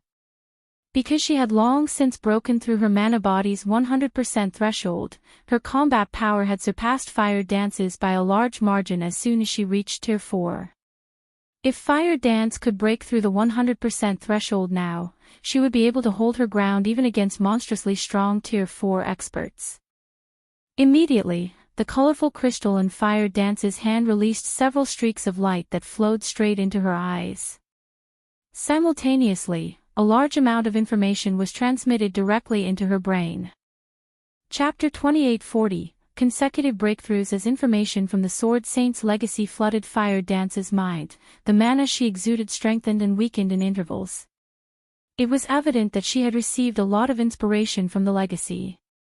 Both her control over mana and understanding of mana rose at a visible rate. Seeing this development, Shifeng couldn't help growing envious. Truthfully, he had constantly been thinking of using the Sword Saint's legacy himself ever since he received it. However, he also understood that he wouldn't benefit much from it. This was because the current bottleneck he faced wasn't related to mana but his concentration. To raise the strength of his mana body to a whole new level, he needed to raise his concentration to a point where he could control his mana body with a threefold manipulation method. Hence, using the Sword Saint's legacy now would simply be a waste. I should start training and adapting to a threefold manipulation method as well. Shifeng smiled involuntarily when he saw everyone in the room improving rapidly. Then, he sat down and began his own training. Back when he was in the ancient god's domain, his concentration standard had only been at the Tier 4 intermediate standard. Among Tier 4 existences, that wasn't anything to brag about. However, merging with the Tier 4 Hellfire had thoroughly tempered his concentration. He now estimated that his concentration was at the Tier 4 peak standard already. He should be only one step away from reaching the Tier 5 standard and achieving world creation. Of course, just elevating his concentration standard to Tier 5 wouldn't be enough to achieve world creation. He would still need to become a Grandmaster Magician first. This was also the main reason many players and NPCs couldn't achieve world creation even after reaching Tier 5. After all, becoming a Grandmaster Magician was incredibly challenging. Generally, most people capable of becoming a Grandmaster Magician were lifestyle Grandmasters. Yet, most of these lifestyle Grandmasters were unsuited for combat and were incapable of reaching Tier 5, only reaching Tier 4 at best. This situation was especially obvious among players. In the past, over 70% of experts that had achieved world creation were lifestyle Grandmasters stuck at Tier 4, and many experts who had risen to Tier 5 couldn't help envying those players. After all, the disparity in combat power between individuals with and without world creation was like the difference between heaven and earth. Even at Tier 5, world creation could still influence a battle. Following which, time passed swiftly. In the blink of an eye, half a day had gone by already. Amid Shifeng's repeated attempts at executing a threefold manipulation method, the man of Fire Dance exuded suddenly skyrocketed in intensity. Her rapid transformation even kicked up a mana storm, the phenomenon startling everyone in the room. What's going on with this fire? The mana she's exuding is so powerful. Flying Shadow exclaimed. He was thunderstruck when he saw the white mist-wreathing Fire Dance's body. She should have broken through her mana body's limits, Turtledove said enviously. No, this shouldn't be just a simple breakthrough, Alluring Summer said, shaking her head. I've broken through the 100% threshold as well, yet compared to Fire Dance right now, the phenomenon my breakthrough created was much weaker. Even if she achieved her breakthrough at Tier 4, the reaction shouldn't be so exaggerated. Alluring Summer had much greater authority when talking about breaking through the mana body's limits since she had unlocked her mana body to 102% potential already. Back when Alluring Summer broke through, her mana body had indeed undergone a qualitative transformation and provoked a powerful reaction in her surroundings. However, that reaction was much more subdued than Fire Dance's. At this time, the mana surrounding Fire Dance was already almost liquid. Even if Alluring Summer factored in the special environment of this room and the fact that Fire Dance was at Tier 4, a breakthrough in the mana body's limits still shouldn't generate such a powerful reaction. Several more minutes later, Fire Dance finally stabilized her mana, and an excited expression immediately appeared on her face. Guild leader, I succeeded. Fire Dance said as she looked at Shifeng excitedly. My mana body is currently at a 107% completion rate. If you give me a little more time, I can even reach 110%. She had heard plenty regarding the mana body from Shifeng. According to him, after breaking through the 100% threshold, the mana body would see further qualitative transformations at the 105% and 110% thresholds. Although she had yet to reach a 110% completion rate, with the information the Sword Saint's legacy provided and the ancient beast statue's effect, she was now confident of reaching that threshold. At that time, her combat power would definitely surpass Violet Cloud's. After all, Violet Cloud's mana body was only at a 108% completion rate right now. You reached 107% on the first breakthrough. Shifeng was shocked. Normally, a player couldn't reach or exceed 105% on their first breakthrough. Even Violet Cloud was no exception. After all, players would need to overhaul the method they used to manipulate their mana body to reach this threshold. Nevertheless, Fire Dance had skated through this process. The improvement she achieved was beyond remarkable. That Sword Saint had a very thorough understanding of the mana body. His explanations were also simple to understand. It's a pity that I'm not a swordsman myself. Otherwise, I would have improved even more, Fire Dance said regretfully. If this legacy is given to Shadow Sword and the others, they should have a very easy time breaking through the 110% threshold.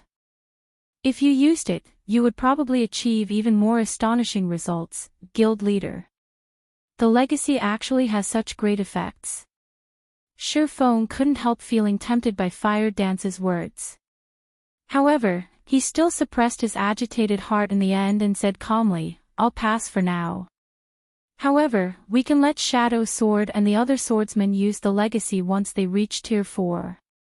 Anyone with a physical class can also use it if they manage to break through the 100% threshold. Shifeng was indeed very tempted to use the Sword Saint's legacy and go beyond his mana body's present 110% completion rate. He might even be lucky enough to reach a 115% completion rate. If that happened, he would have full confidence in completing the Divine Dragon's trial. However, his current priorities were developing his concentration standard and improving his understanding of magic arrays. So long as he succeeded in doing so, combined with the Sword Saint's legacy, he could develop his mana body beyond even a 115% completion rate. In fact, once he reached level 150, he could even start trying to create a personalized mana body. After all, not every Tier 5 expert in the past had started creating personalized mana bodies only after exceeding the 110% completion rate. Many of these Tier 5 experts had tried and succeeded even at 109% and 110%. This was because there was no integral connection between a mana body's completion rate and the creation of a personalized mana body. Having a higher completion rate only meant that a player was more familiar with the mana body they currently had. At most, this familiarity would grant the player an easier time in creating a personalized mana body. It wasn't essential. As for the matter of sharing the Sword Saint's legacy, if it were possible, he would prefer to let only Tier 4 swordsmen use it. However, given the circumstances, Zero Wing didn't have 7 more Tier 4 swordsmen suitable. Hence, he had no choice but to loosen the condition. That way, the guild could produce more above-average Tier 4 players. I understand. Fire Dance nodded. Over the next 10 days, Zero Wing's core executives achieved significant breakthroughs one after another, thanks to the ancient beast statue. In addition, as the guild had discovered quite a number of Tier 4 legacy lands in the Arctic Canyon, everyone began challenging their Tier 4 promotion quests. As for Fire Dance, after reaching a 110% completion rate with her mana body, she led an exploration team into the Arctic Canyon, drastically increasing Zero Wing's income, particularly of top-tier level 130+ equipment and materials. The amount of equipment and materials Zero Wing was currently raking in surpassed even that of ordinary superpowers. Among the harvests Zero Wing made, the most notable one was 7 Luminaries crystals. Because the Arctic Canyon's team dungeons dropped small quantities of 7 Luminaries crystals, Zero Wing earned over 600 units of 7 Luminaries crystal in just 10 short days. Even Sherfone was astonished by this harvest. He never thought that the Arctic Canyon would be so rich in resources. Fire Dance's team was responsible for more than half of the 7 Luminaries crystals earned. At this time, he could already foresee that once Zero Wing gained more and more Tier 4 players, the guild's income of 7 Luminaries crystals would reach staggering levels. Meanwhile, Sherfone had been relatively free compared to Fire Dance and the others these past 10 days. He was also only half a step away from successfully implementing the threefold manipulation method on his mana body. However, during this time, huge events had also taken place in God's domain one after another. Firstly, there was the appearance of Saint Heart City. Secondly, the various superpowers had received news that Lu Xinglua had his qualifications as the Starling Corporation's heir stripped due to his numerous failures and that his game account had gotten crippled. This unexpected development placed heavy pressure on the heirs of the major corporations leading the various superpowers. Thirdly, the first batch of players belonging to Zero Wing's allies had entered Zero Wing City. When these 20,000 players entered the city, Zero Wing's allies instantly understood Zero Wing City's value. For a time, Zero Wing City's entry slots enjoyed even greater popularity. However, the best piece of news for Zero Wing was Gentle Snow, Aqua Rose, Xiaoyueru, Yan Tianqing, and Iluofei's successful promotion to Tier 4. Their success had instantly boosted Zero Wing's overall combat power by a large margin, and exploring the Arctic Canyon became a lot easier. Zero Wing City, Candlelight Trading Firm, Special Forging Room. Sure enough, breaching the Grandmaster Magician threshold isn't an easy task. A pale-faced Sherfone smiled bitterly as he looked at the Tier 3 mana set equipment he had just produced.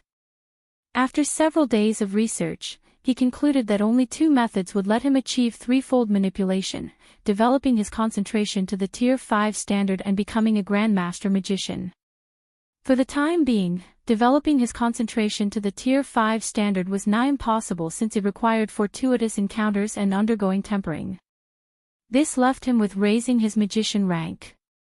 Producing Tier 3 mana set equipment was one of the ways that could help him do so because the most difficult aspect of producing the set was engraving its magic array. Although the system deemed the set's magic array as only a master magic array, it rivaled even Grandmaster magic arrays in complexity. If he could successfully engrave the entire magic array in one go, he wouldn't be far off from becoming a Grandmaster Magician. Unfortunately, even after working for several days consecutively and producing more than 200 sets of Tier 3 mana set equipment, he still couldn't engrave the set's magic array in one go. He felt as if an invisible barrier was preventing him from advancing. Meanwhile, Shifeng also happened to reach level 150, the threshold where he could get promoted to Tier 5. Guild leader, you previously asked the Boulder Corporation to look into Phoenix Rain's little sister, right? At this time, Liang Jing suddenly contacted Shifeng. They just sent back news that Phoenix Rain's little sister should be staying in Haitian City's upper zone. Read latest chapters at Wuxia World. EU, alright, got it. Nodding, Shifeng promptly chose to log out of God's domain and decided to pay Haitian City's upper zone. Apart from checking up on Phoenix Rain's little sister, he could also use this opportunity to broaden his business circle to Haitian City's upper zone. Every upper zone had its own contribution competition. Since the various corporations were placing such heavy importance on this season's competition, it would be a huge waste not to take advantage of it and make a killing. After all, Zero Wing was already a massive organization that had many mouths to feed. A large number of newcomers with great potential had even joined the guild's headquarters recently. There were also the resources needed to nurture Zero Wing's executives. With all the guild's resource requirements, simply relying on the 5 states corporation would be far from enough. Chapter 2841, Mental Strength Training House Haitian City, Upper Zone. A luxury hover car slowly landed in front of the upper zone's entrance.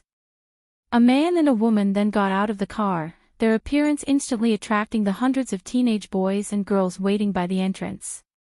This man and woman were none other than Shifeng and Mushin. However, all of the teenagers focused on Mushin, their eyes filled with surprise and confusion. Why is the Boulder Corporation's heir here at Haitian City's upper zone? Could she be transferring to our upper zone? That's impossible. I heard that Mushin broke through recently and acquired Grade 1 authority in Yuantian City's upper zone. Moreover, not only does she have the Boulder Corporation's full support, but the base layer's supervisor is also quite supportive of her. At this rate, she might enter the middle layer of Yuantian City's upper zone. Why would she want to come to our upper zone? The teenage boys and girls began a heated discussion among themselves when they saw Mushin. They couldn't understand why a big shot like her would suddenly come to Haitian City's upper zone. Mushin, on the other hand, paid no attention to the teenagers discussing her. She behaved as if these people did not exist at all. Why are there so many people taking Haitian City's test? It's more than 10 times the number I saw at Yuantian City, Shifeng asked, astonished when he saw the crowd thronging the entrance. When he took the test to enter Yuantian City's upper zone, there had only been several dozen other people taking the test with him. Such a huge difference between upper zones was incredible. Haitian City's upper zone is more populous than Yuantian City's upper zone. It was also constructed a little earlier. Looking at the teenagers waiting by the entrance, Mushin shook her head and explained, however, these people aren't talents the Green God Company is nurturing internally.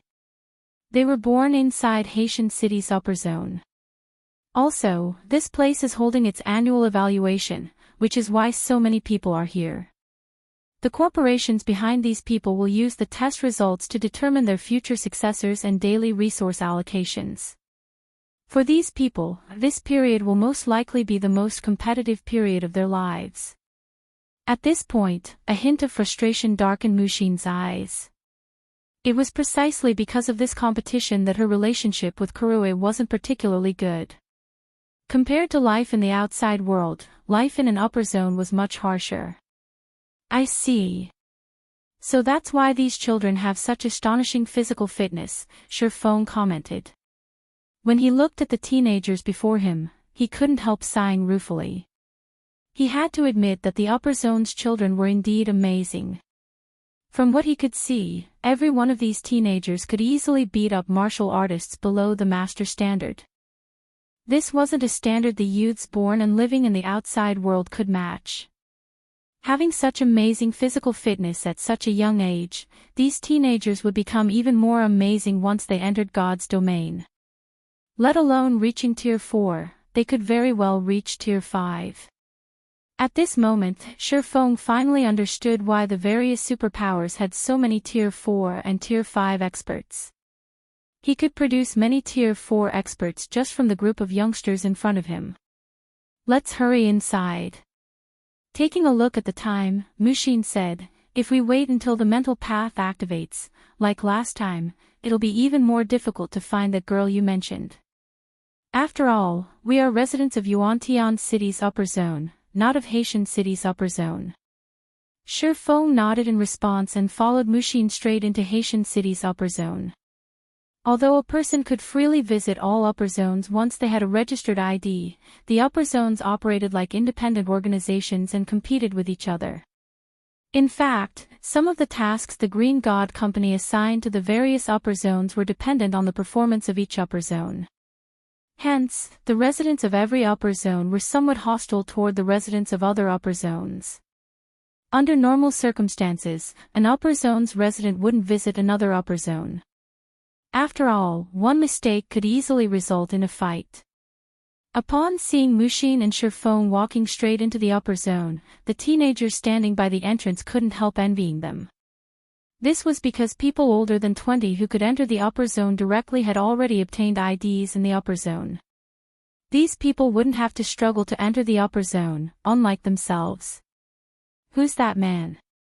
Why is a person like Mushin escorting him? He might be the son of some big shot living on the middle layer. Otherwise, why would someone of Mushin's standing guide him? Damn it. This is too enviable. If I were the son or nephew of a mental strength master, I wouldn't have to struggle here so desperately.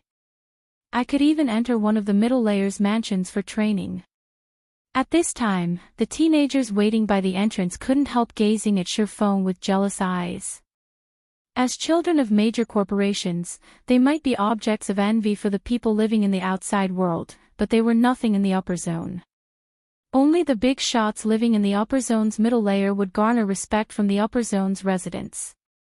After entering Haitian City's upper zone, Shifeng found that this place was indeed more populous than Yuantian City's upper zone. In fact, one could even consider it more prosperous. Not only were there high-rises all over the upper zone, but there was also something called the Mental Strength Training House here. Such a facility did not exist in Yuantian City's upper zone. The Mental Strength Training House wasn't particularly large. The entire building was only 2 stories tall, with the footprint of a basketball court. Yet, a crowd waited to enter this small building, including children of major corporations and the Green God Company's talents. There were even direct successors of major corporations standing in line. This was a sight that definitely couldn't be found in Yuantian City's upper zone.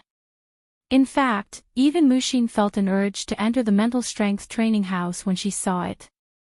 However, she could only let this urge fade away. This was because the notice outside the training house very clearly stated that only those with Grade 2 authority or above in Haitian City's upper zone could use the training house. People of other upper zones would not be allowed entry at all. Aren't upper zones open to all residents with ID? Shifeng was confused when he saw the notice. Why is there such a rule in Haitian City's upper zone? Isn't this unfair to people of other upper zones? The upper zone placed extreme importance on mental strength. One could easily imagine how attractive a place capable of helping a person improve their mental strength would be for the residents of the various upper zones. There's no helping this. The Mental Strength Training House is a resource Haitian City's upper zone won after competing with the other upper zones. Hence, the Green God Company gave the residents of Haitian City's upper zone exclusive use of it. It is also why many more corporations are willing to invest in Haitian City compared to the other upper zones, Mushin said, shaking her head. A bitter smile appearing on her face, she added, if not for the Boulder Corporation having deep roots in Yuantian City, we would have most likely moved the focus of our development to Haitian City already. Mushin's words didn't particularly surprise Shifeng. Although he had not experienced the training house's effects, mental strength was everything in the upper zone. It would naturally be very attractive to the various corporations. In fact, Shifeng also felt tempted to transfer to Haitian City's upper zone. After all, his concentration was currently bottlenecked at the Tier 4 peak standard. Thus far, he had already used 3 phantom potions, yet he was still nowhere near the Tier 5 concentration standard. While Shifeng and Mushin were conversing, an argument suddenly broke out in front of the training house. Lu Tiendi, I've already said my adventurer team will never join you. A fair-skinned girl sporting a double ponytail and wearing light blue sportswear glared at a handsome and dapper young man in his early 20s, her eyes blazing with indescribable rage. However, the young man in question paid no heed to the girl's anger at all. Instead, a robust, middle-aged man standing beside him smiled and said, "Miss Ji Luorong, you are free to refuse my young master's invitation, but if you do, you can forget about obtaining resources from anyone in this upper zone from now on. You should understand very clearly that my young master has the power to blacklist you." You. None of the people present dared to refute the middle-aged man's words. In fact, nobody stepped forward to champion the girl. This was because Lu Tiendi was the Starline Corporation's new heir. With the Starline Corporation's influence in Haitian City's upper zone, it would be child's play for it to prevent the upper zone's residents from selling resources to a specific individual. Looking at the girl named Ji Luorong, the middle-aged man chuckled and said, "Miss Ji, I advise you to listen obediently to my young master's words and have your entire adventurer team join us. Otherwise, you shouldn't think of staying in Haitian City's upper zone anymore because nobody here will sell you any resources. You shouldn't even think of asking your older sister for help either." Read latest chapters at Wuxia World. EU. At the middle-aged man's words, many of the corporate children present looked at Ji Luorong sympathetically. In Haitian City's upper zone, even major corporations wouldn't dare to offend the Starline Corporation outright, let alone an individual with no background. If Ji Luorong refused Lu Tiendi's demand, everyone could already foresee the girl having to leave the upper zone shortly after due to a lack of resources. However, as Ji Luorong remained silent, the middle-aged man smiled triumphantly, and the spectating crowd sighed ruefully. A low voice suddenly resounded in the area. "Is that so? What if I want to sell resources to this young lady?" Chapter 2842, Silent Upper Zone. A deathly silence suddenly fell over the area as everyone turned toward the voice's origin. What entered everyone's sight was an ordinary-looking young man clad in dark gray casual wear.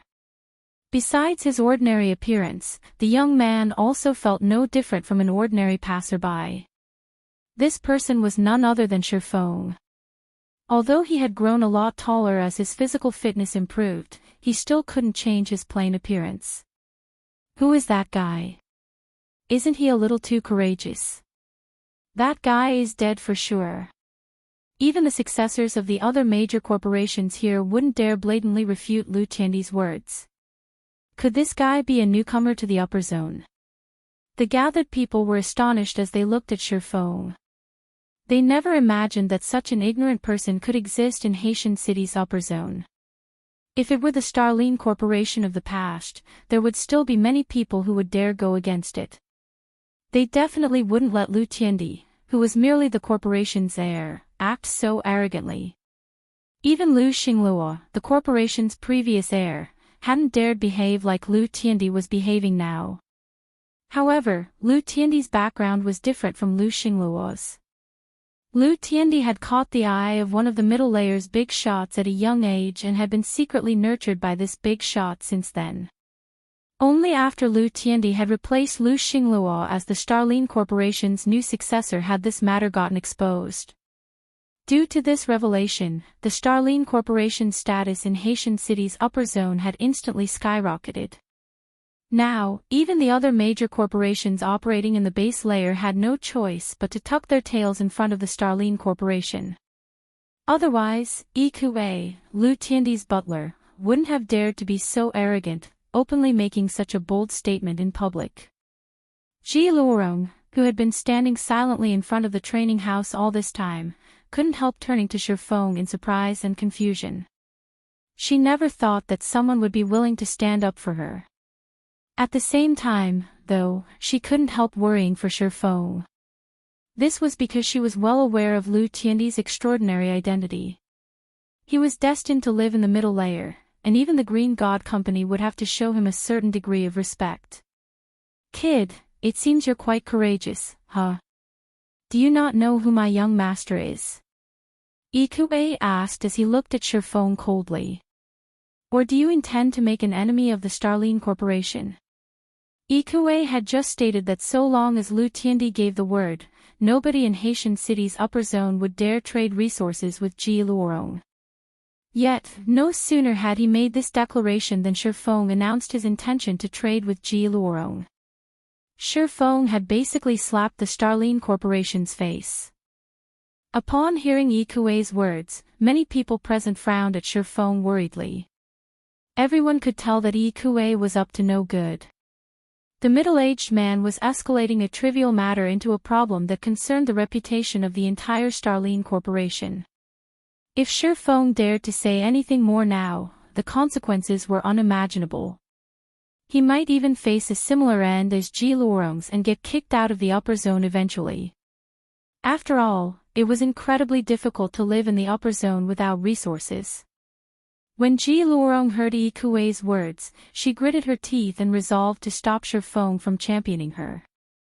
However, just as she was about to take action, a lithe figure suddenly appeared before her. "Little girl, you don't need to worry about him," Mushin said. Looking at Ji Luorong's worried expression, Mushin smiled and continued, "Even the Starline Corporation wouldn't dare do anything against him." Shifeng not only possessed Grade 1 authority in the upper zone but was also a neutralizing grandmaster. Let alone the measly heir of the Starline Corporation, even if the Starline Corporation's current owner were here, he wouldn't be able to do anything against Shifeng. Looking at Mushin's dazzling beauty, Ji Luorong could tell that Mushin had an extraordinary background, which should mean that Shifeng did as well. However, she still couldn't help worrying. But, before Ji Luorong could say anything more, however, a low voice resounded throughout the area once more. "So what if I am?" These 5 simple words instantly created a commotion among the spectating crowd. Is he crazy? He's actually openly making an enemy of the Starline Corporation. Does he not know what death is? If it were the Starline Corporation of the past, even the upper zone's ordinary corporate children wouldn't fear offending it. After all, they were all residents of the upper zone's base layer. Why should they be afraid of each other? However, the situation was different now that the Starline Corporation had the backing of a middle-layer big shot. That big shot could just make some random excuse and have them removed from the upper zone temporarily. Once they were outside the safe haven known as the upper zone, the Starline Corporation would have plenty of means to deal with them. Upon hearing Shifeng's response, Ikue was momentarily dumbfounded as well. After snapping out of his daze, he bellowed, "Punk! It seems you really are itching for a beating. In that case, I'll help you loosen those bones of yours." Although the Green God Company prohibited fighting in the upper zone, the company would turn a blind eye to small conflicts in private settings. So long as one did not go too far, the Green God Company wouldn't look too deeply into the matter. After all, disputes were bound to occur wherever people gathered. However, if anyone dared to take things too far, the Green God Company was bound to dish out a severe penalty. In fact, many corporations and forces had gotten banished from the upper zone and suffered an early demise because they had crossed this line. Hence, nobody would dare to openly defy the Green God Company's rules. The next moment, Ikue stomped his right foot on the ground, and his body shot forward like a cannonball. The impact of his feet shook the ground slightly and even left a deep footprint behind on the cement. As his body shot forward, Ikue punched, perfectly integrating his fist's speed with the speed of his moving body. His fist generated explosive noises due to this perfect combination as it collided with the air. Evidently, his punch had already exceeded the speed of sound. A sonic boom. He's a Xinyuan Grandmaster. When everyone heard the explosive noises, they stared at Ikuei in shock. The upper zone's environment allowed one to develop one's physical fitness rapidly. In fact, even developing one's physical fitness to the standard of a Xinyuan Master or a half-step Xinyuan Grandmaster wouldn't be a problem. However, those who could actually overcome the final hurdle and become a Xinyuan Grandmaster were incredibly rare. Even in the upper zone, such people were considered top-tier experts and treated as VIPs by major corporations.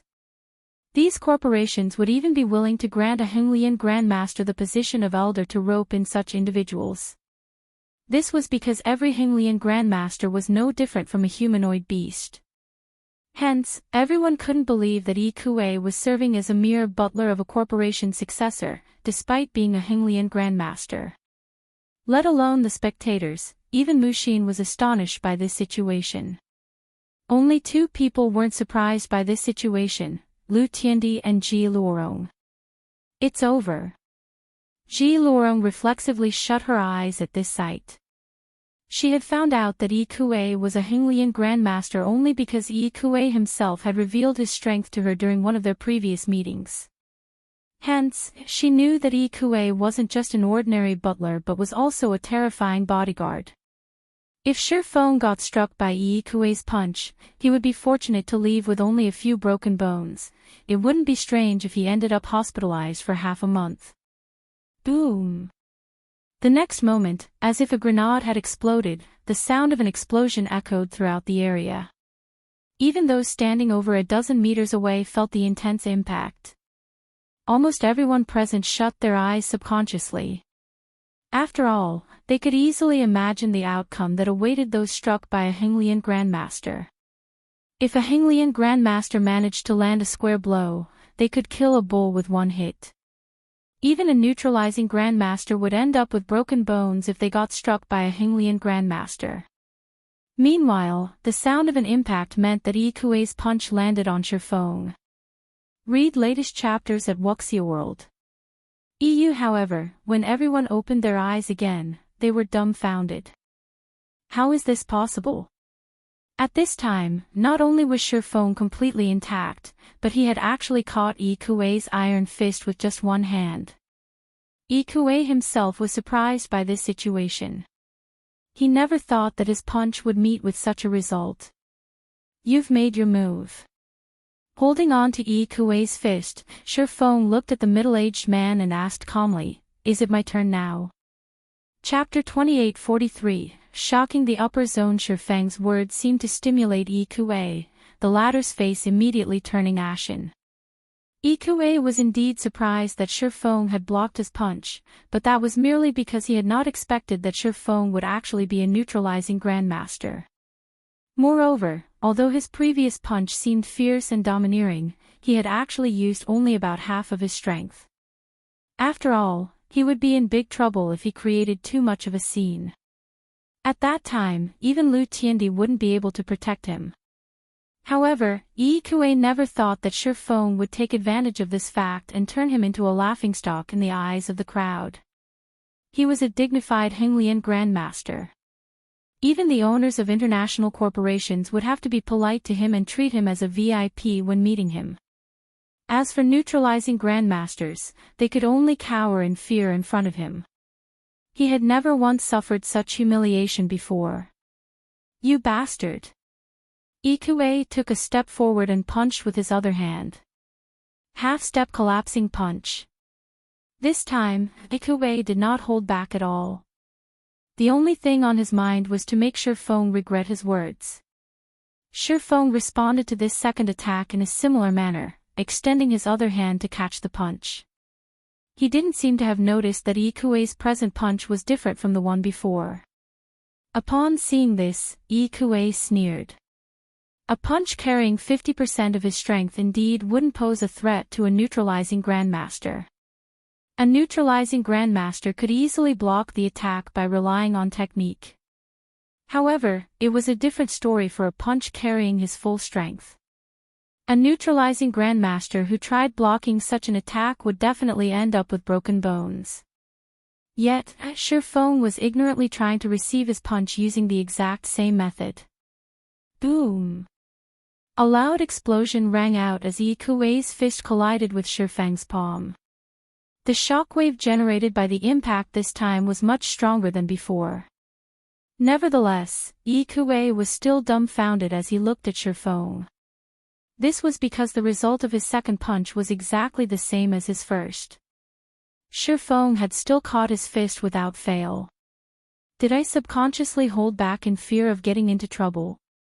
Inevitably, such a thought occurred to Yi Kuei.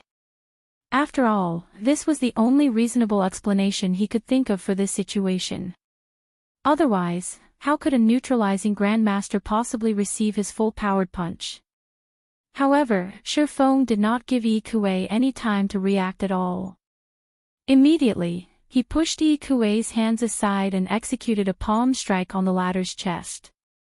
The palm strike was so fast that the attack had already connected with Yi Kuei's chest before he realized what was going on. However, even after noticing the attack, Yi Kuei paid no attention to it at all. As a Xinyuan Grandmaster, he had long since developed an instinctual defensive mechanism. Whenever his body received an attack, his muscles would tighten, giving them a toughness resembling steel and neutralizing the attack's impact. If neutralizing Grandmasters were proud of their techniques, then Xinyuan Grandmasters were proud of their physical body's toughness. In simpler terms, a Xinyuan Grandmaster was someone trained to take hits and dish out devastating blows. Even if a Xinyuan Grandmaster managed to land only 1 out of 100 attacks on a neutralizing Grandmaster, this one attack would end the fight instantly. Boom! Yi Kuei stood steadily even after receiving Shifeng's palm strike. He also looked at Shifeng in silent contempt. Nobody present found it surprising that Shifeng's attack had no effect on Yi Kuei either. This was because Xinyuan Grandmasters were precisely this powerful. They were truly monsters in human skin, and trying to harm these monsters with the hands and feet of ordinary humans was an utter joke. This was also why the various major corporations in the upper zone would desperately try to recruit or befriend Xinyuan Grandmasters. Kid, I admit that you're strong. However, you can't hurt me. Patting his clothes, Yi Kuei said disdainfully, on the other hand, how long do you think your stamina can hold out against my attacks? A neutralizing Grandmaster's ability to exert complete control over their physical body was indeed extraordinary. However, when it came to stamina, a neutralizing Grandmaster was far from comparable to a Xinyuan Grandmaster. A Xinyuan Grandmaster could fight 3 days and 3 nights without rest. In contrast, a neutralizing Grandmaster would be fortunate to last even half a day. Hence, neutralizing Grandmasters would frequently curse Xinyuan Grandmasters as merely a bunch of simple-minded brutes with well-developed bodies. Spectating from the sidelines, Mushin grew worried when she saw this situation. She never thought that Lu Tiandi would have a Xinyuan Grandmaster as his bodyguard. The Boulder Corporation had to pay a great price just to get a Xinyuan Grandmaster to become one of its elders. Moreover, apart from the Boulder Corporation's master, everyone else in the corporation treated this Xinyuan Grandmaster with awe and respect. Yet, Lu Tiandi actually had such a powerful expert working as his henchman. It was ineffective. Shifeng also couldn't help looking at Yi Kuei in surprise.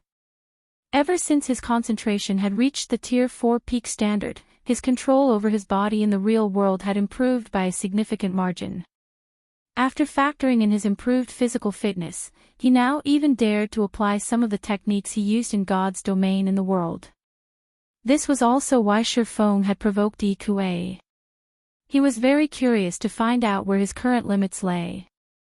When Shifeng was catching Yi Kuei's second punch, he hadn't just caught the attack with an open palm. Instead, he had executed 3 rapid palm strikes against Yi Kuei's fist. In other words, he had used the 3 extreme slashes technique, a simplified version of Miracle Dragon's 6 extreme slashes. As Shifeng had executed his 3 palm strikes against Yi Kuei's fist almost in the same instant, it was practically impossible for the human body to tell that it wasn't just one but three separate attacks. Thus, Shifeng had succeeded in blocking Yi Kuei's full-powered punch. Otherwise, even if his physical fitness had improved a lot after he began living in the upper zone, he would still have to avoid Yi Kuei's full-powered attack. Meanwhile, the offensive palm strike Shifeng executed against Yi Kuei was currently his strongest attack. For extreme slashes. From an outsider's perspective, Shifeng's attack would look like an ordinary palm strike. In reality, his attack consisted of 4 palm strikes executed in rapid succession on the same location. This attack placed a heavy burden on his mental strength, and he couldn't use it a second time even if he wanted to. Looking at Shifeng's surprised expression, Kuei smiled. "Kid. Now it's my turn to." Just when Yi Kuei thought to attack again, his body suddenly stiffened, and he collapsed to the ground willy-nilly. His breathing became stifled, and he had difficulty even speaking. In fact, even his vision started to blur. These abrupt changes discombobulated Yi Kuei. He couldn't understand what was happening at all. "You. What the hell did you do to me?" Struggling to lift his head, Yi Kuei gaped at Shifeng in confusion.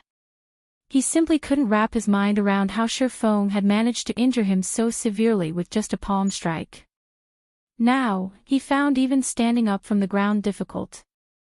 The spectators were likewise surprised when they saw Yi Kuei collapse to the ground. He defeated a Xinyuan grandmaster in one strike. Who is this guy? At this time, the onlookers eyed Shifeng as if he were a monster. They even began wondering whether the scene before them was staged. After all, who could possibly believe that a Xinyuan grandmaster would fall from just one palm strike? "I think I know who he is." Some time ago, 2 people managed to pass Yuantian City's mental path together. One of these people was even someone the Boulder Corporation brought in using its reserve slots. According to the rumors, that person was Zero Wings Guild leader, Black Flame. Although this guy looks different from God's Domain's Black Flame, they should be the same person. Read latest chapters at Wuxia World. EU what? He's the guy responsible for dragging down the Starline Corporation's Lu Xingluo? Among the crowd, some people who kept tabs on Yuantian City's upper zone recognized Shifeng. For a time, the street bubbled with commotion. Nobody had thought that Black Flame, the mythical sword emperor of God's domain, would actually appear in their upper zone. Moreover, the man had even defeated a Xinyuan grandmaster with a single palm strike. His strength was simply terrifying. "So, he is the Black Flame Big Sis told me about." Ji Luorong gaped in shock as she looked at Shifeng. After all, Black Flame was currently rumored to be the strongest person in God's domain right now. He was in existence even the 5 great super guilds had to tiptoe around. Chapter 2844, God's Domain's Black Flame. So, that's why he dared to stand against Lu Tiandi. He's the one responsible for Lu Xingluo's removal. Lu Tiandi will probably have to tread cautiously around him. Amazing. As expected of Black Flame. I never thought that he would be the person who received Grade 1 authority in Yuantian City recently. This is interesting. It seems Lu Tiandi has met his match. Everybody present knew of Black Flame, but they did not know much about Black Flame's identity in the real world. After all, they had many things they needed to handle. How could they possibly have the time to look into the real-world identity of every famous expert in God's domain? Only if they were particularly interested in a specific person would they spend some money to commission a detailed investigation. Not to mention, Black Flame was someone who had never publicly declared his God's domain identity in the real world. This made it even more difficult to investigate his situation. Only superpowers that paid close attention to Zero Wing would know of Black Flame's identity. While most people did not know of Black Flame's identity in the real world, it was a different story for the name Black Flame itself. This name was far too well known in God's domain. Not only was this name involved in many iconic battles in the game, but it was also behind the creation of many miracles.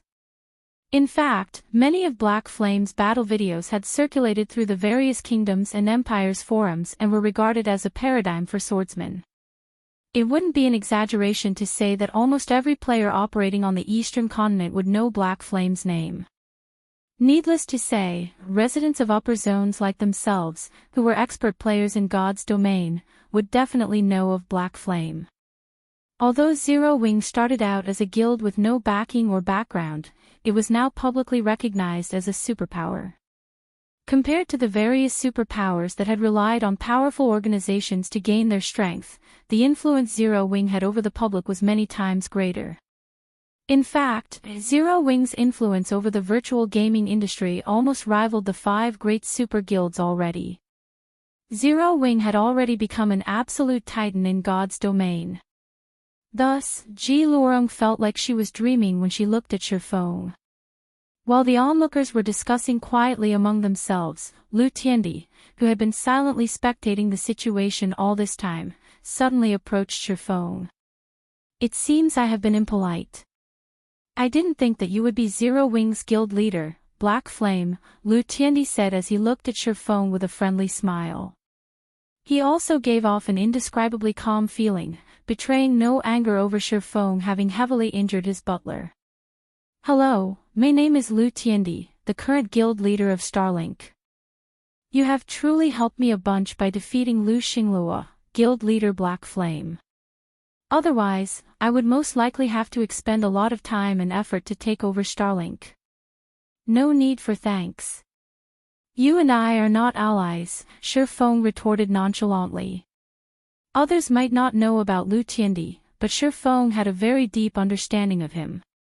This was because Lu Tiandi had been a well-known Tier 6 God-ranked expert in the past.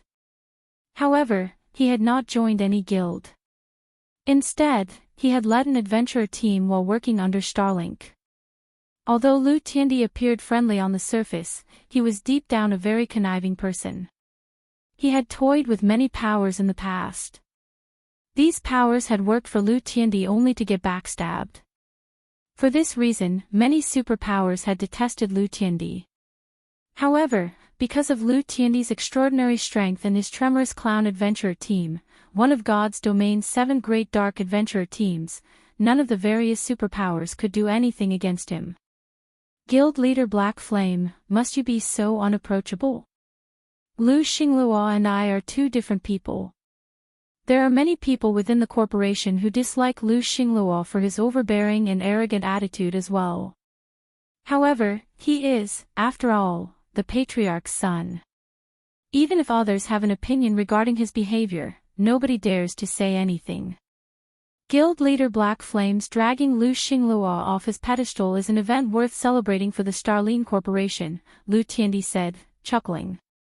"Since Miss G is your friend, guild leader Black Flame, I will naturally stop trying to recruit her. Also, I have admired Zero Wing for a long time now. May I know if you are willing to form a partnership with me? To present Starlink's sincerity in this partnership and apologize for my rudeness to Miss G, I can sell a large batch of phantom potions to you and Miss G at cost on behalf of Starlink. May I know what you think of this, guild leader Black Flame?" At Lu Tiandi's words, everyone couldn't help envying Shifeng. The phantom potion was something the various major corporations coveted. Let alone at cost, they would even be willing to buy the phantom potion at double or triple the original price. After all, the importance of improving one's mental strength trumped everything else in the upper zone. Xinyuan was tempted by Lu Tiandi's offer. She currently held only Grade 2 authority in Haitian City's upper zone. If she could acquire a few more phantom potions and improve her mental strength, she might reach Grade 1 authority. At that time, she would have a much easier time operating in the upper zone. After all, only around 300 people held Grade 1 authority in Haitian City's upper zone, and the Green God Company placed heavy importance on every one of them. At that time, even if a corporation in the upper zone wished to target her, they would face incredible difficulty. She also wouldn't be tight for resources, as the tasks offered to Grade 1 authority holders would sometimes award phantom potions. Thank you for your goodwill, Guild Leader Lu, but Zero Wing already has its own collaborators. Currently, Zero Wing has no plans to cooperate with more guilds, so there is nothing I can do about this, Shifeng said, directly rejecting Lu Tiandi's offer. If there is nothing else, we will be taking our leave now. If that's the case, then it truly is a pity. Sighing, Lu Tiandi said, if you have any intentions of forming a partnership in the future, feel free to contact me anytime, Guild Leader Black Flame. Shifeng responded to these words with just a polite smile. He then turned around and left the training house together with Ji Luorong and Mushin. The spectating crowd also dispersed, leaving Lu Tiandi and Yi Kuei alone. After the crowd dispersed, Yi Kuei made a full recovery after consuming a life potion. Looking at Shifeng's departing back, Yi Kuei said in a quiet voice, "Young master, Black Flame is simply too arrogant. You already extended such a sincere invitation to him, yet he actually refused to show you any respect. It's no wonder he managed to anger Lu Xingluo that much. Should I find an opportunity to teach that kid a lesson?" Yi Kuei was furious over Shifeng's successful surprise attack on him. Had he been a little more careful earlier, he definitely wouldn't have suffered such a serious injury. Moreover, he had also noticed that Shifeng looked a little pale after attacking him. Shifeng had probably suffered a significant backlash from his own attack. If that were the case, landing a fatal blow on Shifeng would have been entirely possible. I don't know why, but he seems to be extremely wary of me, although this is clearly our first meeting. It seems it'll be impossible to use him for our own purposes. If that's the case, let's teach him a small lesson. However, I'm afraid you alone won't be enough, Lu Tiandi said, shaking his head. That Shifeng actually managed to execute Miracle Dragon's trademark move in the real world. Evidently, he has reached an incredibly high level in both his physical fitness and mental strength. It'll be tough for you to take care of him by yourself. I'll ask Brother Wang to accompany you. You'll have Mr. Wang come as well. Yi Kuei was momentarily surprised by Lu Tiandi's words. However, he quickly revealed an ecstatic expression and said, if this is the case, that kid is dead. Read latest chapters at Wuxia World. The brother Wang Lu Tiandi mentioned was a Xinyuan Grandmaster who was only half a step away from becoming a mental strength master. He was also Lu Tiandi's senior brother and a resident of the upper zone's middle layer. It would be child's play for such an expert to take action against someone living in the base layer. By the way, when you head back, notify the others in the team to take action against Ji Luorong's adventurer team immediately. Make sure to destroy them as quickly as possible, Lu Tiandi instructed calmly. Since I can't have Ji Luorong's adventurer team, there's no reason why I should let Shifeng have it. Rest assured, young master. We have long since been keeping track of those people. If not for your love of talent, they would have been doomed already, Yi Kuei responded, smiling. Nodding, Lu Tiandi then entered the mental strength training house. Chapter 2845, soon to break seal Haitian City Upper Zone, Northern Mountain Villa Community. Shifeng couldn't help doubting his eyes as he stared at the three-story mansion before him. You've been living in this place all this time? Shifeng asked as he looked at Ji Luorong strangely. The mansion before him not only looked luxurious but also occupied an area as large as 2 basketball courts. It was even larger than the Boulder Corporation's mansion in Yuantian City's upper zone, which had cost 30 million trade points to exchange. Meanwhile, Ji Luorong lacked both influence and authority in the upper zone. In fact, she was even living in the upper zone by herself. Apart from her family's corporation operating in the outside world, she did not possess any backers or background whatsoever. Hence, Shifeng found it truly hard to believe that she had managed to purchase such a large mansion. Even Mushin was a little surprised by this situation. After all, the base layer's mansions couldn't be bought by just anyone with sufficient points. Normally, one also needed to have grade 1 authority or above. However, from the information she obtained on Xinyuan's background, the latter had only grade 2 authority. "This is the mansion my maternal grandfather left behind," Xinyuan said, nodding. "Because of my family's decline, we had no choice but to live in the outside world. However, because my mental strength showed promise, my family decided to make use of the reserve slot my maternal grandfather left behind and let me live in the upper zone." Realization immediately dawned upon Shifeng at Xinyuan's explanation. This also explained why Phoenix Rain had been living in the outside world despite her family having such a large mansion in the upper zone. The upper zone had existed for a long time already. During this period, there had indeed been many families that had fallen into obscurity and were forced to leave the upper zone. After all, the strong preyed upon the weak in the upper zone. Without a reserve slot or sufficient talent in the mental strength department, one would not qualify for residency in the upper zone at all. Through this revelation, Shifeng also realized that the Ji family was indeed extraordinary. Although it was in decline now, the fact that it had managed to acquire such an extravagant mansion in the upper zone proved that it had once been a powerful force there. This also explained how Phoenix Rain managed to rely on her own strength to become one of the Dragon Phoenix Pavilion's pavilion masters. As Xinyuan talked about her family's circumstances, the group arrived inside the mansion. Upon entering the mansion, Shifeng had to admit that it was indeed much better than his housing unit. Not only was the place much more spacious, but it also provided much greater help toward the improvement of one's mental strength. After entering the mansion, Shifeng turned the conversation to Xinyuan's current circumstances and Phoenix Rain's brief reappearance in God's domain after her disappearance. Upon hearing news of her older sister, Xinyuan breathed out a small sigh of relief. She had been incredibly worried when she found out that her older sister had disappeared. When she heard that her older sister had been brought to Haitian City's upper zone, she had repeatedly searched the base layer for clues of her older sister. Despite her efforts, she had come up empty. The only possibility she could think of was that her older sister had been transferred to the middle layer. Hence, she had been anxiously trying to enter the middle layer to verify her older sister's condition.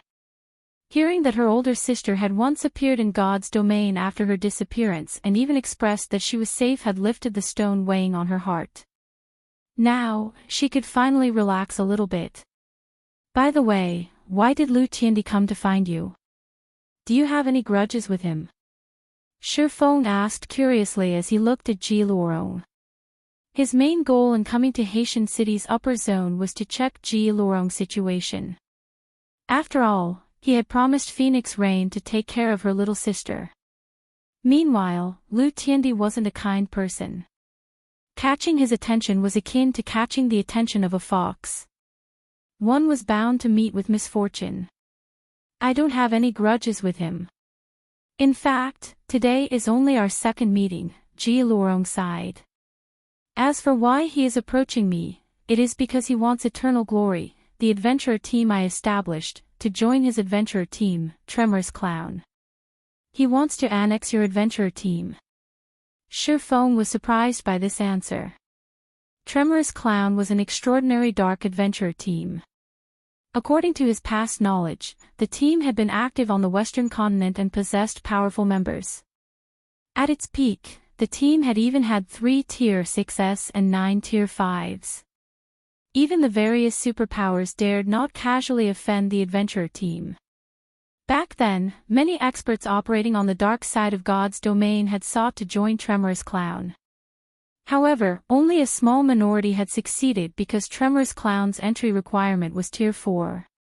Normally, only peak experts who had reached Tier 4 could join the team. Shifeng also knew a little about Xinyuan's adventurer team since Xinyuan had also been relatively famous in the past. Although not on the level of the Demon Queen Phoenix Rain, Xinyuan had still been a bona fide Tier 5 Apex expert, only half a step from reaching Tier 6. Eternal Glory had also been a famous top adventurer team. At its peak, the team had had not only a Tier 6 God-ranked expert but also 3 Tier 5 experts. However, Eternal Glory was currently merely a well-known adventurer team. Its overall strength was still incredibly weak.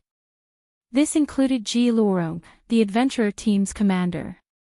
Shi Feng doubted that the team even had a single Tier 4 player in its ranks right now. Hence, he found it inconceivable that Lu Tiandi wished to annex Eternal Glory. Of course, Shi Feng wasn't looking down on Ji Luorong and her companions. The present Tremorous Clown was far stronger than Eternal Glory. Tremorous Clown probably rivaled the average superpower in the number of its peak combatants. Now that Lu Tiandi had acquired Starlink as well, the overall strength of the forces under his command should be at an astonishing level. My team is indeed incapable of catching Lu Tiandi's attention.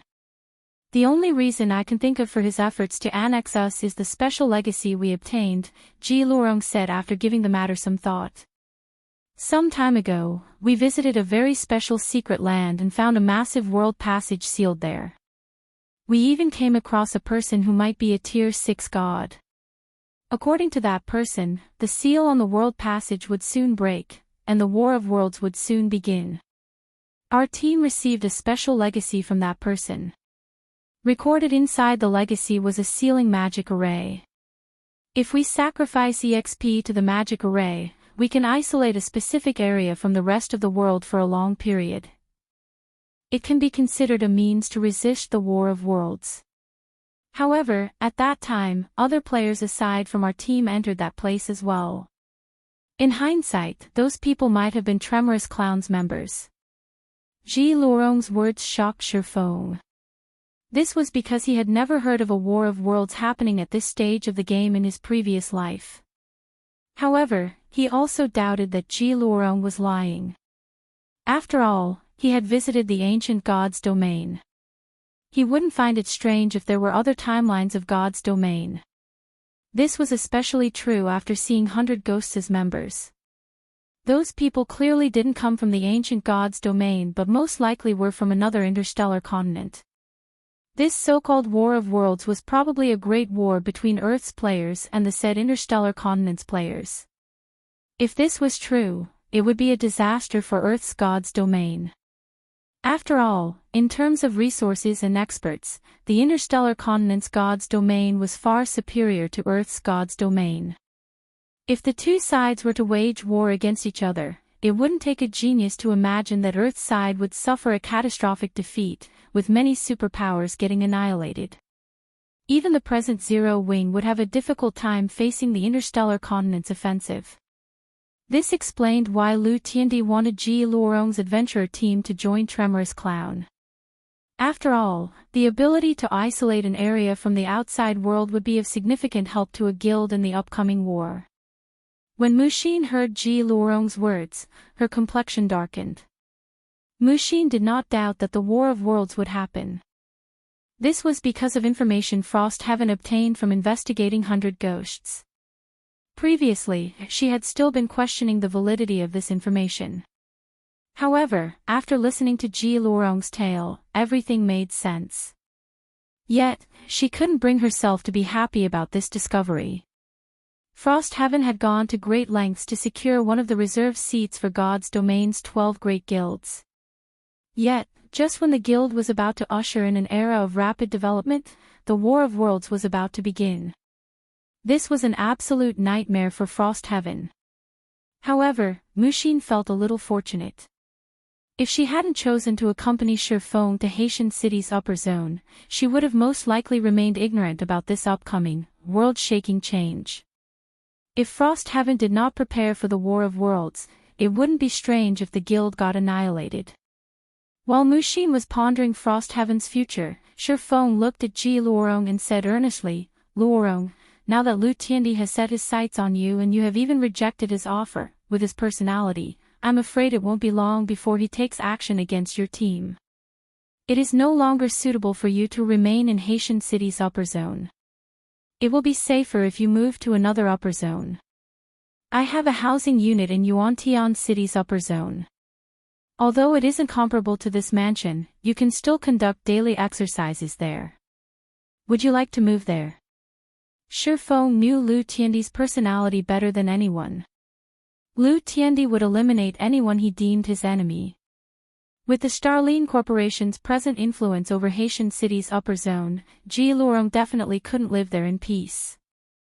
Only by leaving Haitian City's upper zone would Ji Lurong escape Lu Tiandi's clutches. Go to Yuantian City's upper zone. Inevitably, Ji Lurong hesitated. However, she also knew that Shi Feng was right, living in Haitian City's upper zone would no longer be safe. Miss Ji, if you find it inconvenient to live with guild leader Shi Feng, you are welcome to live with me. Although the Boulder Corporation isn't as powerful as the Starline Corporation, we have established a solid foundation in Yuantian City's upper zone, Mushin invited. Miss Mushin, you misunderstand. I don't find it inconvenient. I am already very satisfied to be able to live in Yuantian City's upper zone, Ji Lurong said, shaking her head. I am just worried about my friends. They don't live in the upper zone. If Lu Tiandi targets them, I'm afraid they won't be able to hide from him for very long. If it were before, when God's domain still didn't hold such great importance to the various corporations, she wouldn't have to worry about the Starline Corporation secretly taking action against her companions. However, the situation was different now. Because of the extreme importance the Green God Company placed on God's domain, the various major corporations now prioritized the game. It wouldn't be strange if they took action against individuals in the real world. In response to Ji Lurong's worries, Shi Feng chuckled and said, "That is simple. Just have your friends head to Zero Wing's headquarters. I'll have everything arranged for their stay." Read latest chapters at Wuxia World. He very much welcomed alliances with experts. Meanwhile, Eternal Glory had plenty of experts in its ranks. Once these players grew up, they would become formidable allies. Sheltering Eternal Glory's members now would only benefit Zero Wing. Moreover, Lei Bao was currently at the half-step Xinyuan Grandmaster standard already. There was also Fire Dance, who was not much inferior to Lei Bao. Combined with the various top-level security measures set up in Zero Wing's headquarters, even a Xinyuan Grandmaster would have difficulty making trouble there. After hearing Shi Feng's words, Ji Lurong couldn't help rejoicing. Excitedly, she said, "Thank you, Guild Leader Shi Feng. I assure you that they will listen to all of Zero Wing's arrangements during their stay." The fact that her adventurer team's members could stay in Zero Wing's headquarters was definitely good news. After all, the present Zero Wing was already very strong. Moreover, the various major corporations hadn't been able to do anything against the guild thus far. Hence, her companions should be relatively safe once they moved to its headquarters. After ending her conversation with Shi Feng, Ji Lurong promptly contacted her companions and had them hurry to Zero Wing's headquarters immediately. Chapter 2846, Frightening Headquarters. The sun was setting, and the sky was growing darker. Originally, this was a time when countless office workers would be getting off work and going home. However, the lights of Zero Wing Tower remained brightly lit. Compared to the buildings around it, the tower looked much livelier, with many people coming and going from it. There was even a long queue of young men and women waiting outside the entrance to take the basic tests for joining Zero Wing. At this time, a group of several dozen people of various origins and clad in diverse styles suddenly appeared in front of the tower and quietly studied the tall building before them with curious expressions. "So, this is Zero Wing's headquarters," a young man with freckles on his face said in disdain as he looked at the line of young men and women waiting outside the building. "I really wonder what's gotten into the commander. Why does she want us to train in Zero Wing's headquarters all of a sudden?" Although Zero Wing is a powerful guild in God's domain, the number of peak experts it actually has isn't a lot. These people trying to join Zero Wing are obviously newbies as well. I bet they can't clear the trial tower's 3rd floor. Yet, the commander actually wants us to train with Zero Wing. None of the group objected to the youth's derisive remarks. It was evident that they agreed with him. As people who had chosen to join an adventure team, the thing they disliked the most was being tied down by various restrictions. Hence, they also held players who joined guilds in extreme contempt, considering guild players to be basically weaklings who feared the strong but bullied the weak. In comparison, every member of their adventurer team could become a core member of a guild, even a super guild, should they choose to join one. This was because they had honed their combat techniques through fighting powerful monsters in various outdoor PvPs without relying on any background or backer. They were completely different from the experts pampered and cultivated by guilds. Moreover, they were also incredibly strong in real-world combat, much stronger than the fighting champions frequently mentioned on TV. This was also why they felt that going out of their way to train with Zero Wing was a complete waste of their time. However, the middle-aged man leading the group shot a glance at the freckled youth and said coldly, "Enough, Tiantong. This is the commander's order. Either you go to Zero Wing or leave the team. Do you wish to leave the team?" The freckled youth named Tiantong no longer dared complain. Although he was still unreconciled to the situation, he did not dare defy the middle-aged man. Similarly, everyone else in the group held their tongue, nobody daring to voice any opinions. This was because this middle-aged man wearing a black shirt was not only Crimson Mask, the Eternal Glory Adventurer team's vice-commander, but also the strongest person in the adventurer team. He was so powerful that even if everyone in their adventurer team, including their commander, Xinyuan, banded together, they would just barely be able to hold their ground against him. On the Western continent, he was also known to many as Crimson Mask the Demon. In one instance, in order to save a companion cornered by a large guild, he had charged into a map sealed off by an army of 10,000 all by himself. This army had over 1,000 Tier 3 experts, yet not only had this 10,000-man army gotten routed, but none of the 10,000 players had managed to leave the map alive either. After this battle, the nickname Crimson Mask the Demon began to spread across the continent. As a result, Eternal Glory had a much easier time operating out in the fields. Moreover, Crimson Mask possessed an extraordinary identity even in the real world. He used to be very famous in the bodyguard industry. Many international corporations had sought to employ him. However, for some reason, he had suddenly retired as a bodyguard to become a full-time gamer, thoroughly investing his life in God's domain. As for his decision to join Eternal Glory, which had been a weak adventurer team back then, that had simply been an accident. After seeing that everyone had quieted down, Crimson Mask nodded and led the group into Zero Wing Tower's lobby. As soon as Crimson Mask and the others entered the lobby, a beautiful woman with shoulder-length hair and sportswear approached their group. The core member's emblem pinned on her top indicated that she was a member of Zero Wing. When this woman appeared, Eternal Glory's members automatically raised their guard. The expression of Crimson Mask, in particular, turned grave when he saw her. This was because the pressure and presence this woman gave off were simply too powerful. Although the woman did not exude any kind of aura, they couldn't help feeling nervous for some reason when standing in her presence. Faced with this feeling, ordinary people would most likely think nothing of it. However, as players who had fought in numerous life and death battles in God's domain, Eternal Glory's members had long since honed their intuition beyond that of ordinary people. Anyone capable of making them feel nervous definitely wasn't an ordinary person. Eyeing the woman approaching them, Crimson Mask inwardly calculated his chances of winning should he fight her. However, after a round of careful observation, he was surprised to conclude that he had only an even chance of victory, and this was only because his physique was stronger. Could she be Fire Dance, the commander of Zero Wing's main force?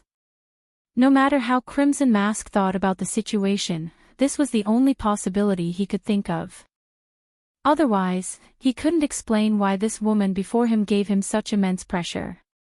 "You must be Eternal Glory's members, right?" the woman said, smiling as she scanned the group before her.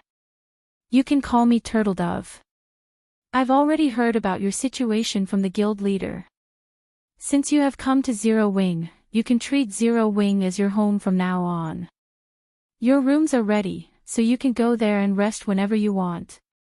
After saying so, Turtledove led Crimson Mask and the others toward the elevator to the residential area. Turtledove. While following after Turtledove, Crimson Mask and the others revealed confused expressions. This was especially true for Crimson Mask. Before going to Zero Wing's headquarters, he had looked into the peak experts under Zero Wing's command. However, there was no one named Turtledove on the list. Even Tier 4 experts don't give off such powerful mental pressure. Could she be one of the trump cards Zero Wing is secretly cultivating? Tiantong was also inwardly surprised when he looked at Turtledove. Tiantong had met many experts, but this was the first time he had come across someone capable of giving such powerful pressure in the real world. Moreover, this was merely a pressure Turtledove was radiating subconsciously. Only those who had experienced countless harsh battles and training would develop such a temperament and aura. This was something even Crimson Mask had yet to accomplish even now. Crimson Mask was incredibly strong. He could defeat even master martial artists in a few moves. Despite his strength, Tiantong had never felt such pressure coming from the middle-aged man. As the group was waiting to enter the spacious elevator, two men walked out of it. These two men were clad in sportswear similar to Turtledove's. They also wore the emblem for Zero Wing's core members on their tops. The instant these two young men appeared, Crimson Mask and the others broke out in a cold sweat. This was because, in their eyes, the two men that just exited the elevator were no different from beasts. Even someone with dull senses would feel a chill crawl down their spine when bathed in the violent auras and oppressive feeling the two men exuded. Moreover, the two were incredibly fit as well. In fact, they were even superior to Crimson Mask. However, the presence of these two young men did not cause any of the Zero Wing members nearby any trouble. Instead, these Zero Wing members acted as if they did not see these two people, with some of them even chatting and laughing among themselves. What's wrong with these people? Tiantong was flabbergasted when he saw the behavior of the Zero Wing members around him. Can they not sense this oppressive feeling at all? Right now, Tiantong felt as if a lion was baring its fangs and claws at him, as if death itself was staring at him. If an ordinary person were subjected to such a feeling for long periods, they might even go crazy. Yet, Zero Wing's members seemed oblivious to this oppressive feeling. Looking at the two departing men, Crimson Mask couldn't help asking Turtledove, "Miss Turtledove, may I know who those two people are?" The instant those two young men exited the elevator, Crimson Mask had the feeling that he was doomed. This was because both of those young men were evidently stronger than him. If the two of them attacked him together, he wouldn't even have a chance to retaliate. "There's Shadow Sword and Flying Shadow," Turtledove answered calmly. "Because they have been improving quite slowly recently, Big Sis Fire has been scolding them a lot. Currently, the two of them must train with Master Leibao for 2 hours every day. Otherwise, they will be prohibited from entering God's domain." Slow improvement. Turtledove's words rendered Tiantong speechless. She must be boasting. Yes. Turtledove is definitely boasting. After all, who could possibly find two guys who are both stronger than Crimson Mask to be lacking? However, when Tiantong and the others finished settling into their rooms and visited Zero Wing's training room, they discovered that Zero Wing's headquarters was basically a den of monsters. This was because they witnessed Shadow Sword and Flying Shadow getting beaten up and yelled at by a sultry beauty dressed in a red t-shirt and shorts. The two young men were utterly incapable of fighting back at all. From an outsider's perspective, it looked as if an adult was beating up two children. While Eternal Glory's members were training in Zero Wing's headquarters, Shifeng's group arrived back in Yuantian City's upper zone. Mushin promptly bade farewell to Shifeng and returned to the Boulder Corporation's mansion. She intended to report the matter of the War of Worlds to the Guild and begin preparations for it as soon as possible. As for Ji Luorong, she arrived at Shifeng's residential unit. To her surprise, there were actually two big sisters sharing the residential unit. Neither of these two big sisters was inferior to her older sister in appearance. This was especially true for Gentle Snow. She was basically a goddess who had descended to the mortal world. Moreover, these two big sisters were incredibly strong and knowledgeable in combat as well. When the two of them saw Ji Luoron going through her daily training, not only were they able to point out her flaws in the blink of an eye, but their advice was also easy to understand. Yuantian City's upper zone, in a restaurant a short distance away from Shifeng's residential unit. Read latest chapters at Wuxia World. Yi Kue stood respectfully beside a burly young man and reported carefully, "Mr. Wang, according to my investigation, Black Flame and that little girl are living in that residential area. However, they are currently remaining in their house, so it isn't suitable to take action now. I'm afraid I'll have to waste some of your time." "No need for that much trouble."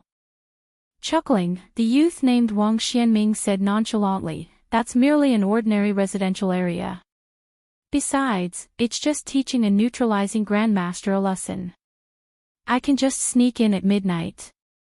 I guarantee that none of the surveillance systems in place will notice me. Then, I'll have to trouble you with that, Mr. Wang." Ikue did not doubt Wang Xuanming's claim. Those surveillance systems might be able to stop him, but they definitely couldn't stop someone like Wang Xianming. Of course, it would be a different story if Shifeng were living in a mansion. Unfortunately, Shifeng was only living in an ordinary residential area, and the level of security in such a place wasn't particularly amazing. Chapter 2847, Den of Monsters. The night was quiet, and the moon hung high in the sky.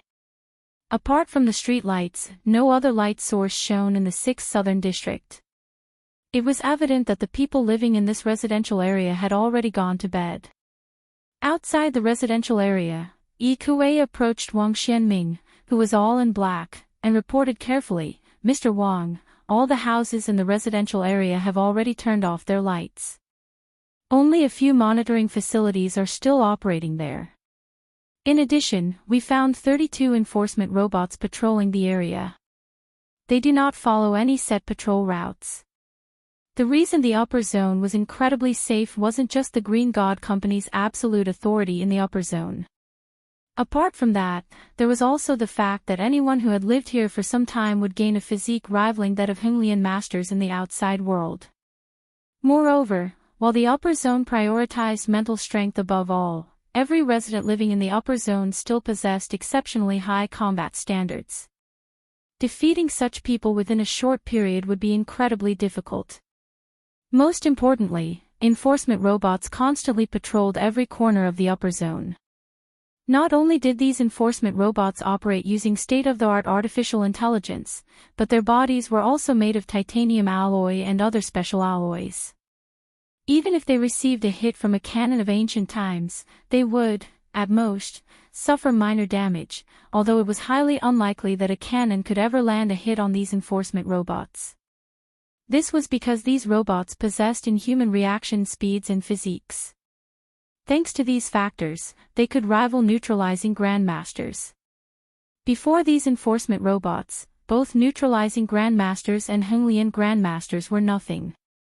Hence, Xinyuan grandmasters dared not take any covert action in the upper zone. At most, they would openly cross hands with their opponents. This frightening technology was exclusive to the Green God Company and was one reason the various corporations worldwide feared the Green God Company so much. 32. Nodding, Wang Xianming said, "Okay. Give me a map of their general location." Wang Xianming was not the slightest bit surprised to find so many enforcement robots in a residential area.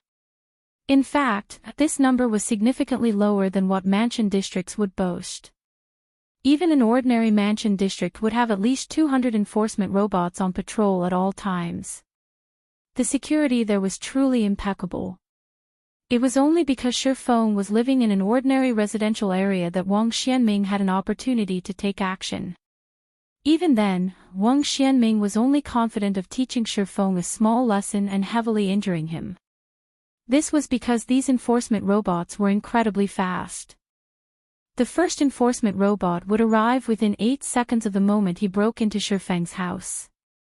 This was also the basic arrangement for ordinary residential areas.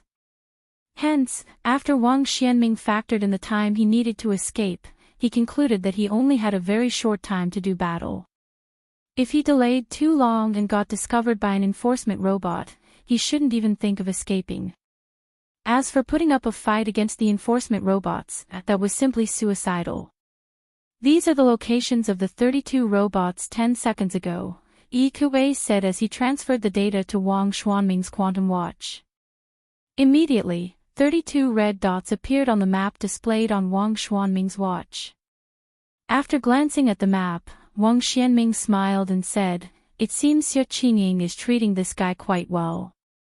With this distribution, I'll only have 7 seconds to conclude the operation." 7 seconds. Yi Kuei frowned at Wang Xuanming's estimate. How about I attract the attention of those robots? There might only be a 1-second difference between 7 seconds and 8 seconds, but a Xinyuan Grandmaster could cross a distance of several dozen meters in 1 second. Hence, 1 second was by no means a short period. Relax. Grinning, Wang Xianming said, "Let alone this residential area, I've infiltrated even more dangerous places than this in the past.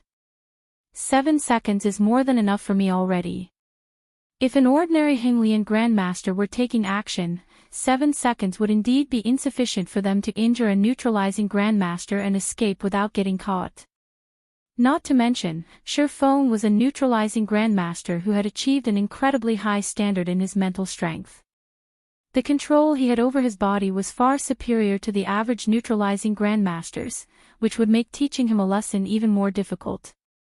However, this wasn't a problem for Wang Xianming. After all, he was only half a step away from becoming a mental strength master. The control he could exert over his body was far beyond what an ordinary Xinyuan Grandmaster like Yi Kuei could exert. In a situation where Wang Xianming fully exerted himself, he would need only 3 seconds to kill a Xinyuan Grandmaster, let alone a neutralizing Grandmaster. Besides, his goal was only to injure Shifeng heavily. Yi Kuei did not doubt the man in the slightest.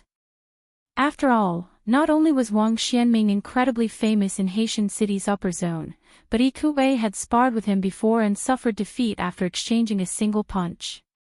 Moreover, after that exchange, his entire arm had gone numb and became paralyzed for a short period, despite Wang Xianming holding back.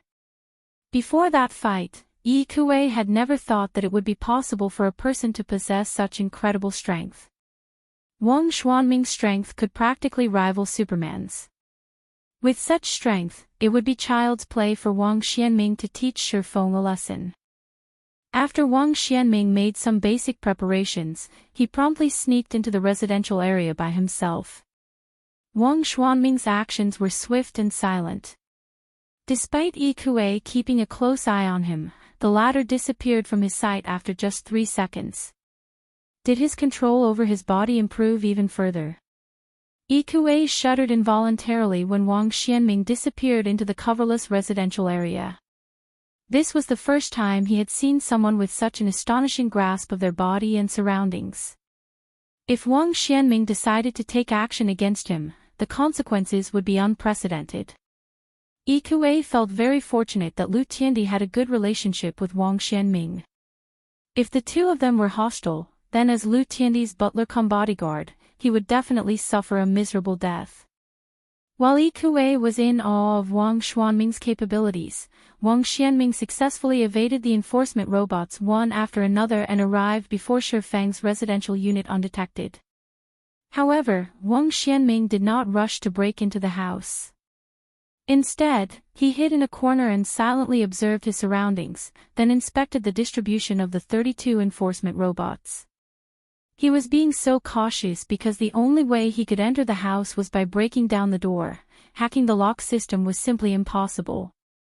Meanwhile, the moment he broke down the door, the nearby enforcement robots would take action. Hence, he needed to have a precise grasp of his timing and plan his escape route first. Otherwise, he would definitely get caught. Good. There are 3 escape routes. So long as I can teach that Shifeng a lesson in 5 seconds, I can get out of this residential area scot-free. After planning his escape routes on his quantum watch and conducting some mental simulations, Wang Xianming set his sights on the nearby door. He then put on the helmet he carried, thoroughly concealing his identity. And as soon as he finished mentally preparing himself, he strode forward silently and arrived in front of the door in the blink of an eye. Subsequently, he kicked the door without hesitation. The door deformed, smashed open in an instant. Immediately afterward, the alarm in the house rang, and 6 enforcement robots received the alert almost simultaneously. These 6 enforcement robots then dashed straight for Shifeng's house. Meanwhile, Shifeng, who was logged into God's domain, also received the intruder alert as soon as the alarm sounded, and logged out of the game immediately. His reaction speed was so fast that he completed the entire process in just 1 second. However, for a Xinyuan Grandmaster, 1 second was a long time. Even though the house had a 200 square meter footprint, Wang Xianming still passed through the long corridor and arrived in the middle of the living room in just 1 second. The next moment, just as Wang Xianming entered the 60 square meter living room and was about to charge toward Shifeng's bedroom, he was stunned. This was because he discovered a woman with silky, waist-length hair sitting on the living room's sofa. Wearing a snow-white nightgown, she quietly regarded Wang Xianming with eyes that carried neither joy nor sorrow. Looking at the absolute beauty before him, Wang Xianming smiled and said, "Miss, it's bad for your skin to stay up this late."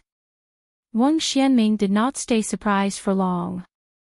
This was because the information he had acquired had indicated that Shifeng was living together with 2 women, who appeared to be Zero Wing's vice guild leaders. As Wang Xianming spoke, he did not stop his feet at all. In just a few steps, he had already arrived before Gentle Snow. Immediately afterward, he executed footwork and split his body into 3 afterimages. These 3 afterimages then executed a chop at Gentle Snow simultaneously, the chops breaking the sound barrier. Rest up for a week. The 3 chops Wang Xianming executed were lightning fast.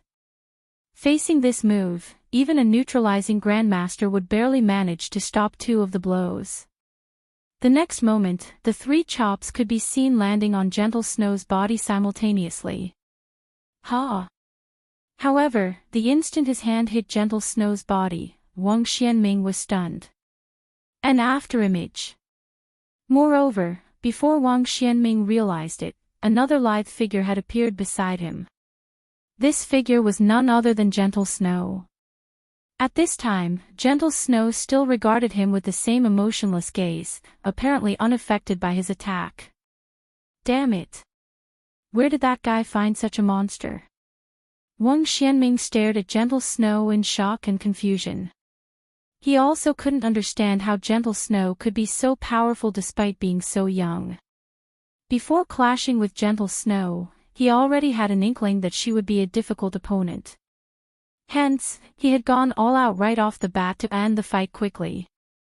However, when he exchanged moves with Gentle Snow, he understood just how terrifying the woman was. No. She's not just terrifying. She's practically inhuman. He could clearly tell that Gentle Snow's physical fitness was only at the standard of Xinyuan masters, which was far inferior to his own. Nevertheless, she had reacted to his attack as if she had long since known what he would do. Moreover, he had even failed to perceive her evasion. While he was executing his earlier attack, the figure he saw sitting on the sofa had merely been an afterimage his mind had fixated on. The moment he began his attack, Gentle Snow herself had already disappeared from the sofa. The ability to evade a Xinyuan Grandmaster's mental perception wasn't something that could be gained overnight. It was a high-level technique that had to be cultivated through rigorous training and countless battles involving life and death. While Wang Xianming might look like a 25-year-old man, he was, in reality, nearing 35 already. Yet, even at his age, he had just barely touched upon the threshold of this technique. In contrast, not only had this young woman before him learned this technique, but she had also mastered it to the point where she could dodge the attack of a half-step mental strength master with ease. Upon thinking up to this point, Wang Xianming rushed to the door almost immediately. He had no intention of staying here for even a second longer.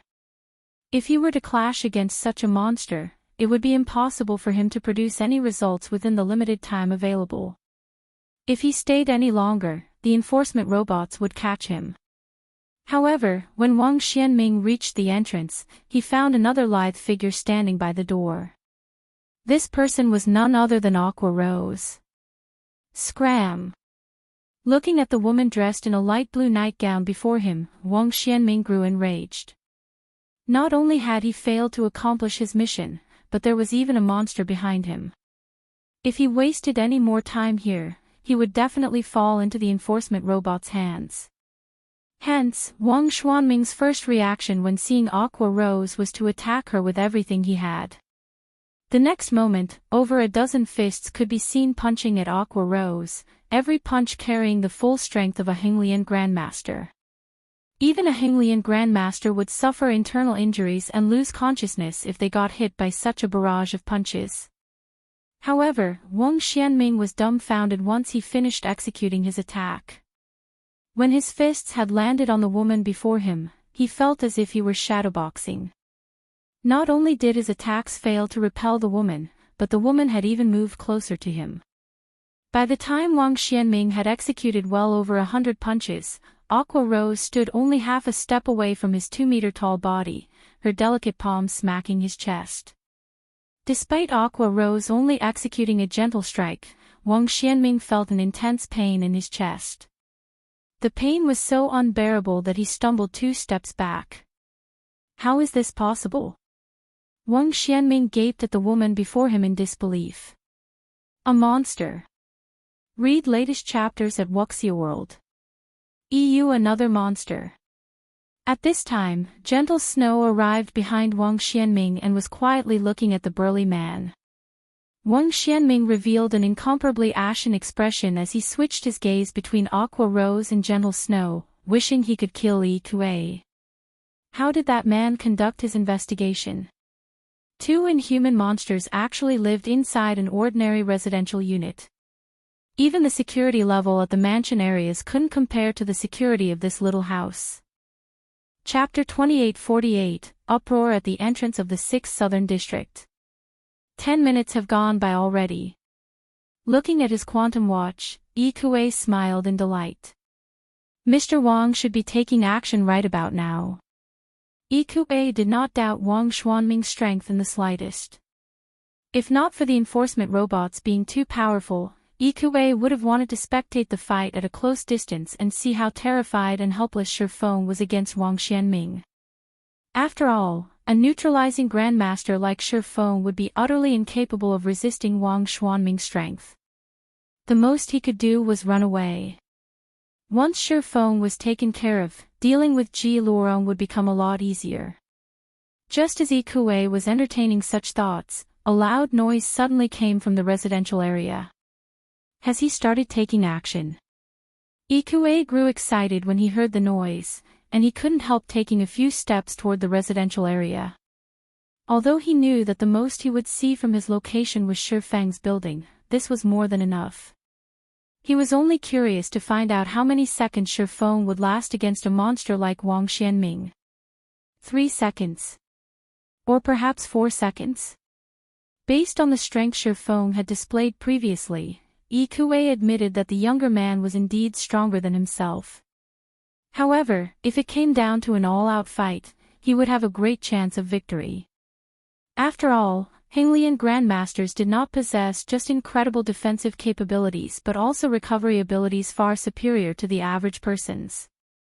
Yi Kuei might have suffered significant damage from Shi Feng's palm strike, but he had also recovered from the injury very quickly. One could say that the only advantages Shi Feng had over the average Xinyuan Grandmaster were speed and destructive power. However, in front of Wang Xianming, these advantages would be negligible. Hence, Shi Feng would probably last against Wang Xianming roughly as long as an average Xinyuan Grandmaster would. After leaving his hiding spot, Yi Kuei immediately noticed Wang Xianming charging into Shi Feng's house.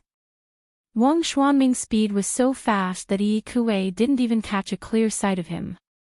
However, 2 seconds after Wang Xianming disappeared into the house, he actually reappeared at the entrance. He's done already. Yi Kuei was dumbfounded when he saw Wang Xianming back at the entrance of Shifeng's house. He never thought that Wang Xianming would be so powerful as to end the fight in just 1 second. With such strength, calling Wang Xianming a monster wouldn't be an exaggeration at all. Wang Xianming was on a whole different level from Xinyuan grandmasters like himself. However, in the next moment, Yi Kuei was stunned once more. A woman wearing a light blue nightgown had actually appeared before the entrance without him realizing it. Meanwhile, as if agitated by this woman's appearance, Wang Xianming promptly launched a flurry of punches at her. Even from several hundred meters away, Yi Kuei could clearly sense the terrifying aura Wang Xianming exuded. Madness. Violence. Destruction. Nobody could possibly survive Wang Xuanming's chaotic punches. Has he lost his mind? Yi Kuei was horrified.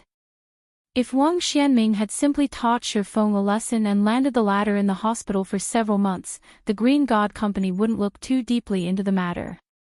At most, it would strengthen the residential area's security and give Shifeng some compensation. However, if Wang Xianming took a life in the upper zone, he would touch the Green God Company's bottom line. At that time, the company would definitely conduct a thorough investigation into the matter until it found the culprit. Once Wang Xianming was caught, even the big shots living in the middle layer wouldn't be able to help him. In fact, he might even drag down Lu Tiandi and Yi Kuei as accomplices. However, before Yi Kuei could recover from his shock, he received yet another jolt. This time, his eyes nearly fell out of their sockets. This was because the woman dressed in a nightgown actually remained unscathed despite facing Wang Xuanming's flurry of punches. She even moved closer and closer to Wang Xianming and eventually planted a palm on his chest. The instant the woman's blow landed, Wang Xianming actually stumbled 2 steps back and clutched his chest in pain. He also stared at the woman before him with fear in his eyes. Who is she? Why did such a monster appear in Shifeng's house? Yi Kuei was shocked and confused as he looked at Aqua Rose, who stood in the corridor outside Shifeng's house. He even rubbed his eyes to make sure he wasn't hallucinating. Wang Xianming, an incredibly powerful Xinyuan grandmaster, had actually lost to a frail woman. As Yi Kuei gaped in shock, Wang Xianming added to Yi Kuei's confusion by charging forward and attacking Aqua Rose once more. He actually showed no signs of trying to escape from another location. However, Yi Kuei quickly noticed that another woman of extraordinary beauty had walked out of the house. This woman was similarly dressed in a snow-white nightgown and had silky black hair flowing down to her waist. Under the illumination of moonlight, she looked just like a goddess that had descended to the mortal world. Although this woman did not exude an imposing aura, the indifference in her eyes combined with Wang Xuanming's strange behavior allowed Yi Kuei to guess what was going on. Most likely, the woman behind Wang Xianming was a monster as well. Hence, he did not choose to enter the house and break out from another location. After all, if Wang Xianming were to fight inside the more spacious house, he would have to face those 2 monstrous women simultaneously. No matter how powerful Wang Xianming was, he definitely wouldn't have any opportunity to escape under such circumstances. Hence, he could only choose to fight in the narrow hallway and risk a pincer attack. However, contrary to Wang Xuanming's expectations, Gentle Snow had no intention of double-teaming him. She simply stood aside and quietly looked at the broken door, appearing quite bothered about it. In other words, the broken door seemed much more important to Gentle Snow than Wang Xianming was. On the other side, Aqua Rose treated Wang Xuanming's series of desperate attacks as if they were child's play. Not only did she evade all of them effortlessly, but she also landed another palm strike on Wang Xianming, aggravating his injuries. Their clash continued for 4 seconds. At this point, Wang Xianming could no longer stand steadily, so weakened that even a Xinyuan grandmaster could go up against him. Trying to escape in such a condition was a luxury he couldn't afford. Before Wang Xianming could launch another round of attacks against Aqua Rose, the alerted enforcement robots finally arrived at the scene. After distinguishing everyone's identities, the enforcement robots promptly took Wang Xianming into custody.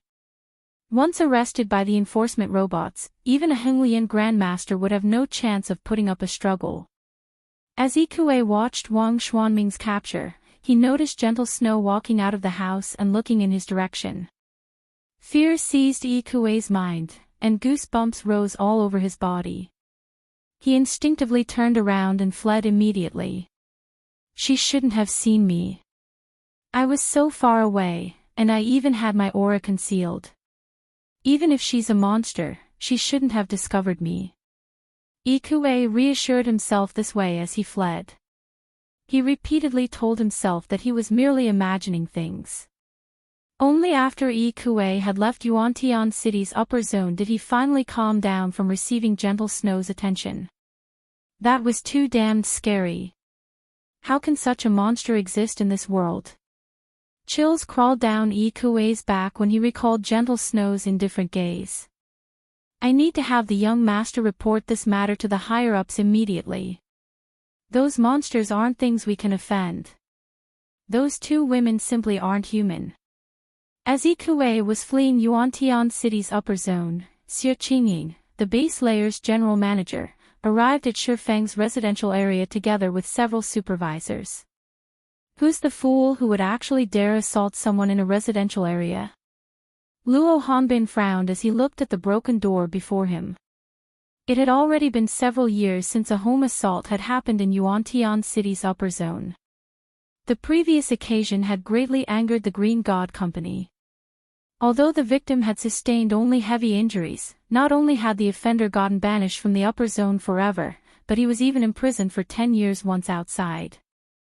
Now that another occurrence had taken place, even if the Green God Company's executives didn't say anything, the managers of Yuantian City's upper zone definitely wouldn't spare the offender.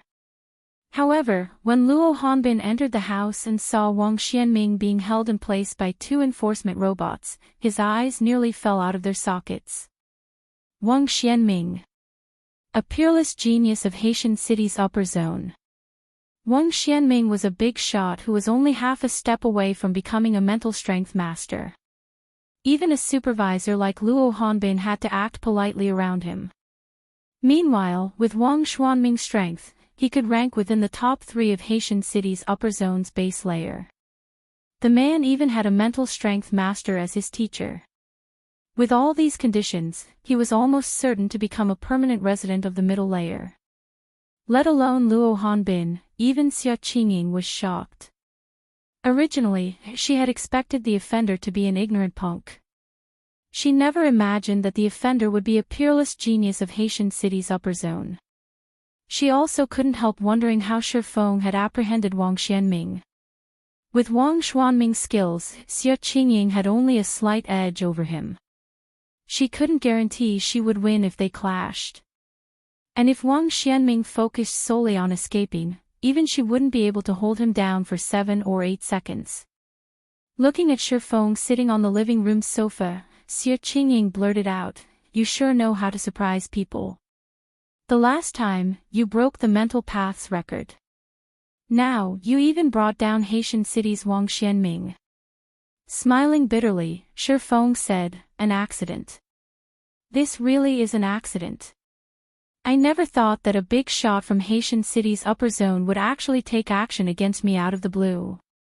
From the time Wang Xianming had broken into the house and until his apprehension, Shifeng hadn't done anything. He had been a spectator all the while. He also never expected an expert like Wang Xianming to attack him. Read latest chapters at Wuxia World. EU not wishing to reveal Gentle Snow and Aqua Rose's matters for the time being, he did not dispel Xinyuan's misunderstanding. "Alright, then."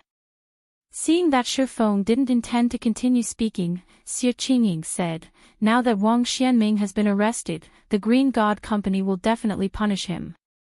Even his teacher won't be able to do anything about it. However, his teacher is incredibly protective of his students. While he might not be able to do anything about Wang Xuanming's punishment, he is sure to pick a fight with you. Although we will strengthen the security of this area, you should still be careful. It's best if you don't leave the residential area for the time being. Even base layer general managers like herself would have a headache dealing with the anger of a mental strength master, let alone Shifeng, who held only grade 1 authority. Thank you for your warning, General Manager Xia, Shifeng said, nodding. Shortly after Xia Qingying's group left with Wang Xianming, word of Wang Xuanming's assault on Shifeng's house spread like wildfire. Even though it was already midnight, everyone in Yuantian City's upper zone still quickly received news of it. Chapter 2849, Hong Xinyuan's choice in one of Yuantian City's upper zone's mansion districts. Uncle Hong, did something happen? Why did you suddenly call for me? Muxin asked in confusion as she looked at Hong Xinyuan, who was standing by a French window and looking at the night view outside. She was just about to explore an ancient ruin. She had gathered her subordinates already. If she were lucky, she might discover a Tier 4 legacy land or a legacy guidance there. These things were incredibly important for the current Frost Heaven. The War of Worlds would be starting soon. Although her investigation had turned up very little information about the war, she had managed to deduce that they would face players of another world. At that time, the only options left for them would be to conquer or be conquered. It would be different from when players of other worlds entered the main continent. There would be no third option available to them. Hence, Frost Heaven needed to make as many preparations as possible before the War of Worlds began. Naturally, increasing the number of Tier 4 players the guild had was a top priority. Kurue, who stood beside Muxin, was also confused by Hong Xinyuan's summons. She had just fallen asleep, yet before she could get any rest, she was rudely roused out of bed. Hence, she was still incredibly sleepy and wanted nothing more than to crawl back into her bed right now. Take a look for yourselves, Hong Xinyuan said as he passed a document to Muxin and Kurue. The document was none other than a summary of Wang Xinyuan's home assault in the 6th Southern District. How is this possible? Muxin couldn't help doubting her eyes when she read the report. She had heard of Haitian City's upper zone's Wang Xianming. An expert of his caliber could definitely rank as the number 1 or number 2 expert in the base layer of Yuantian City's upper zone. If such an expert decided to take covert action, even the Boulder Corporation would be powerless. All the corporation could do was have its members take shelter in its mansion temporarily. Nevertheless, Wang Xianming had not only failed in his attack on Shifeng but even gotten apprehended. How could anyone possibly believe this? He was actually that powerful. After reading the report, Kurue was now wide awake. Simultaneously, a hint of confusion had appeared in her eyes. Everything is as the report states. Looking at Muxin's surprised expression, Hong Xinyuan said, I have to admit that I indeed underestimated Shifeng. It seems that he has kept a lot more secrets than we thought. After pondering on the matter for a moment, Muxin asked, Uncle Hong, do you mean for us to deepen our relationship with Zero Wing? That's right. You already know what's coming in the future.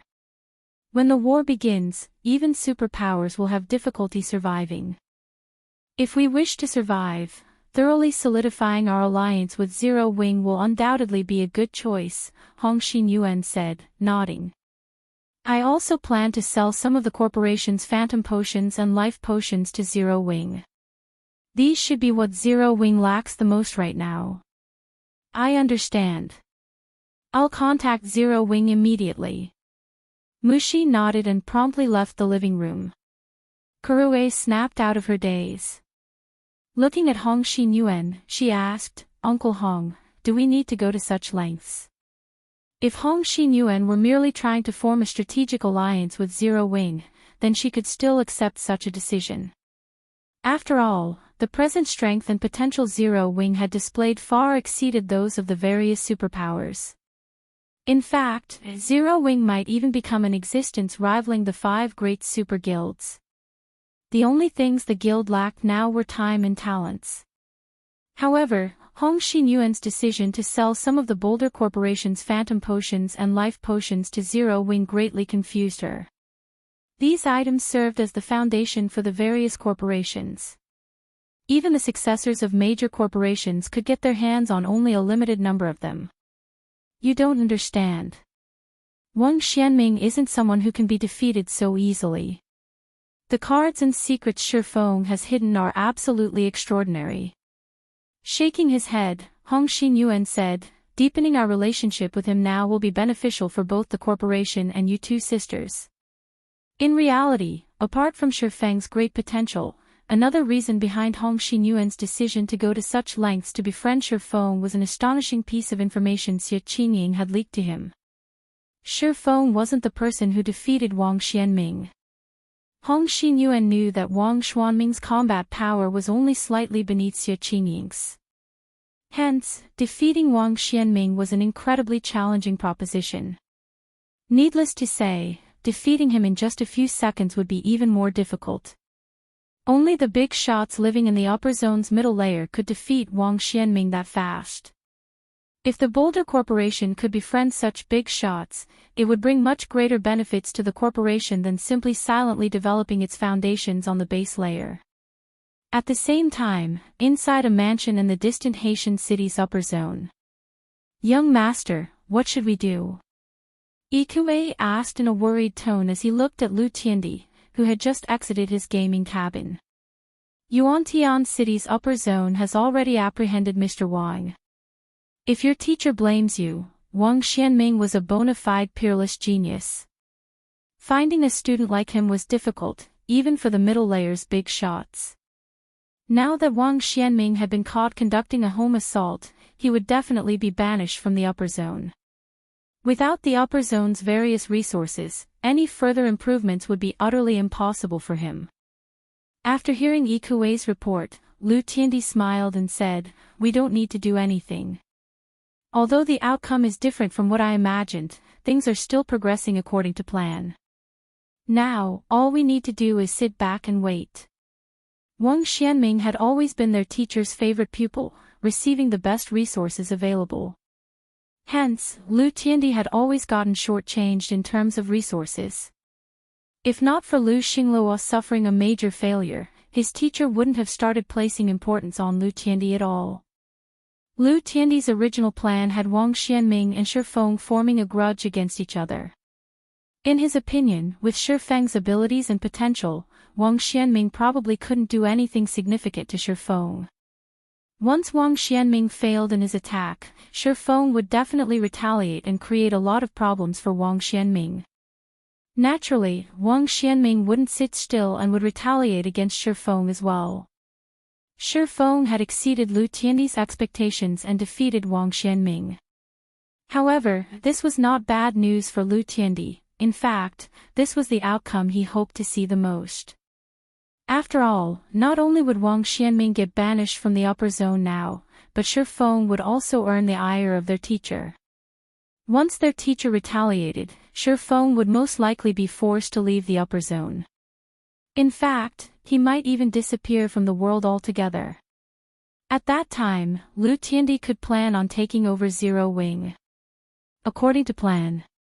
Ikue shuddered involuntarily when he saw Lu Tiandi's indifferent smile. He never thought that Lu Tiandi would scheme against even Wang Xianming. Ignoring his butler's reaction, Lu Tiandi said, "All right, move along. I still need you to take care of Ji Lorong's group in God's domain." "Yes, sir." Ikue responded in a hurry. Although he had long since known that those who stood in Lu Tiandi's way would never have a good ending, he still got frightened when he saw one of Lu Tiandi's schemes coming to fruition.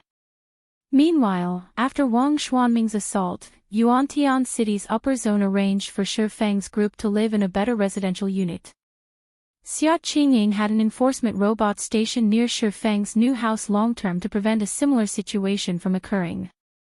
As icing on the cake, the Green God Company gifted 10 phantom potions and 10 life potions to Shifeng as compensation. However, Shifeng did not feel happy at all in this situation. On the contrary, he even felt slightly pressured. Now that Wang Xianming is in custody, his teacher definitely won't spare me. Even with an enforcement robot guarding the house 24/7, it'll probably be difficult to stop the retaliation of a mental strength master. As Shi Feng studied the information Xia Qingying supplied him, his head ached. Fu Jiuzhong, Wang Xuanming's teacher, was no ordinary individual. He was an expert that ranked at the top even in the middle layer and wielded incredible authority. He even had influence over several corporations operating in Yuantian City that rivaled the Boulder Corporation in scale.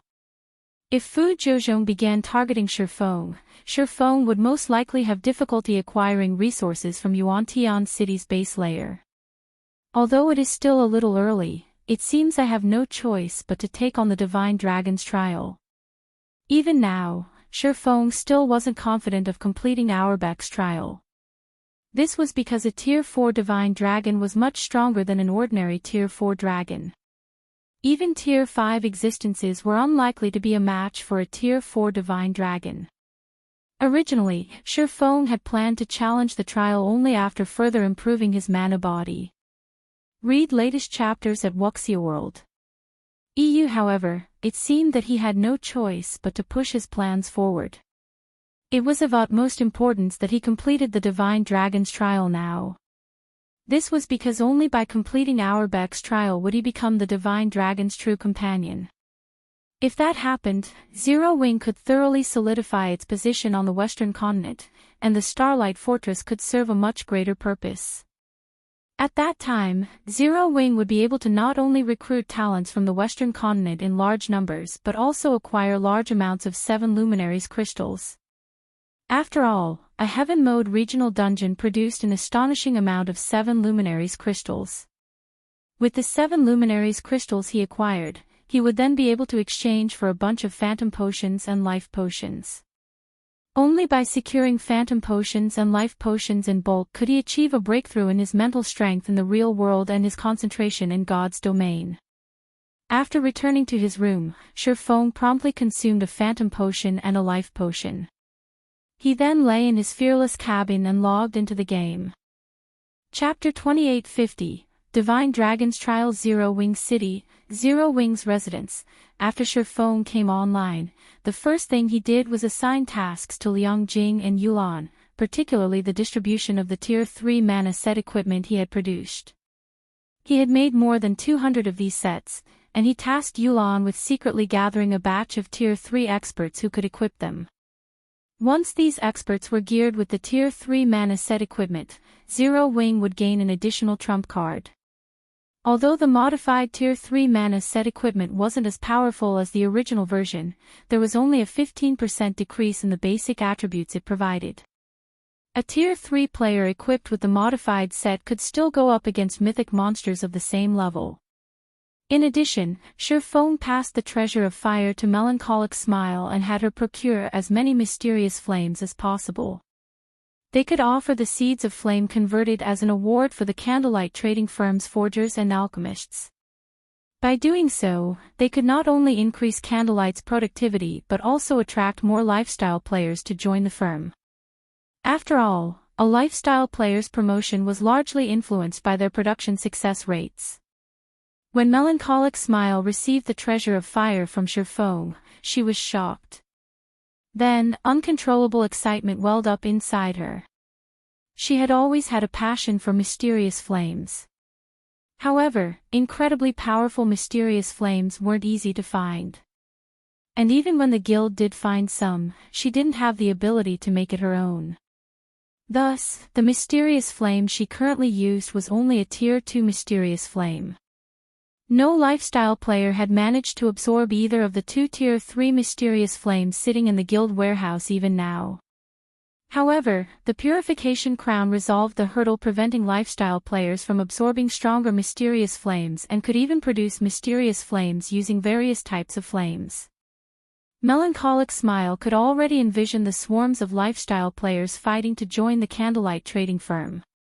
At that time, be it the construction of the Crimson Dragon flying ships or another mobile fortress, Candlelight wouldn't have to worry about lacking talents and manpower. At the same time, with gentle snow and aqua rose's return, Zero Wing no longer lacked apex combatants to protect it. Hence, Shifeng tasked Fire Dance with secretly gathering information on the 7 treasures and collecting them directly, if possible. The 7 treasures were not only crucial for his quest, but their various supportive functions were simply heaven-defying, providing incredible help to both individuals and guilds. Previously, when players in God's domain were still low-leveled and weak, the likelihood of them encountering the 7 treasures was low. However, now that more and more Tier 4 players had begun appearing, the chances of players stumbling over the 7 treasures were much greater. Not to mention, the present Zero Wing was already far stronger than before. After its recent rapid development, Zero Wing now had more than 50,000 Tier 3 players under its command, a number that rivaled what the various superpowers had. In addition, the number of partners Zero Wing had continued to increase. Recently, Frosthaven had thoroughly solidified its alliance with Zero Wing, drastically increasing Zero Wing's influence on the eastern continent. At this point, Zero Wing could expand its territory already. Hence, his hunt for the 7 treasures was no longer an impossible task. Moreover, he had to get his hands on the 7 treasures to elevate Zero Wing's strength further. This was because only by gathering all of the 7 treasures could he fully utilize their power. In fact, the 7 treasures could even suppress the Endless Abyss. If Zero Wing could acquire this power, thoroughly making an enemy out of the 5 great super guilds wouldn't be a problem. It also wouldn't have to fear the invasion of other gods' domains. After Shifeng finished assigning tasks, he promptly teleported to the Starlight Fortress to take on the Divine Dragon's trials so that he could solidify Zero Wing's position on the western continent. At that time, even if the World Seal broke and the War of Worlds began, Zero Wing would have the ability to defend itself against the attacks of the foreign gods' domain's powers. Western Continent, Starlight Fortress, the summoning array at the top of the summoning tower lit up, and Shifeng appeared in the summoning hall a moment later. Standing atop the summoning tower, Shifeng had a full view of the Starlight Fortress's situation. At present, the Starlight Fortress was no longer the same as before. Not only had the number of players visiting the fortress increased massively, but even the weakest among them was at Tier 3. There were even quite a number of Tier 4 experts roaming the streets. After briefly scanning the fortress, Shifeng discovered at least 10 Tier 4 players, nearly outnumbering what Zero Wing City had. If not for the Divine Dragon's presence, even if the Starlight Fortress had Divine Tribe and Netherworld Empire's assistance, it would still be very difficult to keep all these players in check, not to mention the large number of visiting NPCs and NPC forces greedily eyeing the fortress. Yet, due to the Silver Divine Dragon, these players and NPCs had no choice but to lie low. After checking the fortress's situation, Shifeng went to the Summoning Tower's summoning altar, which was also the Silver Divine Dragon's resting place. When Shifeng arrived in the spacious summoning altar, what greeted him was the sight of a miniature version of the Silver Divine Dragon Auerbeck. The Divine Dragon, which was only around a dozen meters in length, was sleeping quietly in the middle of the room. At this time, Auerbeck had already reached level 164. The aura it released now was on a whole other level. It was also much stronger than the dragon Shifeng had slain in the ancient god's domain. In fact, Shifeng found it quite difficult to stand in the aura Auerbeck exuded. If an ordinary Tier 4 player were in his place, they wouldn't even be able to approach the Divine Dragon. Looking at the fully recovered Silver Divine Dragon, Shifeng gained further understanding of Divine Dragons. He had to admit that Divine Dragons truly weren't existences humans could offend. Despite Auerbeck being only at the Tier 4 mythic rank, it was still strong enough to defeat ordinary Tier 5 existences. As for Tier 4 existences, they were nothing but ants in front of a Tier 4 Divine Dragon. "Little human, you've come." Auerbeck woke up upon sensing Shifeng's arrival. Looking at Shifeng with its golden eyes, it said in satisfaction, "It seems you have made your preparations to challenge the trial." "Yes, esteemed Divine Dragon," Shifeng agreed, nodding. Both his mana body and concentration standards had already reached a bottleneck, and it was unlikely he could make a breakthrough within a short time. If he wished to elevate his strength further, the only way to do so would be by obtaining a legendary weapon or equipment. However, this evidently wasn't a feasible plan, as every legendary weapon and equipment required a lot of time and manpower to acquire. Good. Since you're confident in taking on the trial, I will let you challenge it as per our previous agreement. However, let me make this clear. You only have 3 opportunities. If you fail to pass the trial in 3 tries, the contract between us will be dissolved, Auerbach said as it rose from the ground. As for the trial you will be undertaking, it is the trial that has been passed down through generations among the dragon race. Originally, this trial was created for dragons. However, since you wish to become my companion, you will have to complete the Tier 4 Infant Dragons trial at the very minimum. A trial for Tier 4 Infant Dragons. Shifeng was astonished by Auerbach's words. Although he had long since known that the Divine Dragon's trial wouldn't be simple, it would seem that he had still underestimated it. A Tier 4 Infant Dragon could fight even Tier 5 existences. Yet, he was supposed to face a trial created for Tier 4 Infant Dragons. I will teleport you to the Dragon Temple. Remember, you will not be able to use external tools there. You must rely on your own strength to conquer the trial. If you die within the trial, you will be teleported back here automatically. After saying so, Auerbach began chanting an incantation in dragon tongue, generating divine runes around Shifeng one after another. 5 seconds later, Shifeng was cocooned in countless golden divine runes. He then transformed into a streak of light and disappeared from the summoning altar, leaving Auerbach by itself in the spacious room once more. After briefly getting dazzled by runes, Shifeng gradually recovered his sight and found that he stood before a majestic temple. The temple was tens of thousands of meters tall, and it looked like a huge mountain. Even a dragon would appear tiny in front of this temple, let alone a human. As soon as Shifeng walked up to the 1,000-meter-tall door before him, an ancient and deep voice suddenly rang out in his mind. A human? No, you're not a human. How interesting. Auerbach actually sent you here to take the trial. Along with this voice, the phantom of a gigantic dragon gradually faded into view before Shifeng. This dragon was well over 1,000 meters tall, and when it appeared, Shifeng immediately felt stifled. For a moment, he wondered if he was standing before a Tier 6 god. It seems that little fellow has a really favorable opinion of you to actually let you take the trial, the dragon said as it looked at Shifeng. Smiling, it continued, very well. I will abide by the old contract since Auerbach has sent you here. You should prepare yourself. You might not be able to pass this trial, but if you do your best, you will still receive great benefits, so make sure to cherish this opportunity. After the dragon finished speaking, Shifeng found that the view in front of him had changed completely. Now, what was before him wasn't a massive temple but a broken bridge covered in grey mist. Meanwhile, he was currently standing on this broken bridge, and he could vaguely make out land in the distance. The instant the grey mist enveloped him, Shifeng was stupefied. Eternal energy. No.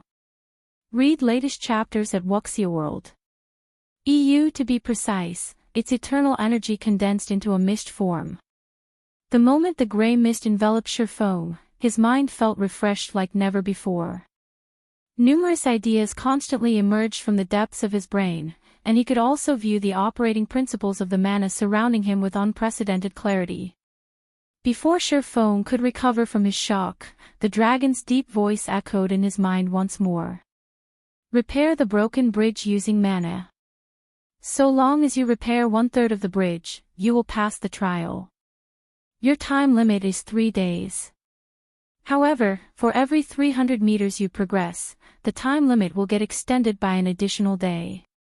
If you fail to repair 1/3 of the bridge when your time runs out, you will have failed the trial. When the dragon finished speaking, Shifeng heard rocks breaking off somewhere nearby. Turning toward the sound source, he found that the bridge's broken end was continuously crumbling.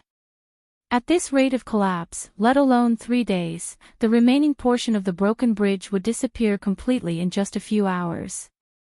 And once the bridge disappeared, he would plunge into the endless darkness below.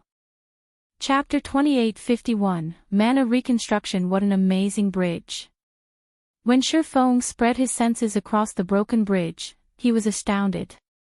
This was because this bridge was actually made entirely of mana that had solidified. Although this mana was solid, it was akin to sand. He could walk on this bridge without it collapsing like a sandcastle only because of special mana constructs holding the grains of sand together. After thinking up to this point, Shifeng promptly extended his mana domain to take control of these mana constructs and prevent the bridge from collapsing any further. However, the instant he did so, he was stunned. Manipulating solidified mana is this taxing? Shifeng had plenty of experience manipulating mana that had condensed into a mist or liquid. In fact, he could control liquid mana as if it were his own arms. Yet, when he tried manipulating only a small bit of solid mana, he felt as if he was trying to move arms that had been injected with lead. Not only was the process incredibly strenuous, but even the slightest distraction meant immediately losing control of the mana. Meanwhile, the difficulty of maintaining the entire bridge's integrity was akin to holding up a weight of tens of tons. Not to mention, he also had to have this solid mana move according to his will to reconstruct the collapsed portion of the bridge. Looking at the continuously collapsing bridge, Shifeng finally understood just how difficult this trial was. Let alone reconstructing the bridge, just keeping the bridge from collapsing any further was already a monumental task. As Shifeng racked his brain over how to prevent the bridge from collapsing, the phantom of a gigantic dragon was quietly observing him in a distant cloud of mist. His grasp on mana is too immature. Let alone 3 days, he won't last even 3 hours at this rate. After taking a look at Shifeng's understanding and control over mana, the dragon shook its head and wings, disappearing silently from the mist. Time passed quickly. Now, less than half of the broken bridge, which was originally over 20 meters long, remained. Moreover, the bridge's rate of collapse was even accelerating as it grew shorter. This won't do. At this rate, the entire bridge will be gone in less than half an hour. I need to think of a way to stabilize a small portion of the bridge first. Shifeng had a headache as he looked at the collapsing bridge. He gave up on manipulating the entire bridge and chose to secure only a 2-meter length of the bridge. This was also the maximum amount of solid mana he could currently manipulate. Any more and the solid mana would challenge his control. Everything progressed just as Shifeng expected. In less than 20 minutes, the portion of the bridge he had given up on collapsed completely, and only the 2-meter stretch under his feet remained relatively stable. Even so, this small portion was still disintegrating gradually. How strange. Shifeng stared in confusion at the drastically slower collapse. The mana constructs that had been keeping the bridge together before clearly had their mana supply cut off and operation stopped after I arrived. However, the bridge's initial rate of collapse was much slower than when I started controlling it. The rate of collapse accelerated afterward. When he saw the broken bridge starting to collapse right after he appeared, he thought it signaled the start of his trial and represented his time limit. However, when he began manipulating the solid mana, he realized that he had been mistaken. The mana constructs keeping the bridge together had simply stopped operating, so the solid mana would naturally try to revert to its original form. Is there something wrong with my manipulation method? Shifeng couldn't help entertaining such a question. However, he promptly shook his head and denied this thought. No, I was simply manipulating the solid mana according to the original mana constructs. There shouldn't be a problem with my manipulation method. Otherwise, the entire bridge would have collapsed instantly instead of breaking apart bit by bit. A mana construct was similar to a magic array. If one did not use the appropriate method to manipulate a magic array, it would not activate. This was also the case for mana constructs, except mana constructs were much more fragile than magic arrays, crumbling if manipulated incorrectly. Due to his understanding of mana constructs, Shifeng had to wonder what exactly he had done wrong in preventing the bridge's collapse. Due to the eternal energy surrounding him, Shifeng's mind was operating with unprecedented clarity and activity. Numerous ideas came to mind, and he considered the issue from various perspectives. When less than 1 meter of the bridge remained, Shifeng's eyes suddenly widened in realization. I see. I've been doing things wrong from the very beginning. I shouldn't have tried to force the mana. Whether manipulating my own mana or the ambient mana, I should guide it down the desired path instead of compelling it to do so. While forcing mana does produce some results, mana has its own operating principles. Not only is forcing mana strenuous, but the bridge's mana will also conflict with my own mana. Upon thinking up to this point, Shifeng immediately began guiding his own mana into the mana constructs holding the broken bridge together. He no longer compelled it to enter the mana constructs. However, guiding mana was much more difficult than he had thought. This was because the mana in the environment was heterogeneous. Even his own mana was composed of various types of mana. Needless to say, trying to guide all these diverse types of mana to do the same thing was an impossible task. This meant that he had to refine and separate the different elements of mana in his body and have them do different things. Originally, accomplishing such a refinement would require a lot of time. After all, the disparate elements of mana in his body were all intermixed. Just separating them would already drive countless expert players to despair. To put this task into perspective, one could imagine a player's mana body as a box filled with millions of marbles of different colors, and these marbles represented mana of different elements. If players wanted to use a specific type of mana within their bodies, they would have to sort through all of these marbles and take out the ones they wanted to use. Doing so would be incredibly difficult and time-consuming. Not to mention, a mana body was much more complex than a box of marbles, which would further add to the difficulty. Fortunately for Shifeng, he had acquired a Saint's Legacy. Although the Ice World Saint's Legacy focused more on the ice element, the legacy had provided an introduction to the other elements. Thank goodness that Saint Legacy mentioned the various elements of mana. Otherwise, I likely wouldn't have any hope of completing the trial this time.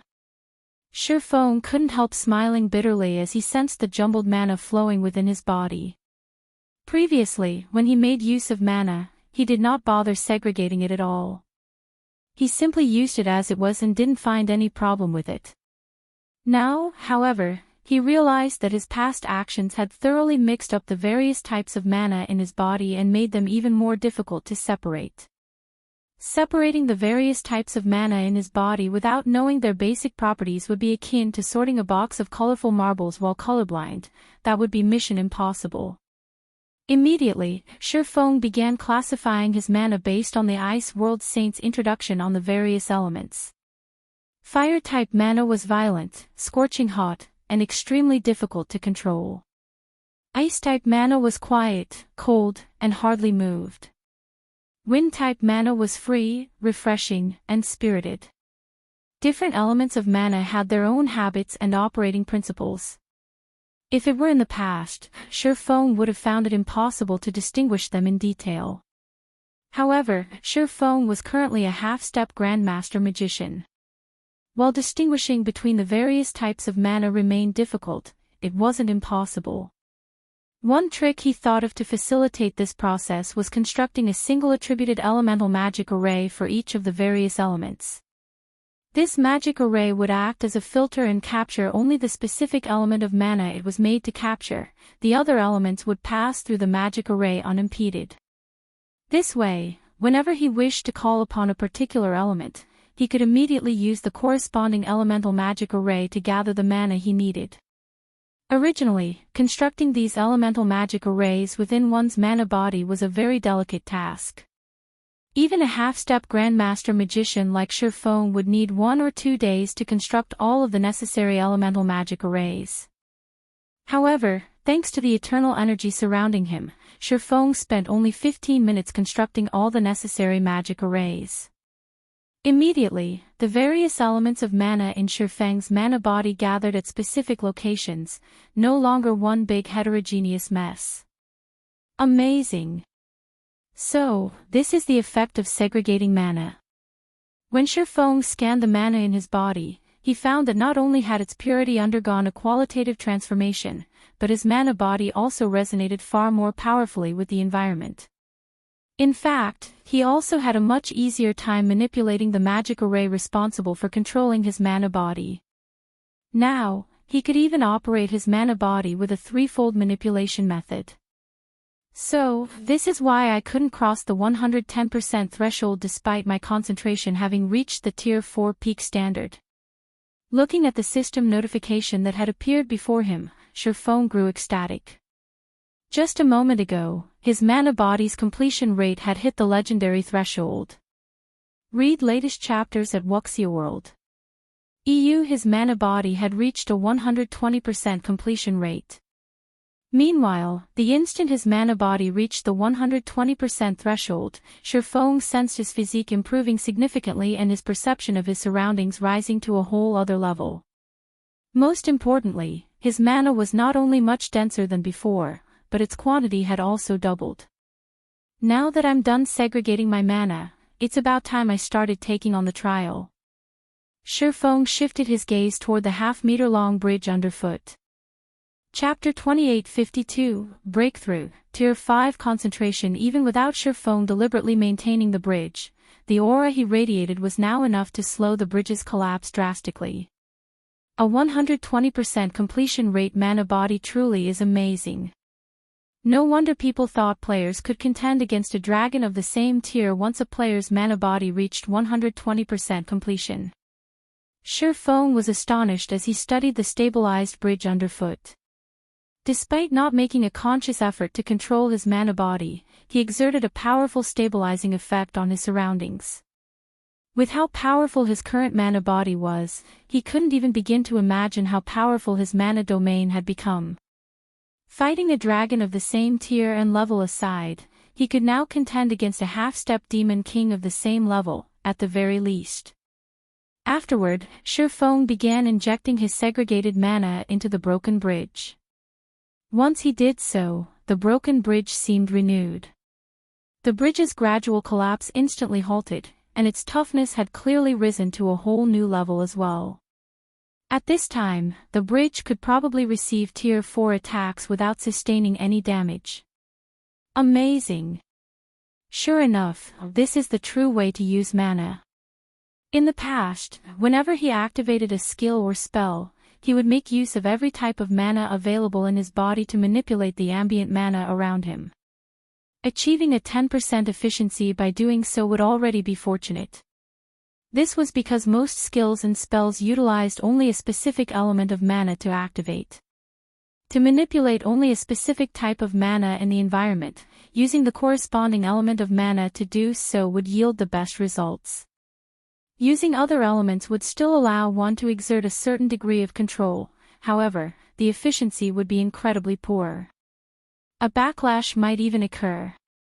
Now that Shifeng had perfectly matched his mana with the ambient mana, he could use the ambient mana's power at 100% efficiency. One could easily imagine how much of a boost to his combat power this change would bring.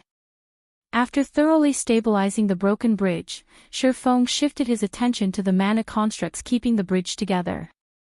Keeping the bridge's mana constructs stable and operational could be considered the bottom line for this trial. If he wished to pass the trial, he would need to reconstruct the bridge. Otherwise, all he could do was stand still and stare idly at the distant land until his time ran out. After carefully inspecting the bridge, Shifeng was surprised. Previously, he had focused entirely on stabilizing the bridge, so he hadn't spent much time observing the bridge itself. Now that his mana body had reached a 120% completion rate, his perception of his surroundings had improved to a point where it felt as if he had again taken over a half-step demon king's body. As expected of the dragon race's trial. This bridge's mana constructs are simply phenomenal. Shifeng sighed in awe as he observed the broken bridge's structure. This bridge has made use of practically every property and operating principle of the various elements of mana. Without a considerable understanding of these aspects, it would be impossible to create such mana constructs. In God's domain, it was already a heaven-defying task for players to gain a deep understanding of the operating principles of the various types of mana. Hence, making proper use of these types of mana was simply a luxury players couldn't afford. In fact, even the Ice World Saints Legacy provided a detailed introduction of only Ice-type mana and just briefly touched on the other elements. Needless to say, the Legacy didn't include instructions on how to use these other mana types. However, the bridge Shifeng stood on perfectly displayed the basic use of the various elements of mana. It was much better than a simple text introduction. Of course, it wouldn't be an easy task to see how exactly this bridge was constructed. This was because ordinary Tier 4 existences couldn't get a clear view of the operating principles of mana, let alone the operating principles of a mana construct. Only dragons with their high life ratings could possibly accomplish such a feat at Tier 4. Even so, this situation was definitely a massive opportunity for Tier 4 players. The biggest hurdle Tier 4 players needed to cross to reach Tier 5 was the construction of their personalized mana body. This process required players to have not only excellent control over mana but also a profound understanding of the operating principles and usage of mana and knowledge of the construction of mana bodies. Meanwhile, the broken bridge underneath Shifeng just so happened to address these problems. Suppressing the impatience in his heart, Shifeng immediately began reconstructing the broken bridge with his own mana. Following this, time passed quickly. Although reconstructing the bridge was incredibly challenging, due to the eternal energy surrounding him, Shifeng found that the incomparably complex mana constructs weren't impossible to understand. Despite encountering failure one after another, Shifeng did not grow disappointed but even became increasingly excited instead. This was because he was making progress with each failure. As he continuously adjusted his utilization of the various mana types, his control over them also improved in precision and efficiency. After experimenting for 2 days straight, Shifeng finally constructed a half-meter-long bridge. I did it! I finally did it! An indescribable sense of joy and excitement welled up in Shifeng's heart as he looked at the portion of the bridge he had reconstructed. Although the bridge he reconstructed looked much cruder than the original bridge, it did not send him plunging into the abyss below when he tried to stand on it. Most importantly, he had finally gained a basic understanding of the various mana constructs. This meant that he had finally reached a qualified level when it came to utilizing the various elements of mana. With these achievements, he was confident he could begin constructing his Tier 5 mana body. Of course, Shifeng did not let his achievements blind him. He still gave the trial's completion top priority. After all, having a divine dragon as a companion was much more important than constructing his personalized mana body. Immediately afterward, he resumed reconstructing the broken bridge and advanced toward the distant land. Although Shifeng had spent 2 days reconstructing his first half-meter-long segment, now that he had a foundation, he could reconstruct the subsequent segments much more quickly. Moreover, he also improved his precision with every segment he reconstructed, which, in turn, made his reconstructions look increasingly refined. After working for nearly a day, Shifeng finally reached the 500-meter mark, his achievement extending his time limit by 1 day. The distance from the starting point to the distant land is roughly 20 kilometers. So, I'll need to extend the bridge by 7 kilometers or so to pass the trial. If I can complete 500 meters per day, I should finish this trial within half a month. After Shifeng made some rough mental calculations, anticipation filled him. Although he would be spending much more time in this trial than he initially expected, the harvest he would gain was very much worth the time spent. After resting for a moment, Shifeng promptly resumed his job as a construction worker. Meanwhile, after another 8 days had gone by while Shifeng was reconstructing the broken bridge, a loud tearing sound suddenly appeared in a secret land in the eastern continent. A spatial channel several kilometers tall and 20 kilometers wide was sealed in this secret land. The moment the loud tearing noise sounded, the divine runes sealing this spatial channel shattered and faded out of existence. It is still starting in the end. An illusory figure appeared before the spatial channel. After looking at the spatial channel with a complicated gaze, this figure then disappeared without a trace. At the same time as this illusory figure disappeared, nearly 20 figures emerged from this gigantic spatial channel. Every one of these figures exuded powerful and ancient auras highly incompatible with the surrounding space. Ha ha ha. It's finally open. Our guild was even the first to discover it. So, this is an alternate god's domain. Why is the ambient mana here so thin? Although the mana density is somewhat low here, it is still another god's domain. Hurry up and notify the guild leader and the others. Tell them that the seal has been lifted and that the world passage is open.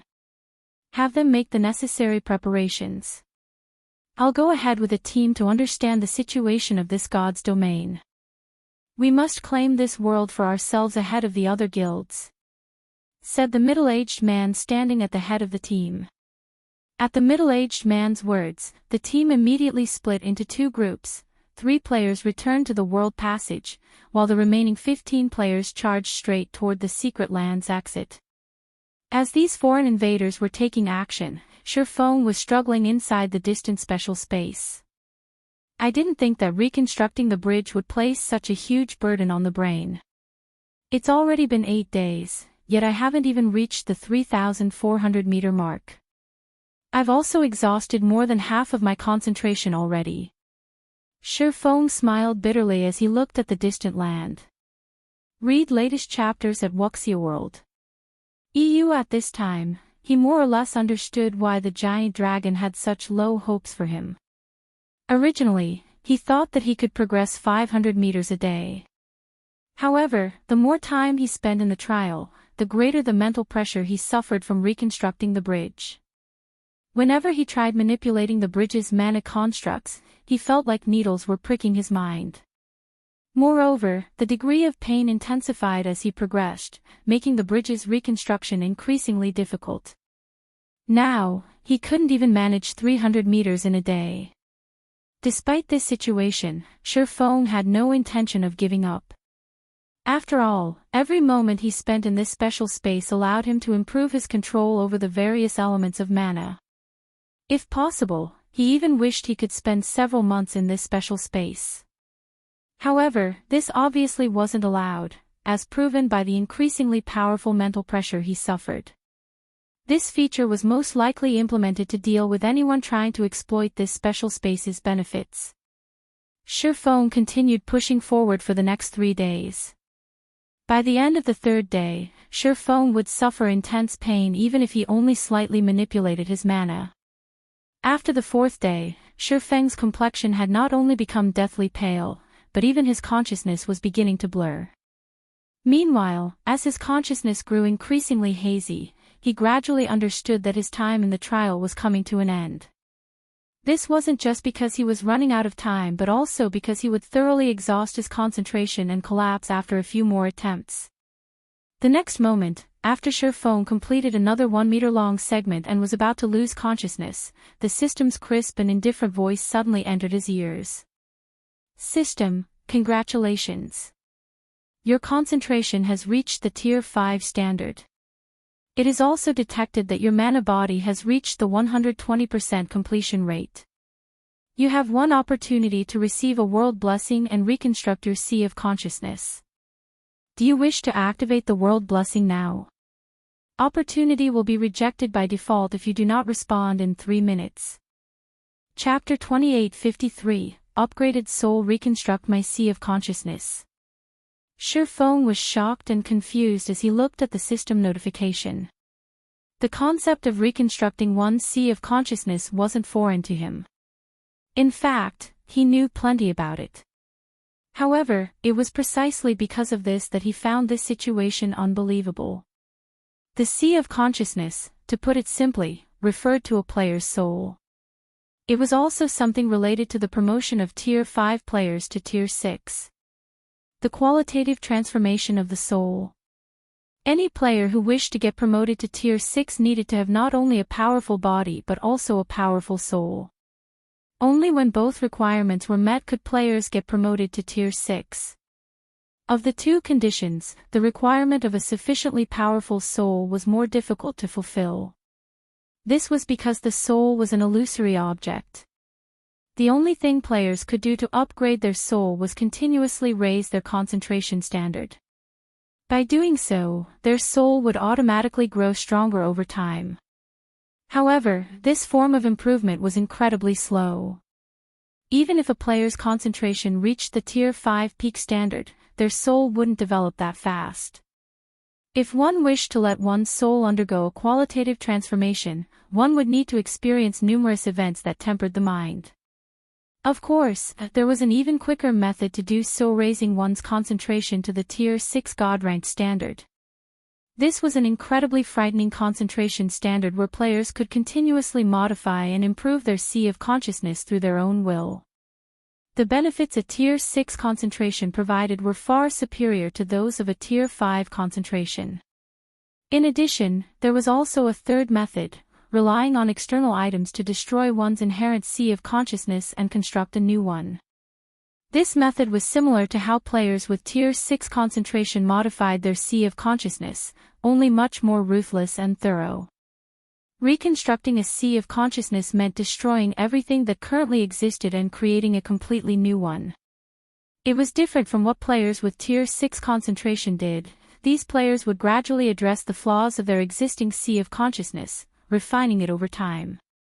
For Tier 5 players, the opportunity to reconstruct their sea of consciousness was both rare and precious. Feng never even dreamed of receiving such an opportunity before getting promoted to Tier. After pondering in silence for a moment, he chose to accept the world blessing and the opportunity to reconstruct his sea of consciousness. System: the world blessing will be granted in 30 seconds. Please make the necessary preparations. The higher your completion rate, the better the reconstructed sea of consciousness will be. The higher the completion rate, the better. Not daring to be careless, Feng took a deep breath, stopped work on the bridge, and focused only a portion of his consciousness on stabilizing it to prevent it from collapsing. He planned to give the reconstruction process his all. 30 seconds went by in the blink of an eye. Feng felt an unprecedented pain assault him, as if his soul was getting ripped out of his body. Had he not absorbed the Tier 4 hellfire before, he wouldn't have been able to endure this pain at all. However, after 10 seconds of this soul-wrenching pain, it disappeared all of a sudden. Simultaneously, Feng felt his mind go completely blank. As for his soul, what remained of it were only countless soul fragments. Immediately afterward, numerous magic arrays appeared before him. These magic arrays were so complex that despite being a half-step Grandmaster Magician himself, he was still shocked. He spotted over a dozen Grandmaster magic arrays. As for Master magic arrays, they easily numbered over 100. Meanwhile, all of these magic arrays joined together to form an incomparably large soul array. System: you have 4 hours to reconstruct your sea of consciousness. Once 4 hours have passed, the world blessing will disappear. If you do not achieve at least a 40% completion rate by the end of these 4 hours, your sea of consciousness will not be reconstructed. Afterward, as a consequence of having your soul shattered, you will enter a weakened soul state for 20 natural days. 20 days. Feng wasn't particularly surprised by the penalty for failure. Opportunities and risks came hand in hand in God's domain. In fact, a 20-day penalty could even be considered very light. If a Tier 5 expert were to find out that this opportunity came with such low risks, they would do everything they could to secure it. Subsequently, Feng stopped thinking about other things and focused on copying the soul array into his sea of consciousness.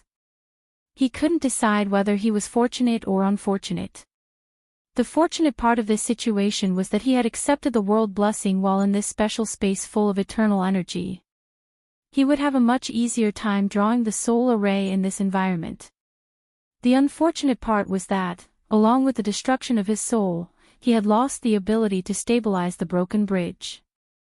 In other words, he didn't have 4 hours to complete the soul array at all. Despite his frustrations, Shifeng did not give up on this opportunity. Moreover, due to the eternal energy's effects, he managed to familiarize himself with the master magic arrays and replicate them with ease. The soul array's completion rate rose at a rate visible to the naked eye. 1%. 3%. 7%. In just 1 hour, Shifeng had already completed 16% of the gigantic soul array. At this rate, he could definitely reach the required 40% within 4 hours. Even if copying the Grandmaster magic arrays later would slow down his progress, reaching 40% shouldn't be difficult. Another 1.5 hours went by, during which the soul array's completion rate had reached 35%. Shifeng found his progress unbelievable. Hence, he attempted to copy his first Grandmaster magic array. The instant he completed the magic array, his progress rose from 35% to 38%. It increased by this much. Shifeng looked at his progress bar in surprise. Completing a master magic array didn't even increase his progress by 0.5%. Now, completing just one Grandmaster magic array had raised his progress by 3%. Meanwhile, under the eternal energy's effects, his speed in copying the Grandmaster magic array wasn't much slower than when he worked on the master magic arrays. Without my support, the bridge can last 3 hours at most.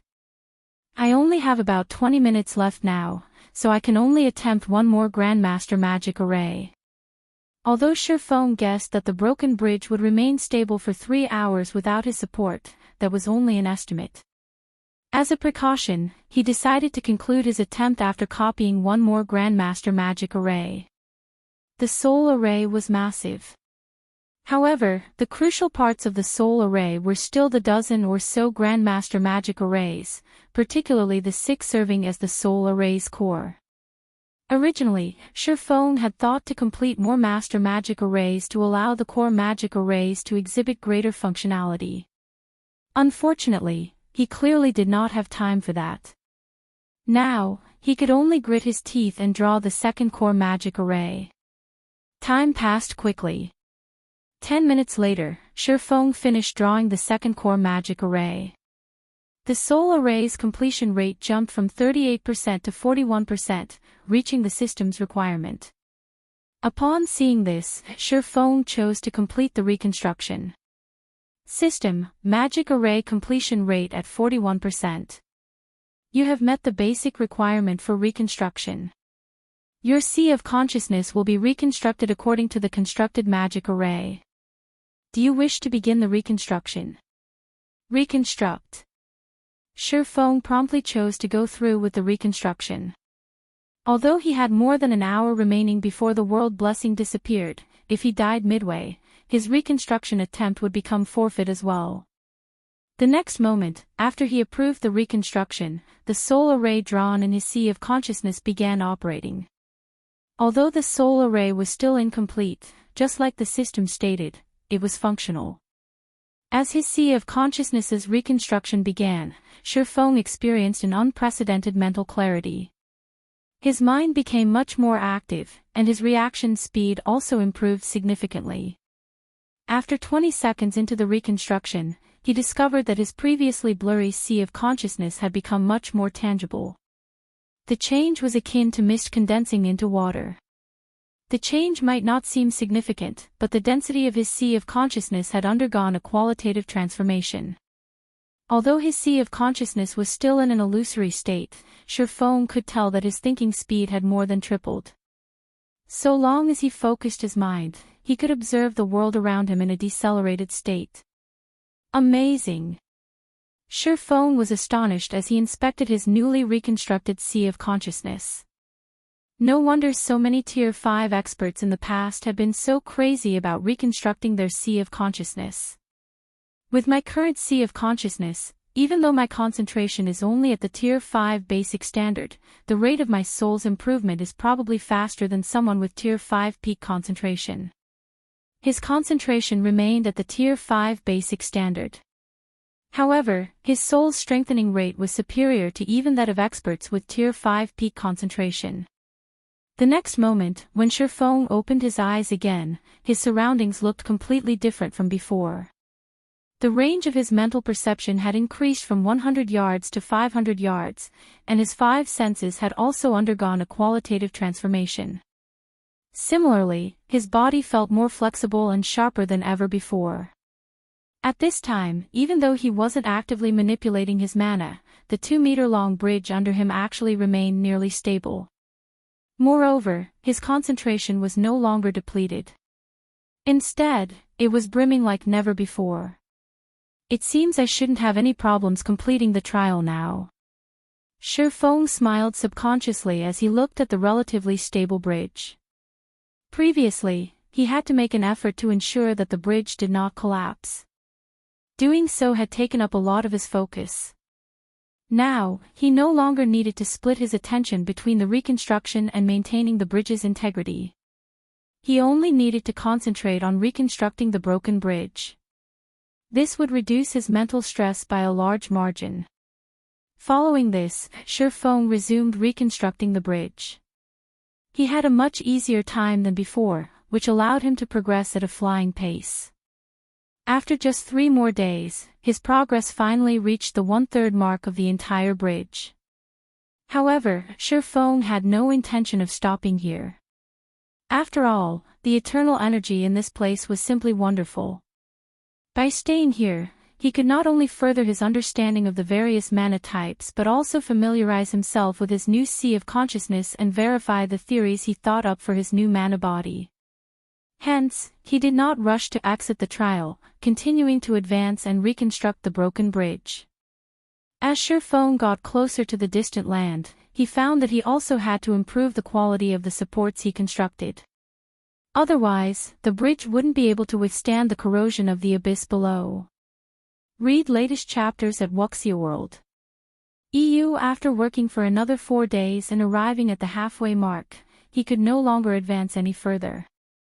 However, his failure to progress wasn't because he had exhausted his concentration but because the supports he constructed could no longer withstand the abyss's corrosion. Short of a qualitative transformation, they wouldn't be able to hold up the bridge at all. It seems this is as far as I can go. Shifeng couldn't help feeling a little disappointed as he looked at the distant land. At this time, it looked much clearer than before. From what he could sense, he should be able to receive massive benefits in that land. However, with his current standards, it was evidently impossible to construct a bridge of a much higher quality. Shifeng immediately chose to leave this special space.